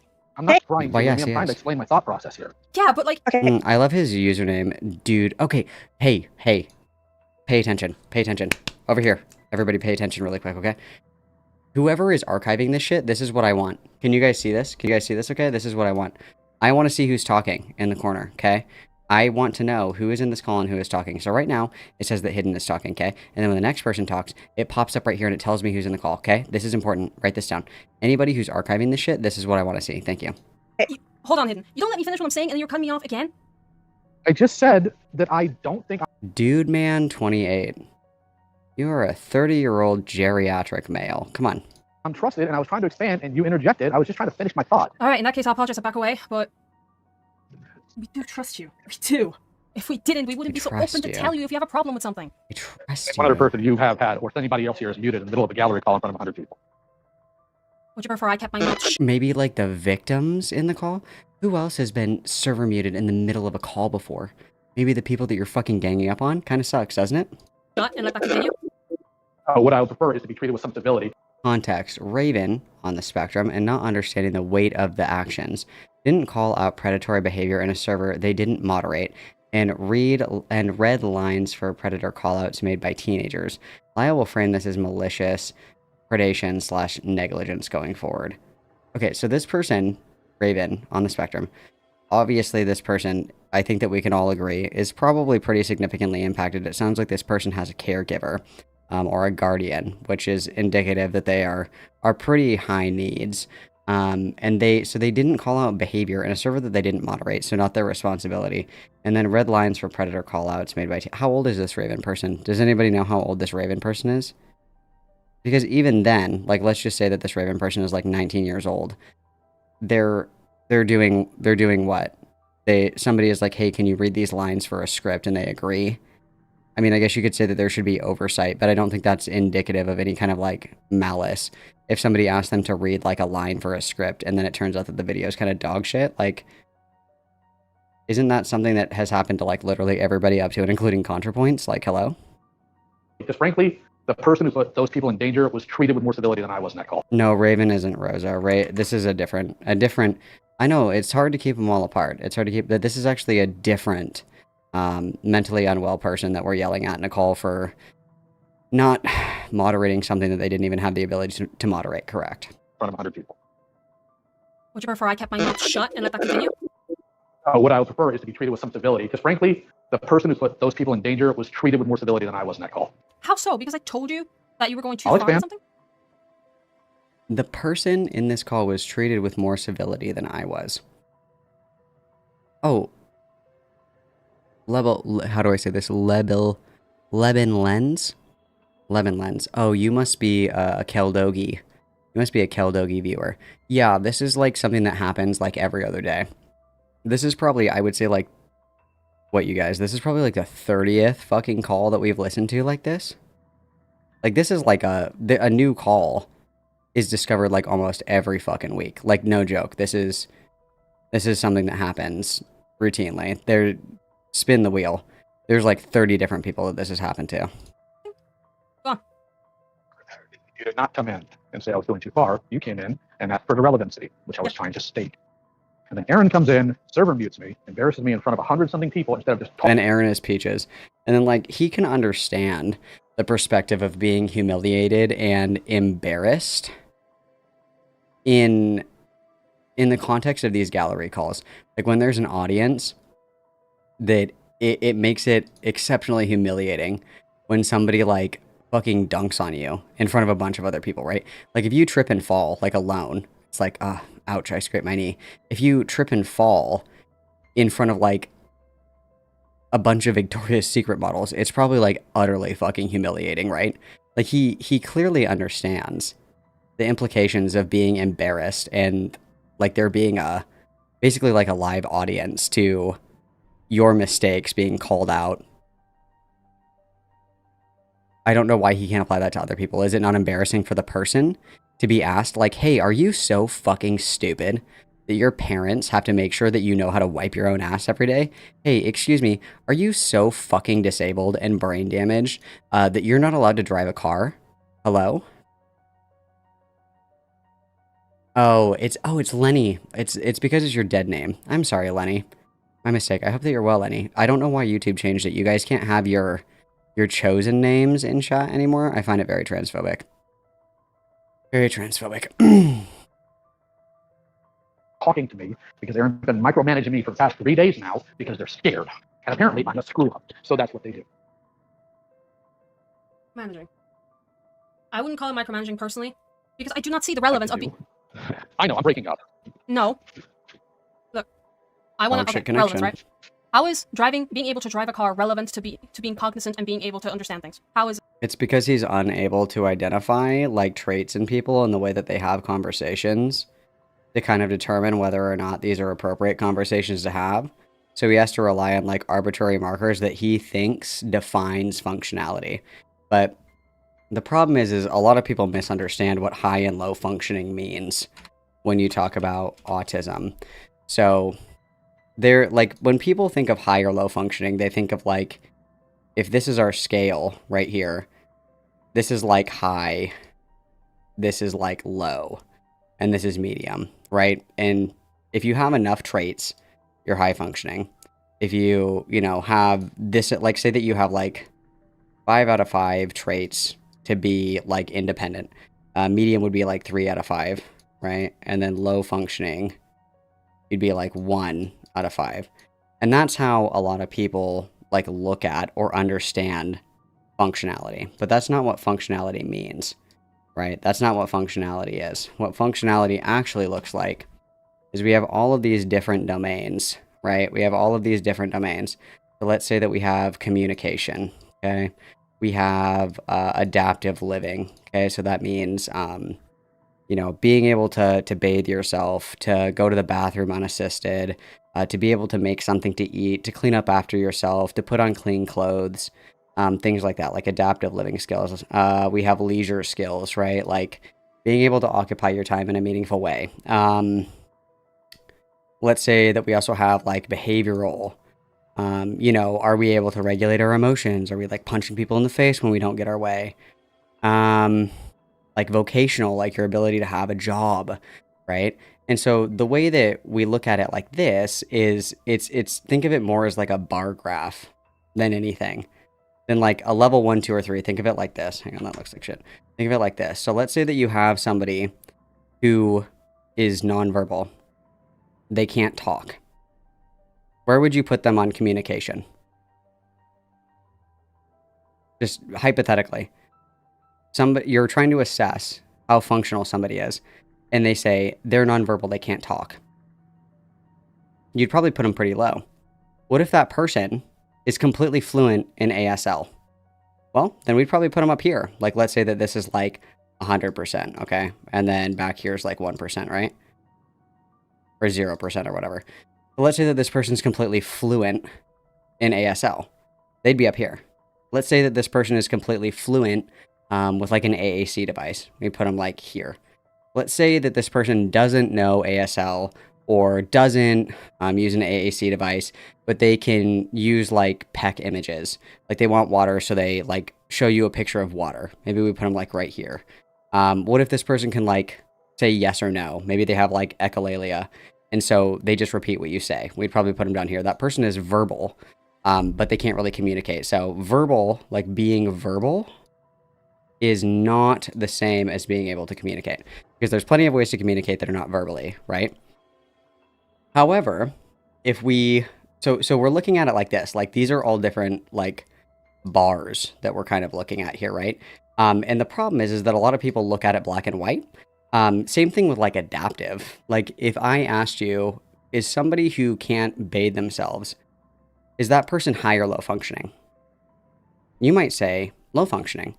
Okay, what if this person can't bathe themselves because they can't stand up unassisted? But when they have like assistance to stand, they can do it without any issue. Okay, then they'd be up here. Let's say this person like can take a shower, but they need reminders to like actually like they don't just like stand there and like rinse off and then get out. Like they need like a reminder to actually use soap. Okay, maybe we put them like right here. Let's say that this person like literally cannot do it at all. Maybe we put them down here, right? So it's going to be like, it's going to be a scale like this. And then when you zoom out on the macro, okay, people think that one of these domains is going to determine functionality entire. Okay, so let's say that we have somebody that has a job. They work full time. Let's say that somebody is like completely regulated, just like any other neurotypical person, no behaviors, nothing. Let's say that they have plenty of hobbies, things that, you know, enrich their life. They feel super happy. They feel content, blah, blah, blah. Let's say that they're able to live independently, completely on their own. But let's say that they can't communicate at all. They just can't. It never clicks. They don't have, they're not fluent in ASL. They can't use like an AAC device, nothing. Would we really look at 100% in every single one of these domains and say this person is low functioning? No, we wouldn't, right? We would probably categorize this as like level 2, right? Like the problem is that people have such a narrow understanding of what this means. And especially when you have people whose understanding comes strictly from their own relationships with people with autism, because they think that's like the gold standard. So the way that functionality really looks, it's not like high, low, medium. It's not like that at all. It's like we have this chart down here and we have all of these different areas on what we would use to judge if somebody is functional or independent or not. And it's going to look kind of like this, where we have all of this mixed understanding. And there are neurotypical people that fall below these thresholds as well. So just to ask a question of, can you drive a car? Does that really answer the question of, is this person functional? Are you able to own a gun? Does that answer the question, is this person functional? Do you have a guardian? Does that answer this question, is this person functional? No. And truthfully, the reality is that normal people that are not Lio Convoy can actually get a pretty good read on where somebody is by talking to them. Because I would say if you polled, so you have 10 people, if you polled 10 people and showed them the Rosa call, how many people do you think would say, no, that person is too delayed to have this conversation? I'd say probably 9 out of 10. With the one person not being able to intuit that being Lio Convoy. And I think that says a lot, guys. Thanks for coming to my TED Talk for the day. Is that a sign of it? I literally told you, I literally call. I said, You are breaking up. Wow. I don't understand you. Dog shit connection. You have to tell me. Yeah, I can hear you better now. I genuinely could not hear you, and I want to have this conversation and make it as productive as possible. Lumi starts trying to pacify Lio due to panic. This is common for people on the spectrum, which Lumi is, and consistently ignored when being corrected on Lio's ableism. Because I do need to understand you to be able to have that conversation. I know. I'm not blaming you for my connection issue. That would be really stupid. I explained, in plain English, in that call, why I was going that direction. I made it abundantly clear why I was. Abundantly and instead of that clear. being respected... And it wasn't abundantly clear. And that's the other thing, too, is he likes to pussyfoot around things. Just ask. Hey, are you under a guardianship? Hey, are you, like, pretty high needs? Like, just fucking ask, dude. Like, he just likes to, like, hypothetically, if I presented you with an egg and a frying pan, what would you do with the egg and the frying pan? Tell me 3 things that you can do with water. It's like, this isn't like a fucking test. Like, it just, hello? Like, again, I think that this is something that you should be able to intuit. And understood, I had somebody come in the call, talk down to me, server mute me, and treat me like a child again. I am sick and tired of being told how I'm trusted when I clearly am not. He clearly is not trusted, guys. Okay, but, like, because you're trusted doesn't mean you're not going to be corrected if you do something that somebody else thinks is wrong. There's a difference between correction and intentionally embarrassing somebody in front of 100+ people. That was not the intention. Which is ironic because he intentionally tries to embarrass and humiliate these people in front of his community. But when it happens to him, it's bad. And I think that that's like just a true narcissistic trait, is it not? Is it not a true narcissistic trait that you can only understand wrongdoing when it's done through you? When it's done to you, essentially, right? Like you cannot possibly understand why something could be hurtful or bad or, you know, whatever to anybody else unless you can view it through the prism of your own experiences. What a joke. We both know it. Can we get the bingo sheet out? We can for the next call because this one's so short. I don't know if it necessarily matters. Funny, I've not had this formalized, but as soon as you explain it, I recognize that I and most people probably use those criteria implicitly. Amazing how incompetent truly Lio is. Yeah, and again, that's kind of one of the things that I think is relatively interesting. It's just, I don't understand, like, how or why he just doesn't have this skill. He just doesn't have it. And that's not something that you can really learn. Like, that kind of social intuition is not learned. You just kind of have it or you don't, you know? I don't know, Lumi. We don't both know it. No, we don't. I do. We don't know that. I do. I could give you my thought process, but your mind's made up, so I'm not going to. Okay, but... Well, in that case, you've already decided that I'm the devil, so I'm not even going to defend myself.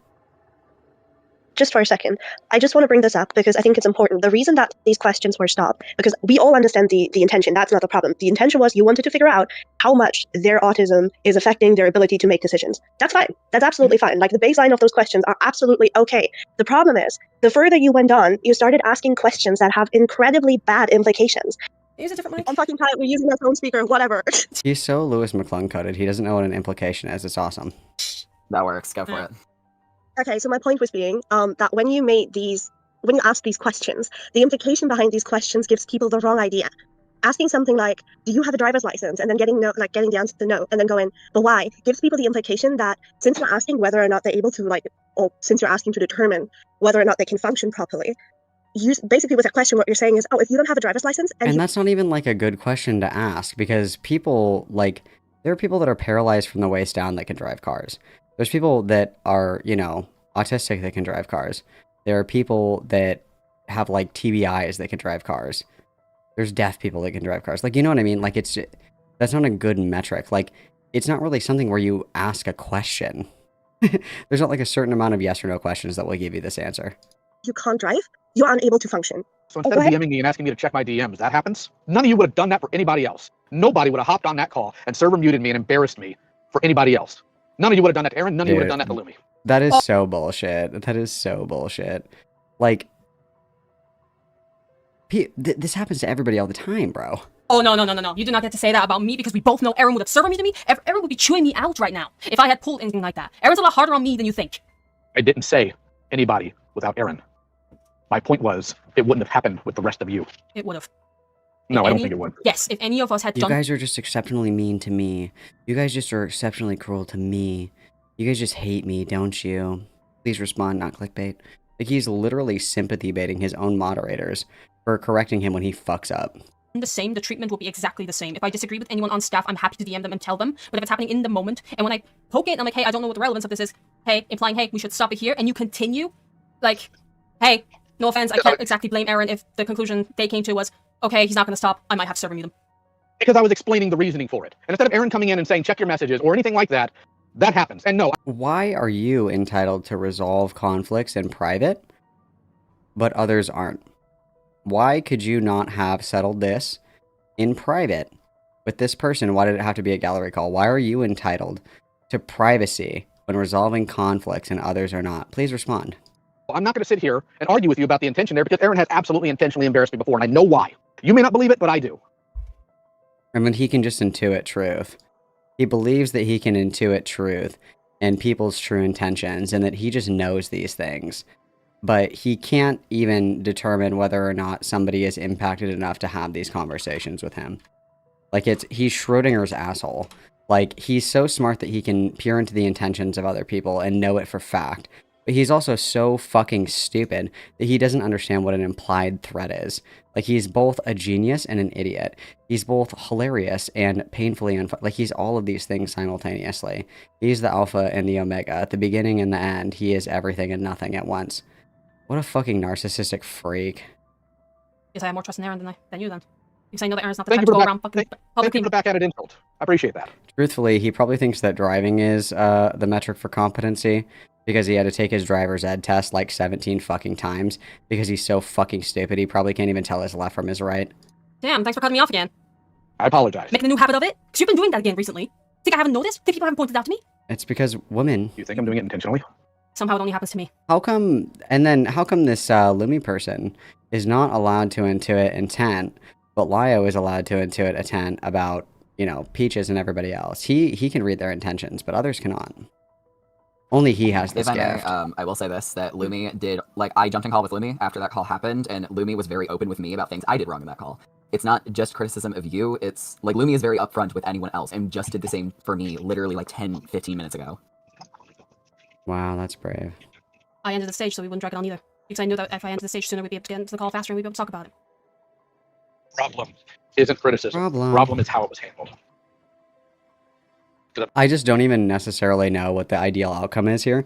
Like, why don't you ask this person their fucking social security number, their mom's maiden name, their date of birth, the last four of their credit card, and the pin on the back? Like, what is the, like, at what point is it appropriate for somebody else to step in and say, like, dude, like, you need to shut the fuck up and stop? Because you're being crazy right now. Like, this person is, like, starting to disclose personal information that's none of your fucking business. The only time I have, quote, melted down was due to yelling, as it is a trigger, which Lio is acutely aware of and did it to pacify me often. If I had done that to Aaron, there would be a complete meltdown. I'd be dealing with right now. We both know that. That's why I left the call altogether. Because if I'm not going to be respected, if I'm not going to genuinely be trusted, and let's be clear here, I wasn't. Oh, excuse me. Sorry, that went a little too fast.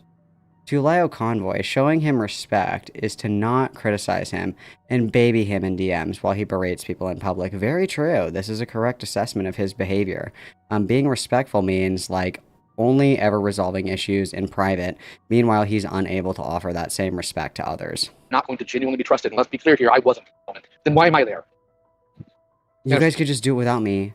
I'm so useless, you might as well, like, just let me go then. I might as well not even be here, huh? You guys be better off without me anyway. Like, this is such textbook, like, male BPD behavior. Like, this is fucking crazy, dude. This is so funny. If Susie comes to me now and says that she doesn't want to do this incident anymore because of that call, I wouldn't even blame her. Aaron? Lio only ever respected my pronouns around Lumi, but has blatantly misgendered me in video scripts to my face. I'm imagining that this is Peaches, and this isn't necessarily, I wouldn't really fight very hard on this. Obviously, Peaches is a controversial figure in her own right, a very unreliable narrator, but I would believe this to be true. I would consider Lio Convoy to be, you know, probably teetering on the edge of transphobia pretty regularly, so this isn't necessarily hard for me to believe. Is stressed and gun-shy because of the Rosa call circulating. So he has been overcorrecting. In a later call, you'll hear how Lio will deny he ever said this, since he was around for my self-harming and suicidal ideation, brought on by my own guilt for my part in the Rosa call since 2022, and therefore the ultimatum I gave him to force him to change he refused to do. He has been needling me and micromanaging everything I say and do publicly for the past few days.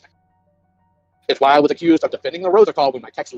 So, whatever I see. Well, I get your points, I guess. Personally, I wouldn't brush the criticism off. Lio says, none of the criticism was brushed off. The entire way we do things here was reconstructed. There's no justifying the way that Rosa was treated in that call, but the anger towards her is justified. It's not at all. So, for context, the anger towards Rosa was that Rosa was in Star Giant's Discord server, and that there was, like, somebody that needed to be removed from the server, and Rosa didn't even have the ability to remove somebody from the server. And Rosa didn't even necessarily understand that what this person was doing was wrong. And even so, it's not her responsibility to do that. And she doesn't even have the perms to do it in the first place.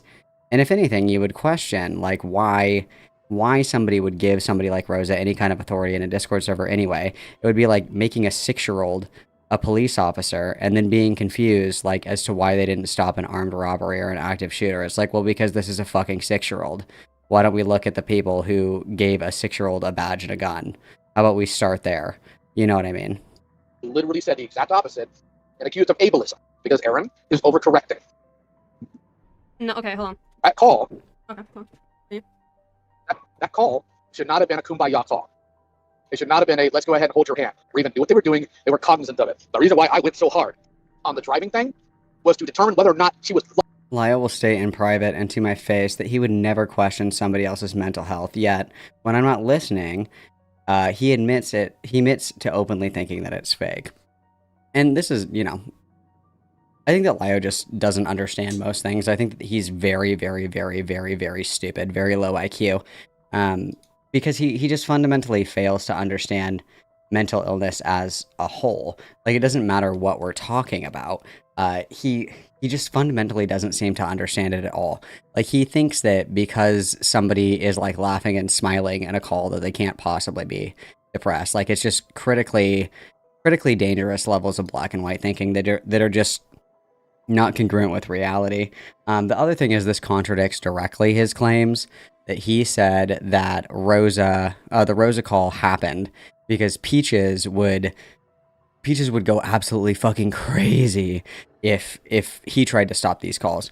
And so this shows one of two things. One, that's not true, because in the instances where Lio was overextending, Peaches tried to correct that. And then secondly, he's kind of using this, I think that he says in here, if I go back I could listen for it, but he says like, you're only doing this because of the scrutiny and the heat from the Rosa call.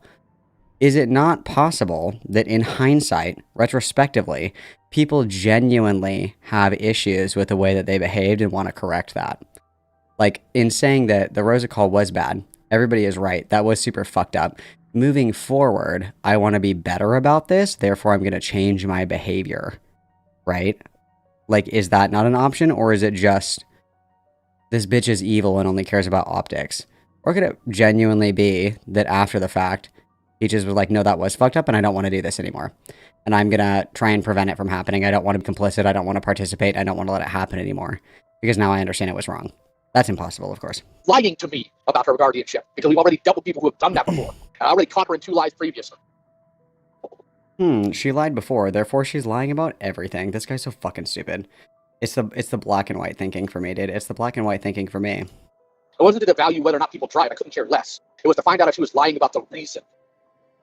How does driving fall into that? How? Explain it to me so it can make sense beyond, frankly, coming across as just coming out of nowhere. Explain it to me then. Because there's a lot of people on the spectrum that I have dealt with who have tried to get driver's license and their parents put a stop to it because they are on the spectrum. And because they have legal guardianship, they are capable of doing so. That's why. Wait, what did he say? Let me listen to that again. Hang on. Coming out of nowhere. Explain it to me then. Because there's a lot of people on the spectrum that I have dealt with who have tried to get driver's license and their parents put a stop to it because they are on the spectrum. And because they have legal guardianship, they are capable of doing so. I don't even think that that's true. Because it's a form of identification.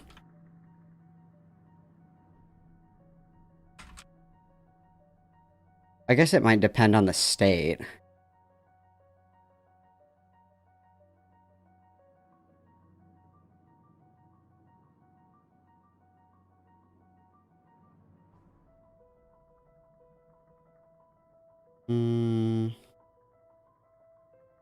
I think, so like if it's a minor, obviously, yeah, they can say no. But I think it depends, it depends on the state and the level of guardianship. But when it comes to like things like driver's licenses, you have to be able to demonstrate that like it's dangerous for that person to drive a car. Like you have to, like in order to restrict rights from people, you have to be able to justify why restricting that right is in the best interest of the individuals and others, right? So like, for example, if I have seizures that are completely uncontrollable, they can't be controlled by medication, they're pretty severe, I black out, they're unpredictable, and I apply for a driver's license, if I had a guardian, it would be the guardian's responsibility to fight against that and say like, no, it's actually not safe for you to drive because it's dangerous for you to be driving a car, right? Because if you have a seizure while you're driving, like that puts you at risk and other people at risk as well. I mean, you can make those arguments for functionality as well, like understanding the significance of like driving a car. It's not like riding a bike. If you hit somebody with a car, you're going to kill them. Being able to understand and follow traffic laws, being able to understand like basic community safety and driving, shit like that.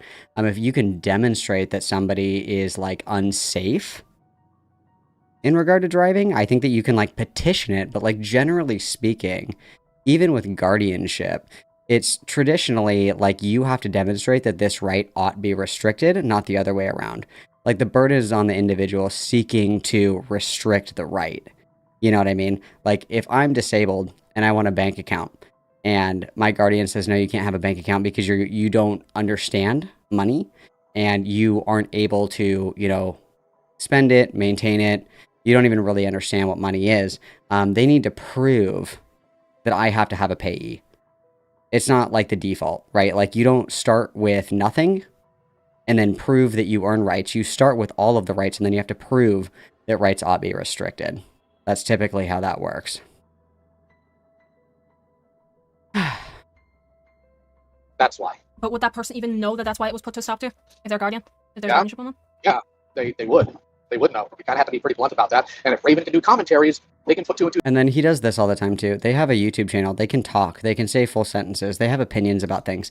He did the same thing with Rosa, where he said that because Rosa liked certain things and she could say, like, I like Star Wars or I don't like Star Wars, that meant that she could be able to determine or distinguish between right and wrong. Because this person is capable of, like, opening the YouTube app on their phone and clicking on a video that they like, therefore they have the capacity to understand why they're getting fucking screamed at by me. Not the same. So, okay, we already read this To get her one. to that point. Alright, dude. Well, that sucked. Yeah, he doesn't have the survival instinct. He's missing the jigsaw piece. He's missing the jigsaw piece. He doesn't have it.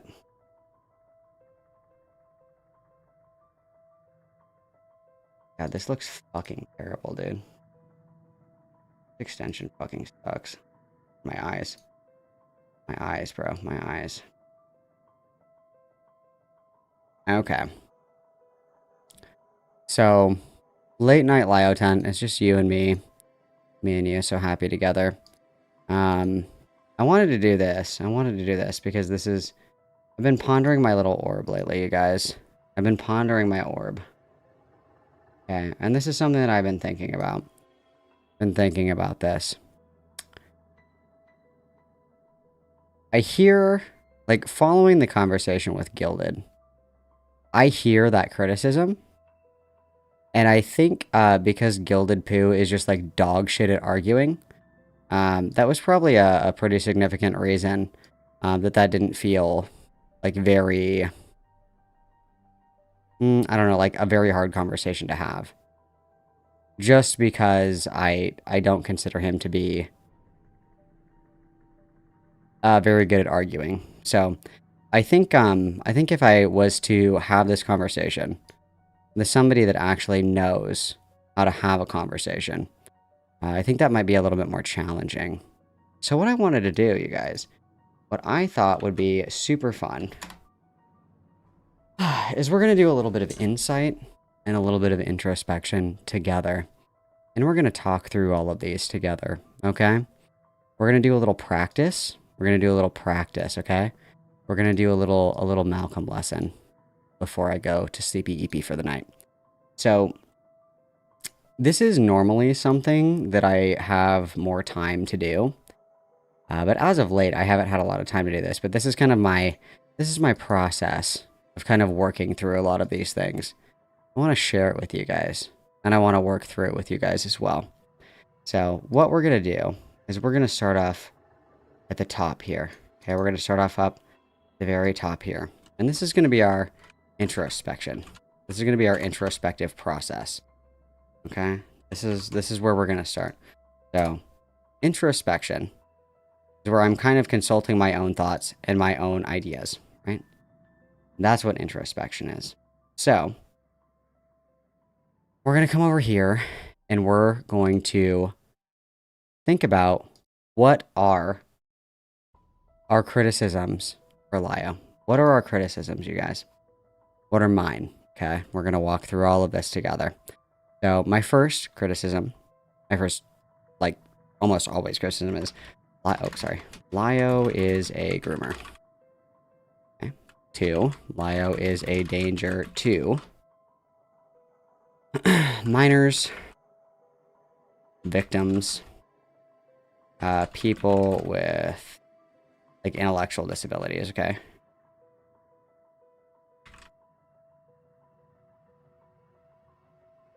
Okay.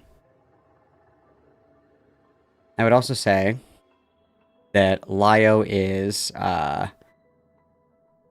Lio has, never. I would say Lio has rarely or almost never made a situation better. And almost always makes situations worse. I would say that he's a failed predator hunter. I would also say that he's had, like, an emotional affair with Peaches, but I mean, that's just more of an opinion than anything. I would say that he's an abuser. I would use the word abuser pretty comfortably. And that would be like, we would be demonstrating that he is manipulative. And we'd be demonstrating that he's like, he's intentional. And or negligent. Okay. So, these would be like my general kind of criticisms. So, I guess I could also put in here that, like, he's a bully, so we can do bully, picks on or attacks people who can't or won't defend themselves, black and white thinking. Black and white thinking. People are all bad or all good.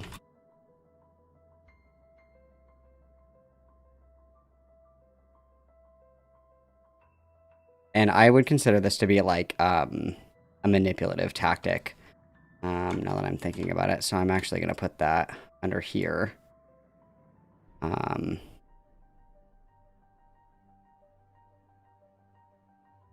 think that I would consider that to be like an abusive tactic. And then I can put this under abuser as well, because I would make the argument that abusive people are like this. Okay, so let's go through. And we're going to change the color of our fonts. And I'm going to justify all of these with my own justifications, okay? So I would consider Lio a groomer because he...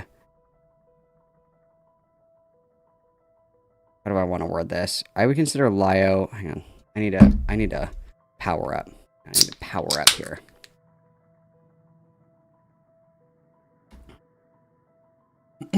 How do I want to phrase this? Because I would say that he's a groomer because so like let's start like this. Let's do our bullet points here. Okay, we're gonna do our bullet points. Where'd my bullet points go? There. Okay, so I would say that he fosters a community of vulnerable people. I'm very dyslexic. And then so in earlier videos, he actually ends his videos by saying, if you're a victim, reach out to me. And then just because we want to be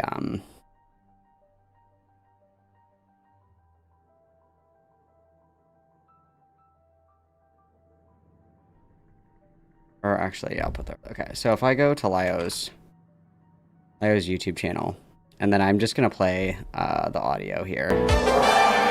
Not that audio. We don't want that. So let's go to his videos here, and we're gonna go down to some of the earlier ones here because there's one in particular, and a lot of them ended this way.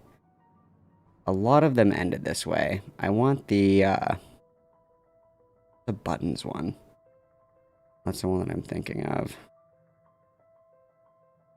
There we go.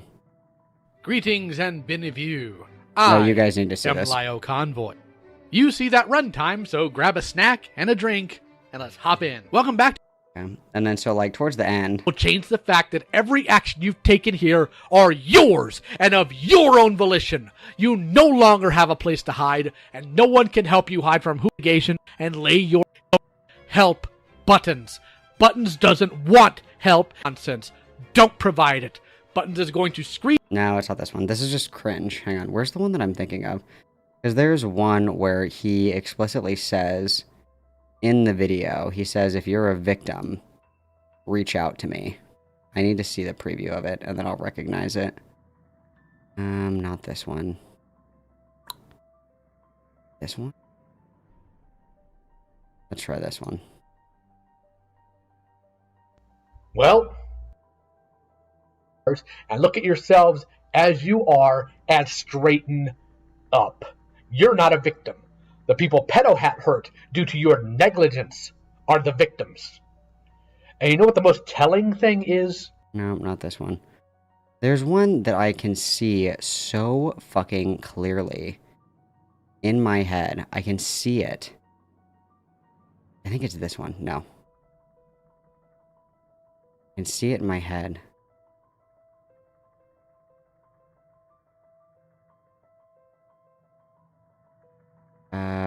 Is it? Yeah, it's this one. Here we go.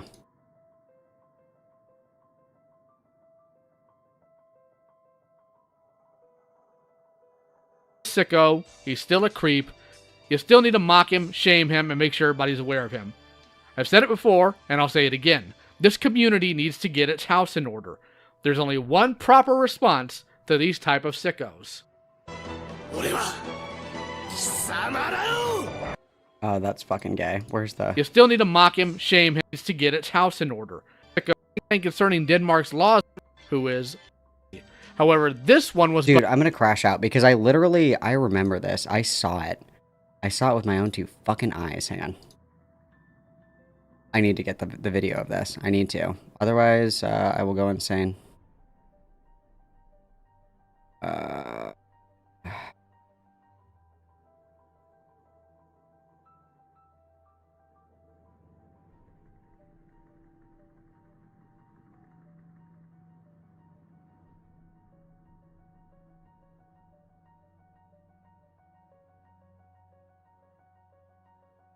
It's this one right here.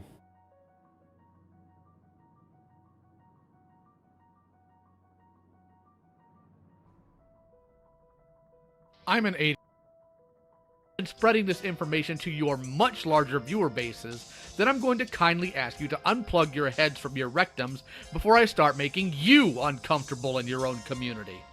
Thank you. Your doubts about what's going on here. A year after Toon Critic was outed, and this community is still running rampant with these clowns. If you know any of them that need to be outed and have the evidence to prove it... Oh, there we go. There we go. In the description that shows this person's back and forth with the minor. Granted, all of the genitalia are edited out, but you'll see exactly what we're talking about here.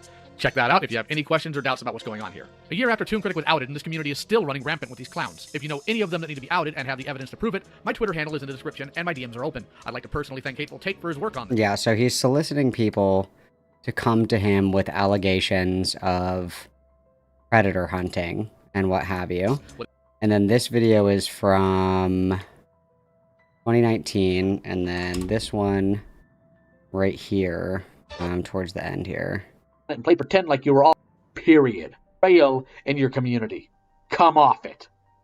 And this goes out to anyone else reading. If you need someone to listen to, I'll listen. Yeah. And then you'll immediately try to tell them how wrong they are and that you're totally not responsible for any of this. If there are any victims of Pedo Hat actually watching this, you'll find my contact info on social media below if you want to talk. You'll also find a link to Patchwork's DeviantArt and Lily Beat's Tumblr if you want to talk to people who will actually listen. So this is him directing people that are victims of this person to come to him. He will help them, and to go to Patchwork Hearts and Lily Orchard.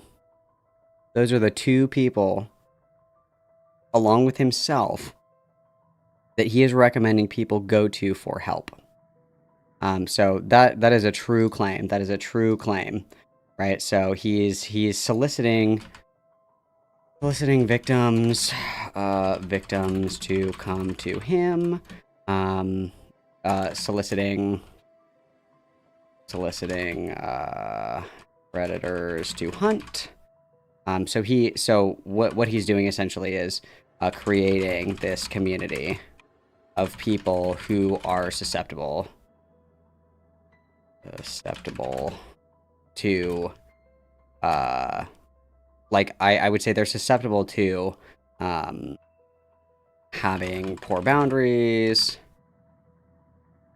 I don't even know how to phrase this. Like, you're creating a community of people who are susceptible to being abused again, essentially, right? Like, they're already in this vulnerable state. They're coming to this guy who says that he can help them. They're going to... So I'm going to write this down. So, going to a larger... I'm going to put this in quotes because larger creator to get help.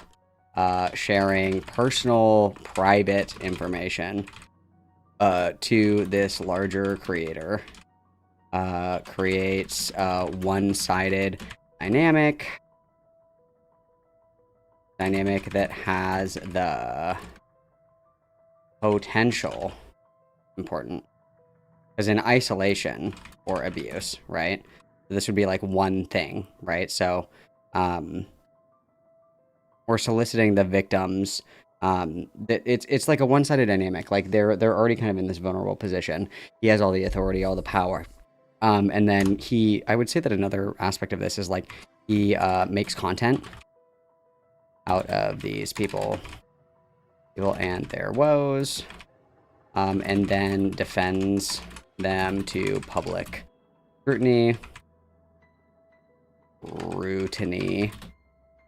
making and like what this essentially does is that this is by making the individual relying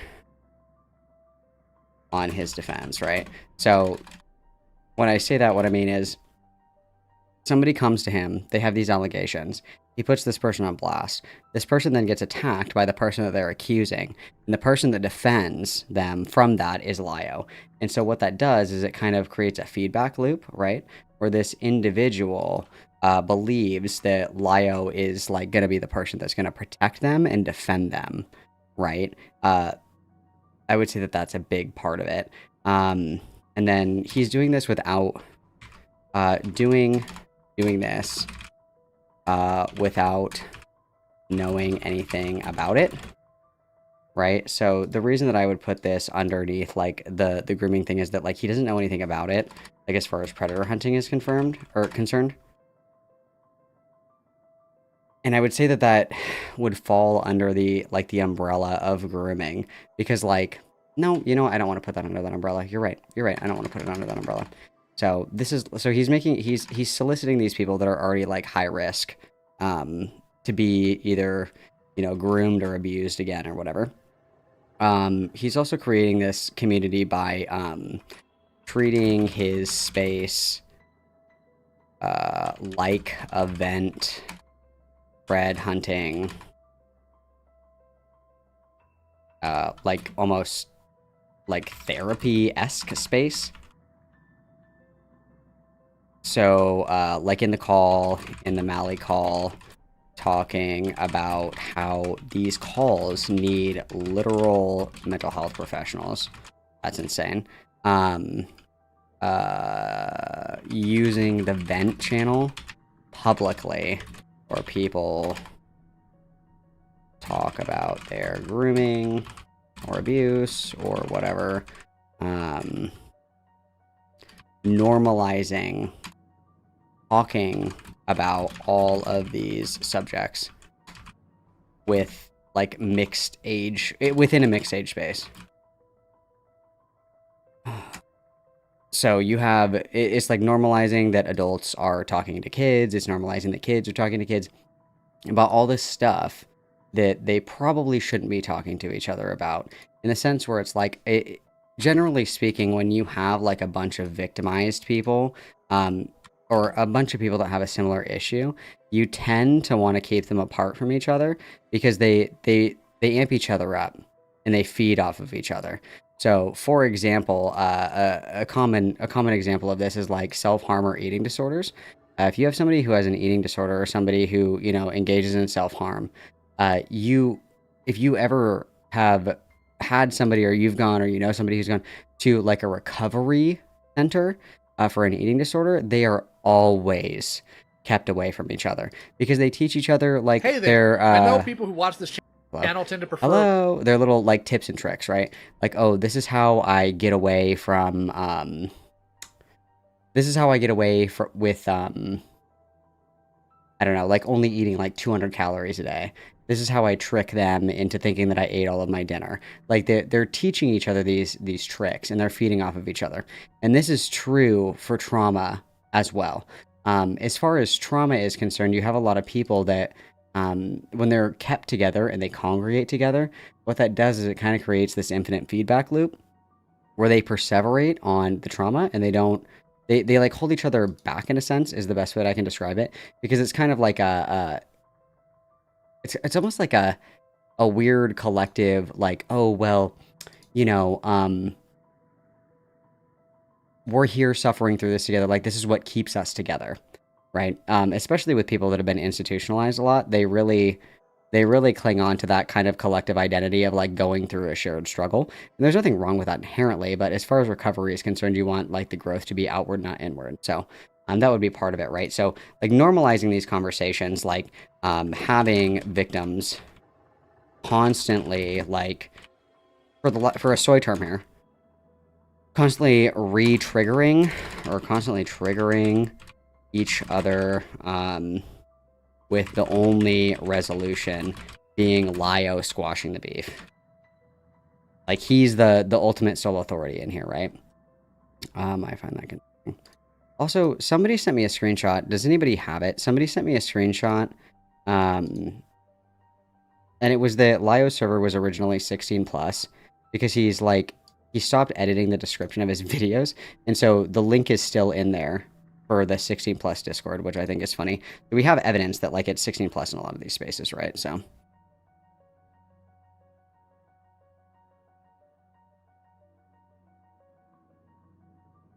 crabs in a bucket mentality, yeah.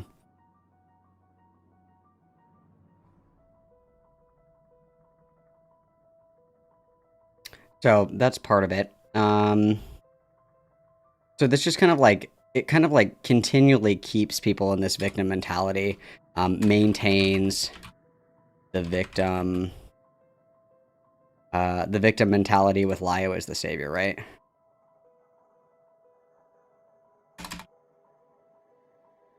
I would also say, I would say that this like kind of fosters the community of vulnerable people. I think that we've kind of demonstrated that. He like seeks these people out. He's like facilitated and fostered this community in one way or another. I would also say that he like the soliciting of vulnerable people is going to be a big component of it. I would say inserts himself as the authority to fix the problem.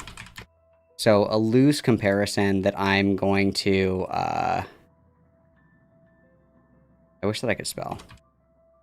I'm going to loosely draw a comparison here to populism, okay? And you'll know where I'm going in a second. So when I think of populism, I think of I'm the only one who can fix your problems.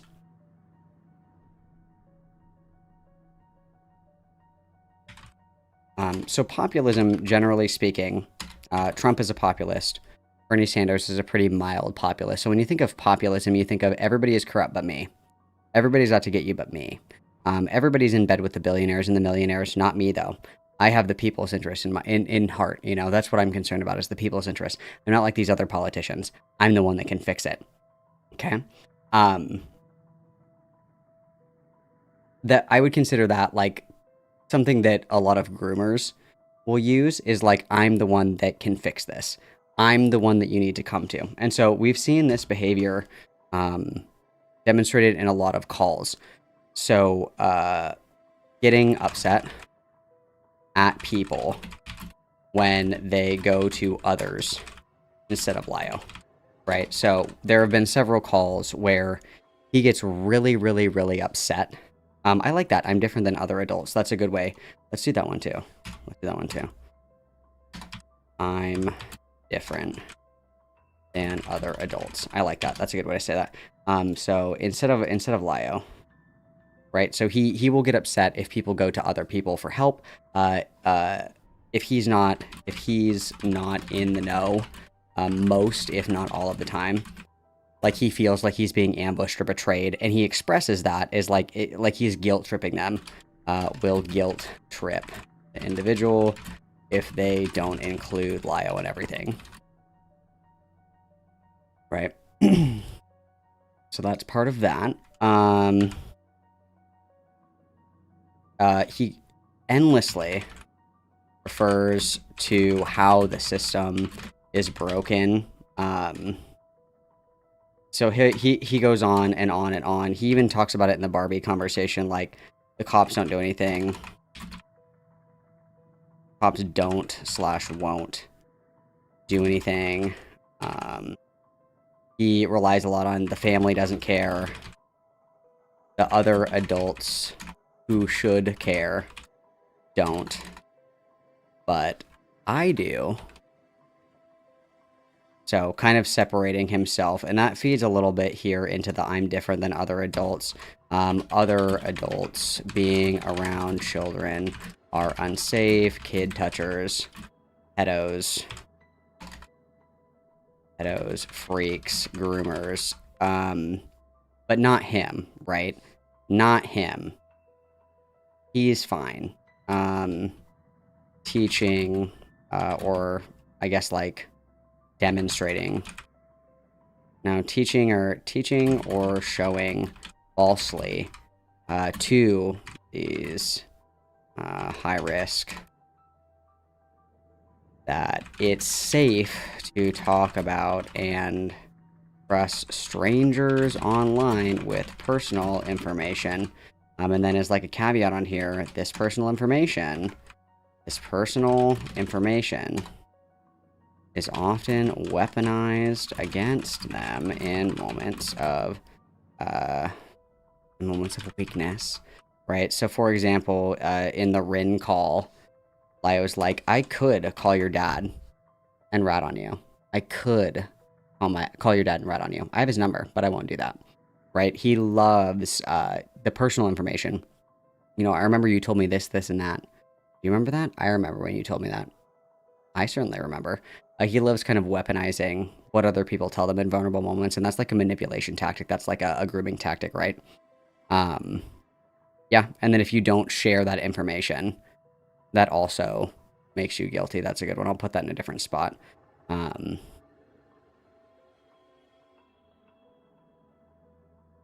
think that's kind of good for right here.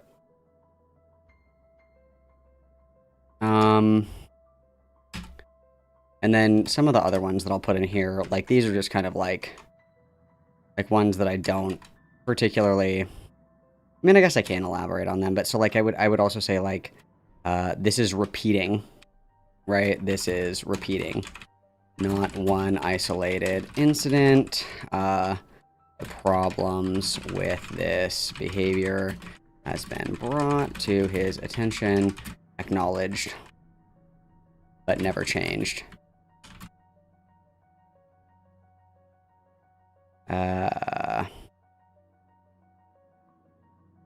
With this behavior, but it's never been changed. Continues regardless of outcome. And then I would also say, I would say the found family thing I would consider to be like grooming, right? Found family. And I would consider found family to be a form of grooming because it elevates that person. In relation to other peers, which creates like almost like a competitive effect, which creates dogmatic loyalty and seeking approval. Right? I want to be in the found family. I want to be the favorite daughter. I want to be the one that gets to move in with Lio. Like it's a status thing, right? So it's almost like a status thing in the community. Lio will always defend me, right? Unlocks, like, and by virtue of this, they unlocks, closer access to Lio's circle, or Lio's inner circle, money, hidden or secret calls, you know, kind of like exclusive access, if you will. And then potentially like somewhere to live. But this is kind of like a double-edged sword because this is all contingent on good behavior, right? I would also consider like the found family thing to be a form of grooming. Because it just kind of like cultivates like an inappropriate power dynamic between people that should, at the very least, be peers. Like if you're 20 years old and you work at like a Domino's, and there's somebody else that works there that's 40, like technically you guys are peers, right? Like, I wouldn't say like you're one-to-one, right? But like you're peers in that environment. But by positioning yourself as a familial or like a patriarchal figure in that dynamic, you inherently like assign yourself the power, and then the person opposite to you less than, right? So I would say creates unnecessary and potentially, I'll say potentially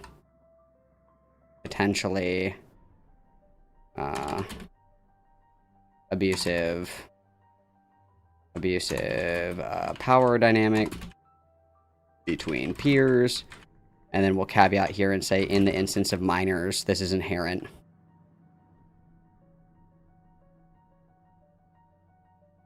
And it also creates dependence on the individual to the perceived parent in the situation. And it also creates like a sense of submission almost. Sense of submission and self-deprecation to appease the parent in the dynamic. Like if you have somebody who's like, for all intents and purposes, your peer, and somebody, well, you're young and stupid, I'm basically your dad. You're giving like that person authority over you, and you're like becoming dependent on them because they are older, more wise. They're your dad, right? That's your dad, right? But it also creates like a sense of submission and self-depreciation. Like, no, I am dumb. I do need this other adult to look after me, who is also an adult, right? I would consider that to be potentially grooming, right? So, and the big part of this is that this is, of course, repeating, right? So this one we're going to make red because it's repeating. That's really important. It's a pattern of behavior. It's a pattern of behavior that's very important. And that we've had opportunities to correct it. And like this has been brought to his attention, why a lot of this is inappropriate, but it continues. It persists nonetheless. Like these are things that I would highlight if I'm talking about that. So I would say that kind of satiates like the way that I would justify that. Now, the criticisms that I've heard about this, like the things that people will say to kind of push back against this, to say that I'm being dishonest or disingenuous. Go like a dark red. Go the dark red. So the criticisms that I've heard are that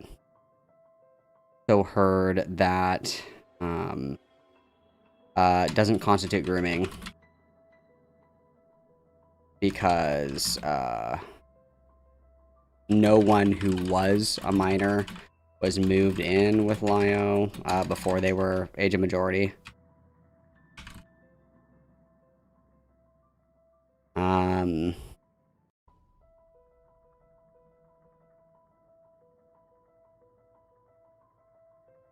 I wish that I could fucking spell. That'd be helpful.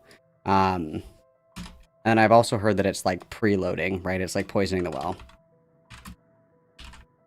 What are some of the other things? These are the top 3 that I have off the top of my head. Is the implication of it because of the colloquial understanding or definition of what a groomer is, and then because it implies that something sexual is going on, but I disagree with that, obviously, and I'll elaborate on that. That nobody who has like been involved in this was, you know, they were all adults. There were no minors, and that it's like poisoning the well. What are some of the other ones, you guys? What are some of the other ones? Yo, Rezi, I hope that you're well, dude. Love you lots. Hope that you're doing well. What's up, little Reserviers? Right now, you guys are trapped in my mind palace, and we're doing an introspective debate, bro, breakdown on some of the arguments that I have against Lio Convoy. If you don't know who Lio Convoy is, you're totally fucking missing out, bro.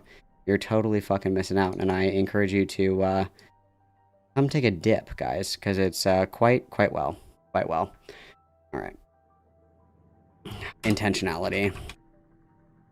Intentionality is a good one. That's a good one.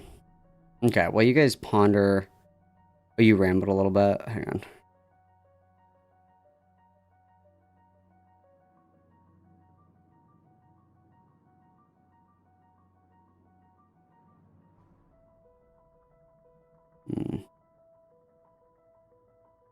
Specify what role he's grooming them for. I want to say what I want to say. So intentionality and then purpose. These are good. These are good. So the purpose for grooming. Okay, that's a good question. Why don't we start there? The purpose for grooming. I feel like I articulated this poorly. The phrase that I want to use. I know that this is a loaded phrase. Come to a greater understanding. Oh shit, I'm eating shit. Okay, I'm back. Sorry, I ate shit there for a second. I'm back. Okay, so, yeah, I'm inclined to agree with Vincent, but so, like, the first thing that my mind is going to is like the found family, is like the drone. I think of it as like a drone relationship, right? Where it's forced loyalty. Where, like, so ponder me this, you guys. Ponder me this. Ponder your little orbs with me. Is it possible to groom somebody into being, like, a loyal devotee? I would say yes. I would say that's exactly what cult members are.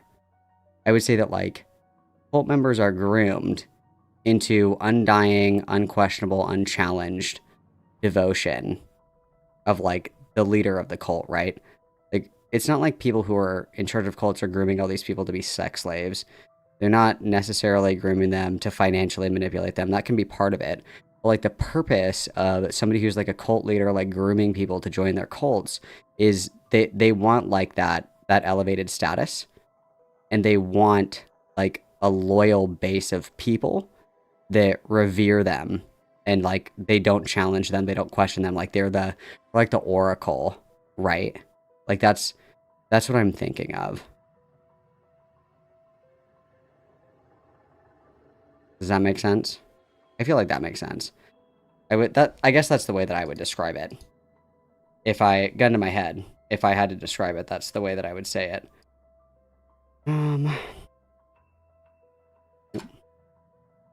So purpose for grooming. That's a good question. That's a good question. I like that one. I would say, like, loyal fan base, devotees, unchallenged authority, total control,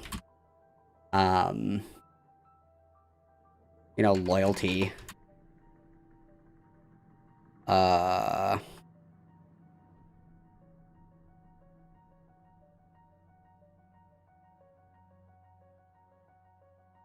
Similar actions would not constitute grooming in different contexts. Right. And what I'm thinking of, and I've said this before, is, like, I'm thinking of, like, a list of criteria and then, like, building up to call it. Because obviously I would say that if you find, like, a homeless person that's, like, going to freeze to death and you're like, why don't you come and, like, stay at my place? Because if you stay out here, you're going to freeze to death. I don't think that's grooming. But I think if you are like, hey, you can, like, stay the night at, with me and not freeze to death if you do this thing. Like, that could be, right? Like, that's going to be totally different. Like, okay. Loyalty, and then it would be, beyond what is normal or appropriate for a normal content creator, streamer. That's a good one.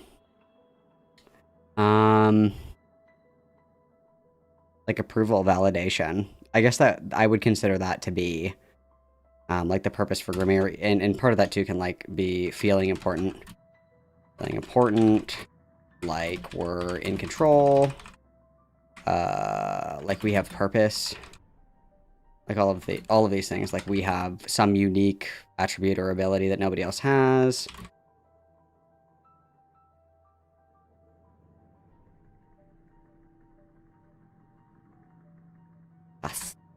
Okay. Okay. As far as intentionality, do I think that grooming has to be intentional? See, I don't like this. I don't like this talking point because I don't think that's true. I would say no because we wouldn't accept this in other contexts. No, we wouldn't accept this. Wouldn't accept this in other contexts. So for example, like the example that I'm coming to off of the top of my head would be like a cult leader. I don't think that Jim Jones or, you know, any of these cult leaders were thinking, I want a group of people that treat me as God. I think that it was like a frog in a boiling pot, right? And then once you kind of get a taste of that, then you kind of consciously make that shift to seeking it out and intentionally trying to procure it. Because I think realistically that people don't start out like that, right? I can't think of like a single prolific kind of cult where that's where it started. Like, I don't think that Jim Jones was like, I want to have a cult and I want everybody to think that I'm like God reincarnated. And then when shit hits the fan, I want all of them to kill themselves with me. I don't think that was intentional. I think that at some point, it does transition to like a conscious thing. I think at some point it meets that threshold, but I don't think it's like necessary for that to occur. So like for cults, i.e. Jonestown. Jim Jones didn't start off with the extreme. He ended with, it's kind of like a frog in the boiling pot. At some point, it shifts to conscious and intentional, but isn't necessary.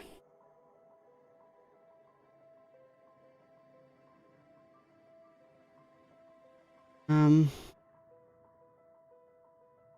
I would say that, like, you can make an argument for negligent, or, like, intentionality. Argument for intentionality. Argument for intentionality, like, could be made. Like, I could make this argument. I don't know if I would, like, want to. Could be made.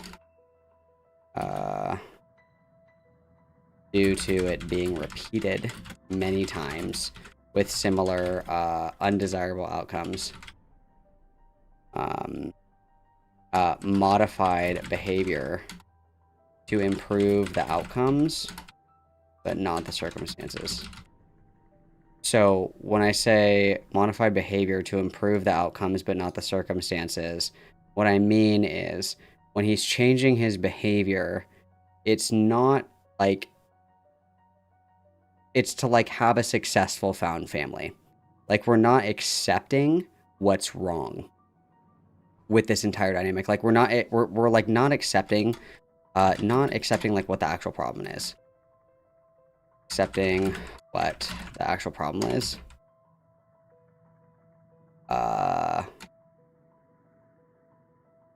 And trying to improve like our outcome.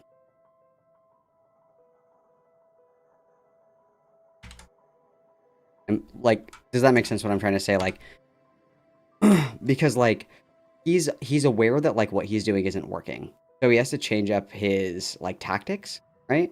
Like if you want somebody to move in with you and browbeating doesn't work, okay, I still want this person to move in with me, but this tactic isn't working. I have to try a different tactic. You want the same outcome, but you want to be able to reach it in like a more productive way.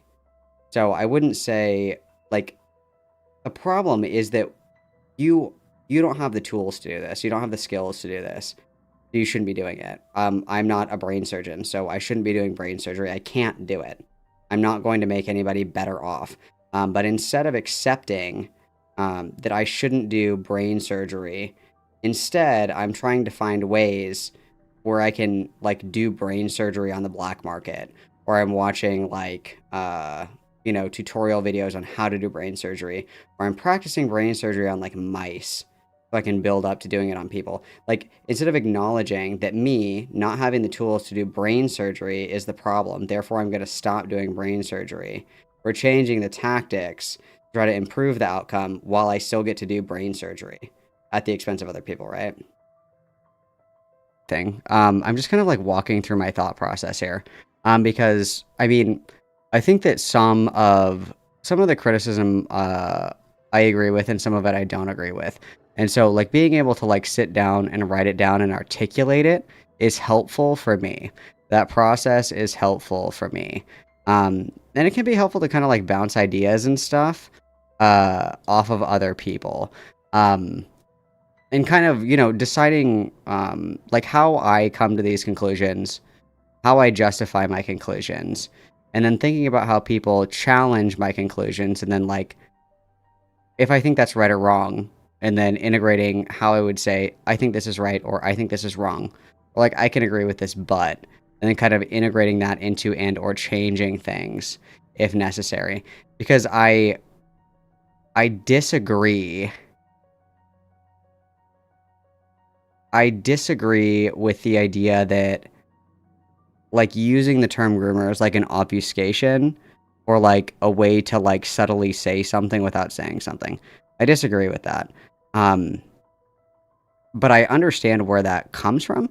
I understand why people think that, but I just don't think that that's like a valid criticism, because there's more than like one type of grooming, right?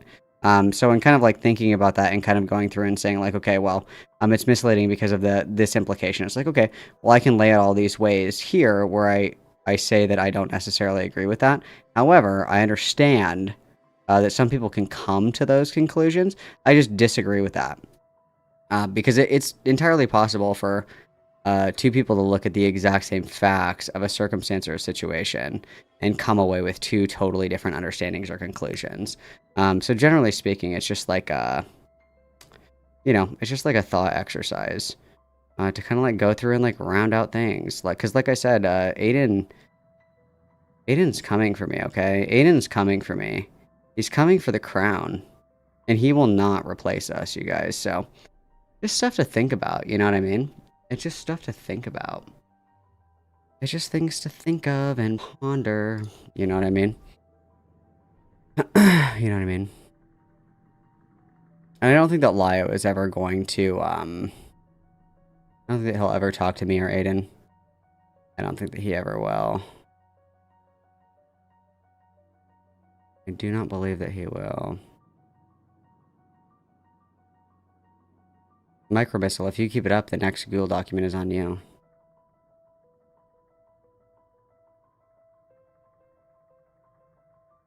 I can't tell if Horses Unite second is like drunk or just doesn't really speak English very well. But either way, I wish you the best of luck in life. Well, I don't think that he'll ever have a conversation with anybody. So, you know, it's just, it's just a fun thought exercise. I think that a lot of the time, and I see a lot of people do it, and I think I'm guilty of it as well, is a lot of people will, they kind of get stuck in their way of thinking. And I think sometimes it's important to like pause and be like, these are the criticisms. What do I think of these, truthfully? Right? Like, what do I really think here? What do I really want to say? What's the root of this? Why do I think this? It's important to ask those questions sometimes, you guys. And it's okay to refine and reconsider positions on things. The more that you kind of think about them and explore them. And I think that realistically, it doesn't hurt always to like brush up a lot of these things, of course. It's a fun little activity that we could do together, you guys, just so we can have a little bit of yapping time. Suddenly you guys don't like yapping? What's that about, huh? Suddenly you guys don't like yapping. Interesting, isn't it? Interesting, isn't it?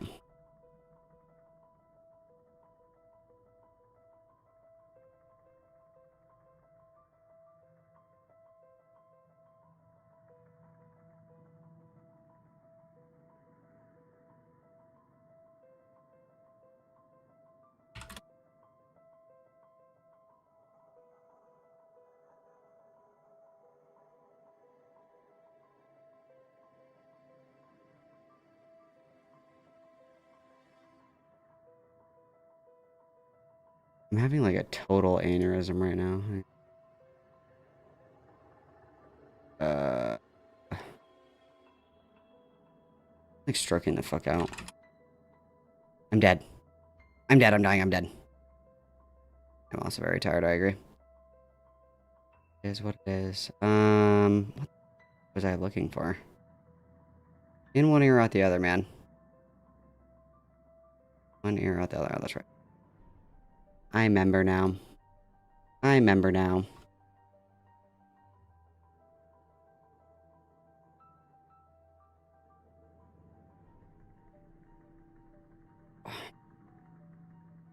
Because I can, JJ. It's a free country.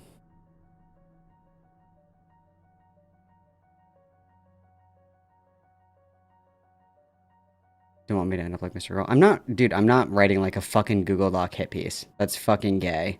I'm not writing a Google Doc hit piece, bro. I'm just like writing down my thoughts.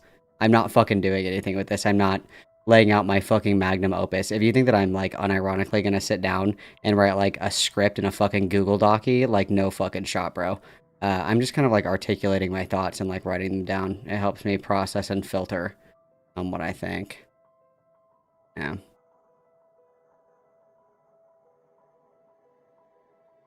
No, dude, I'm not writing a fucking Google document on anybody. That's fucking gay. Lio's a big boy. He can have a conversation if he wants to. And it's like a fucking cheat sheet to pretty much any conversation. So there's no excuse to say that I haven't pondered or thought about, you know, any of the other arguments, or that I'm not taking anything in good faith.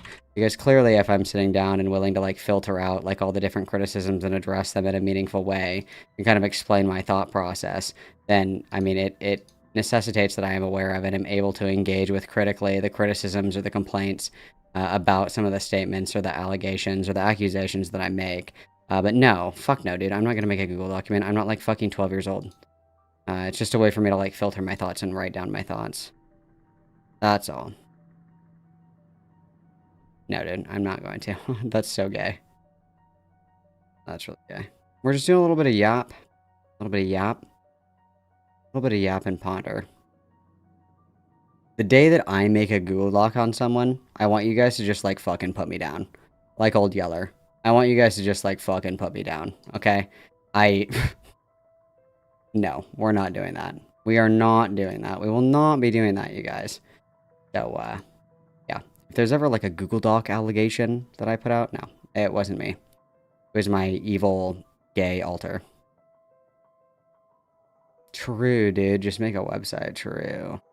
True. True. Alright, guys. We had lovely girl time today. Lovely girl time today. I probably won't stream again until Monday. It's gonna be the weekend. It's probably be a weekend, I'm sure. But I'll be back on Monday. Okay, you guys, we'll have some more girl time on Monday. Appreciate you guys hanging out with me. You guys stayed up super late, which is super cool. Thanks for keeping me company while I have a little bit of spare time. I'll see you guys on Monday. I hope that everybody has a great weekend. Okay? Love you guys lots. And, yeah, if you see a Google document, it's not fucking mine, because I think that's gay. I just like to write things down, because I have a very poor memory sometimes. And writing things down really just helps me absorb things, information. Helps me filter, helps me think. Yeah. Alright, well, either way, like, nobody's fucking online, guys, so you guys are going to sleepies. Alright, hug, kiss, kiss. XOXO, Gossip Girl. I'll see you guys on Monday. Adios, muchachos.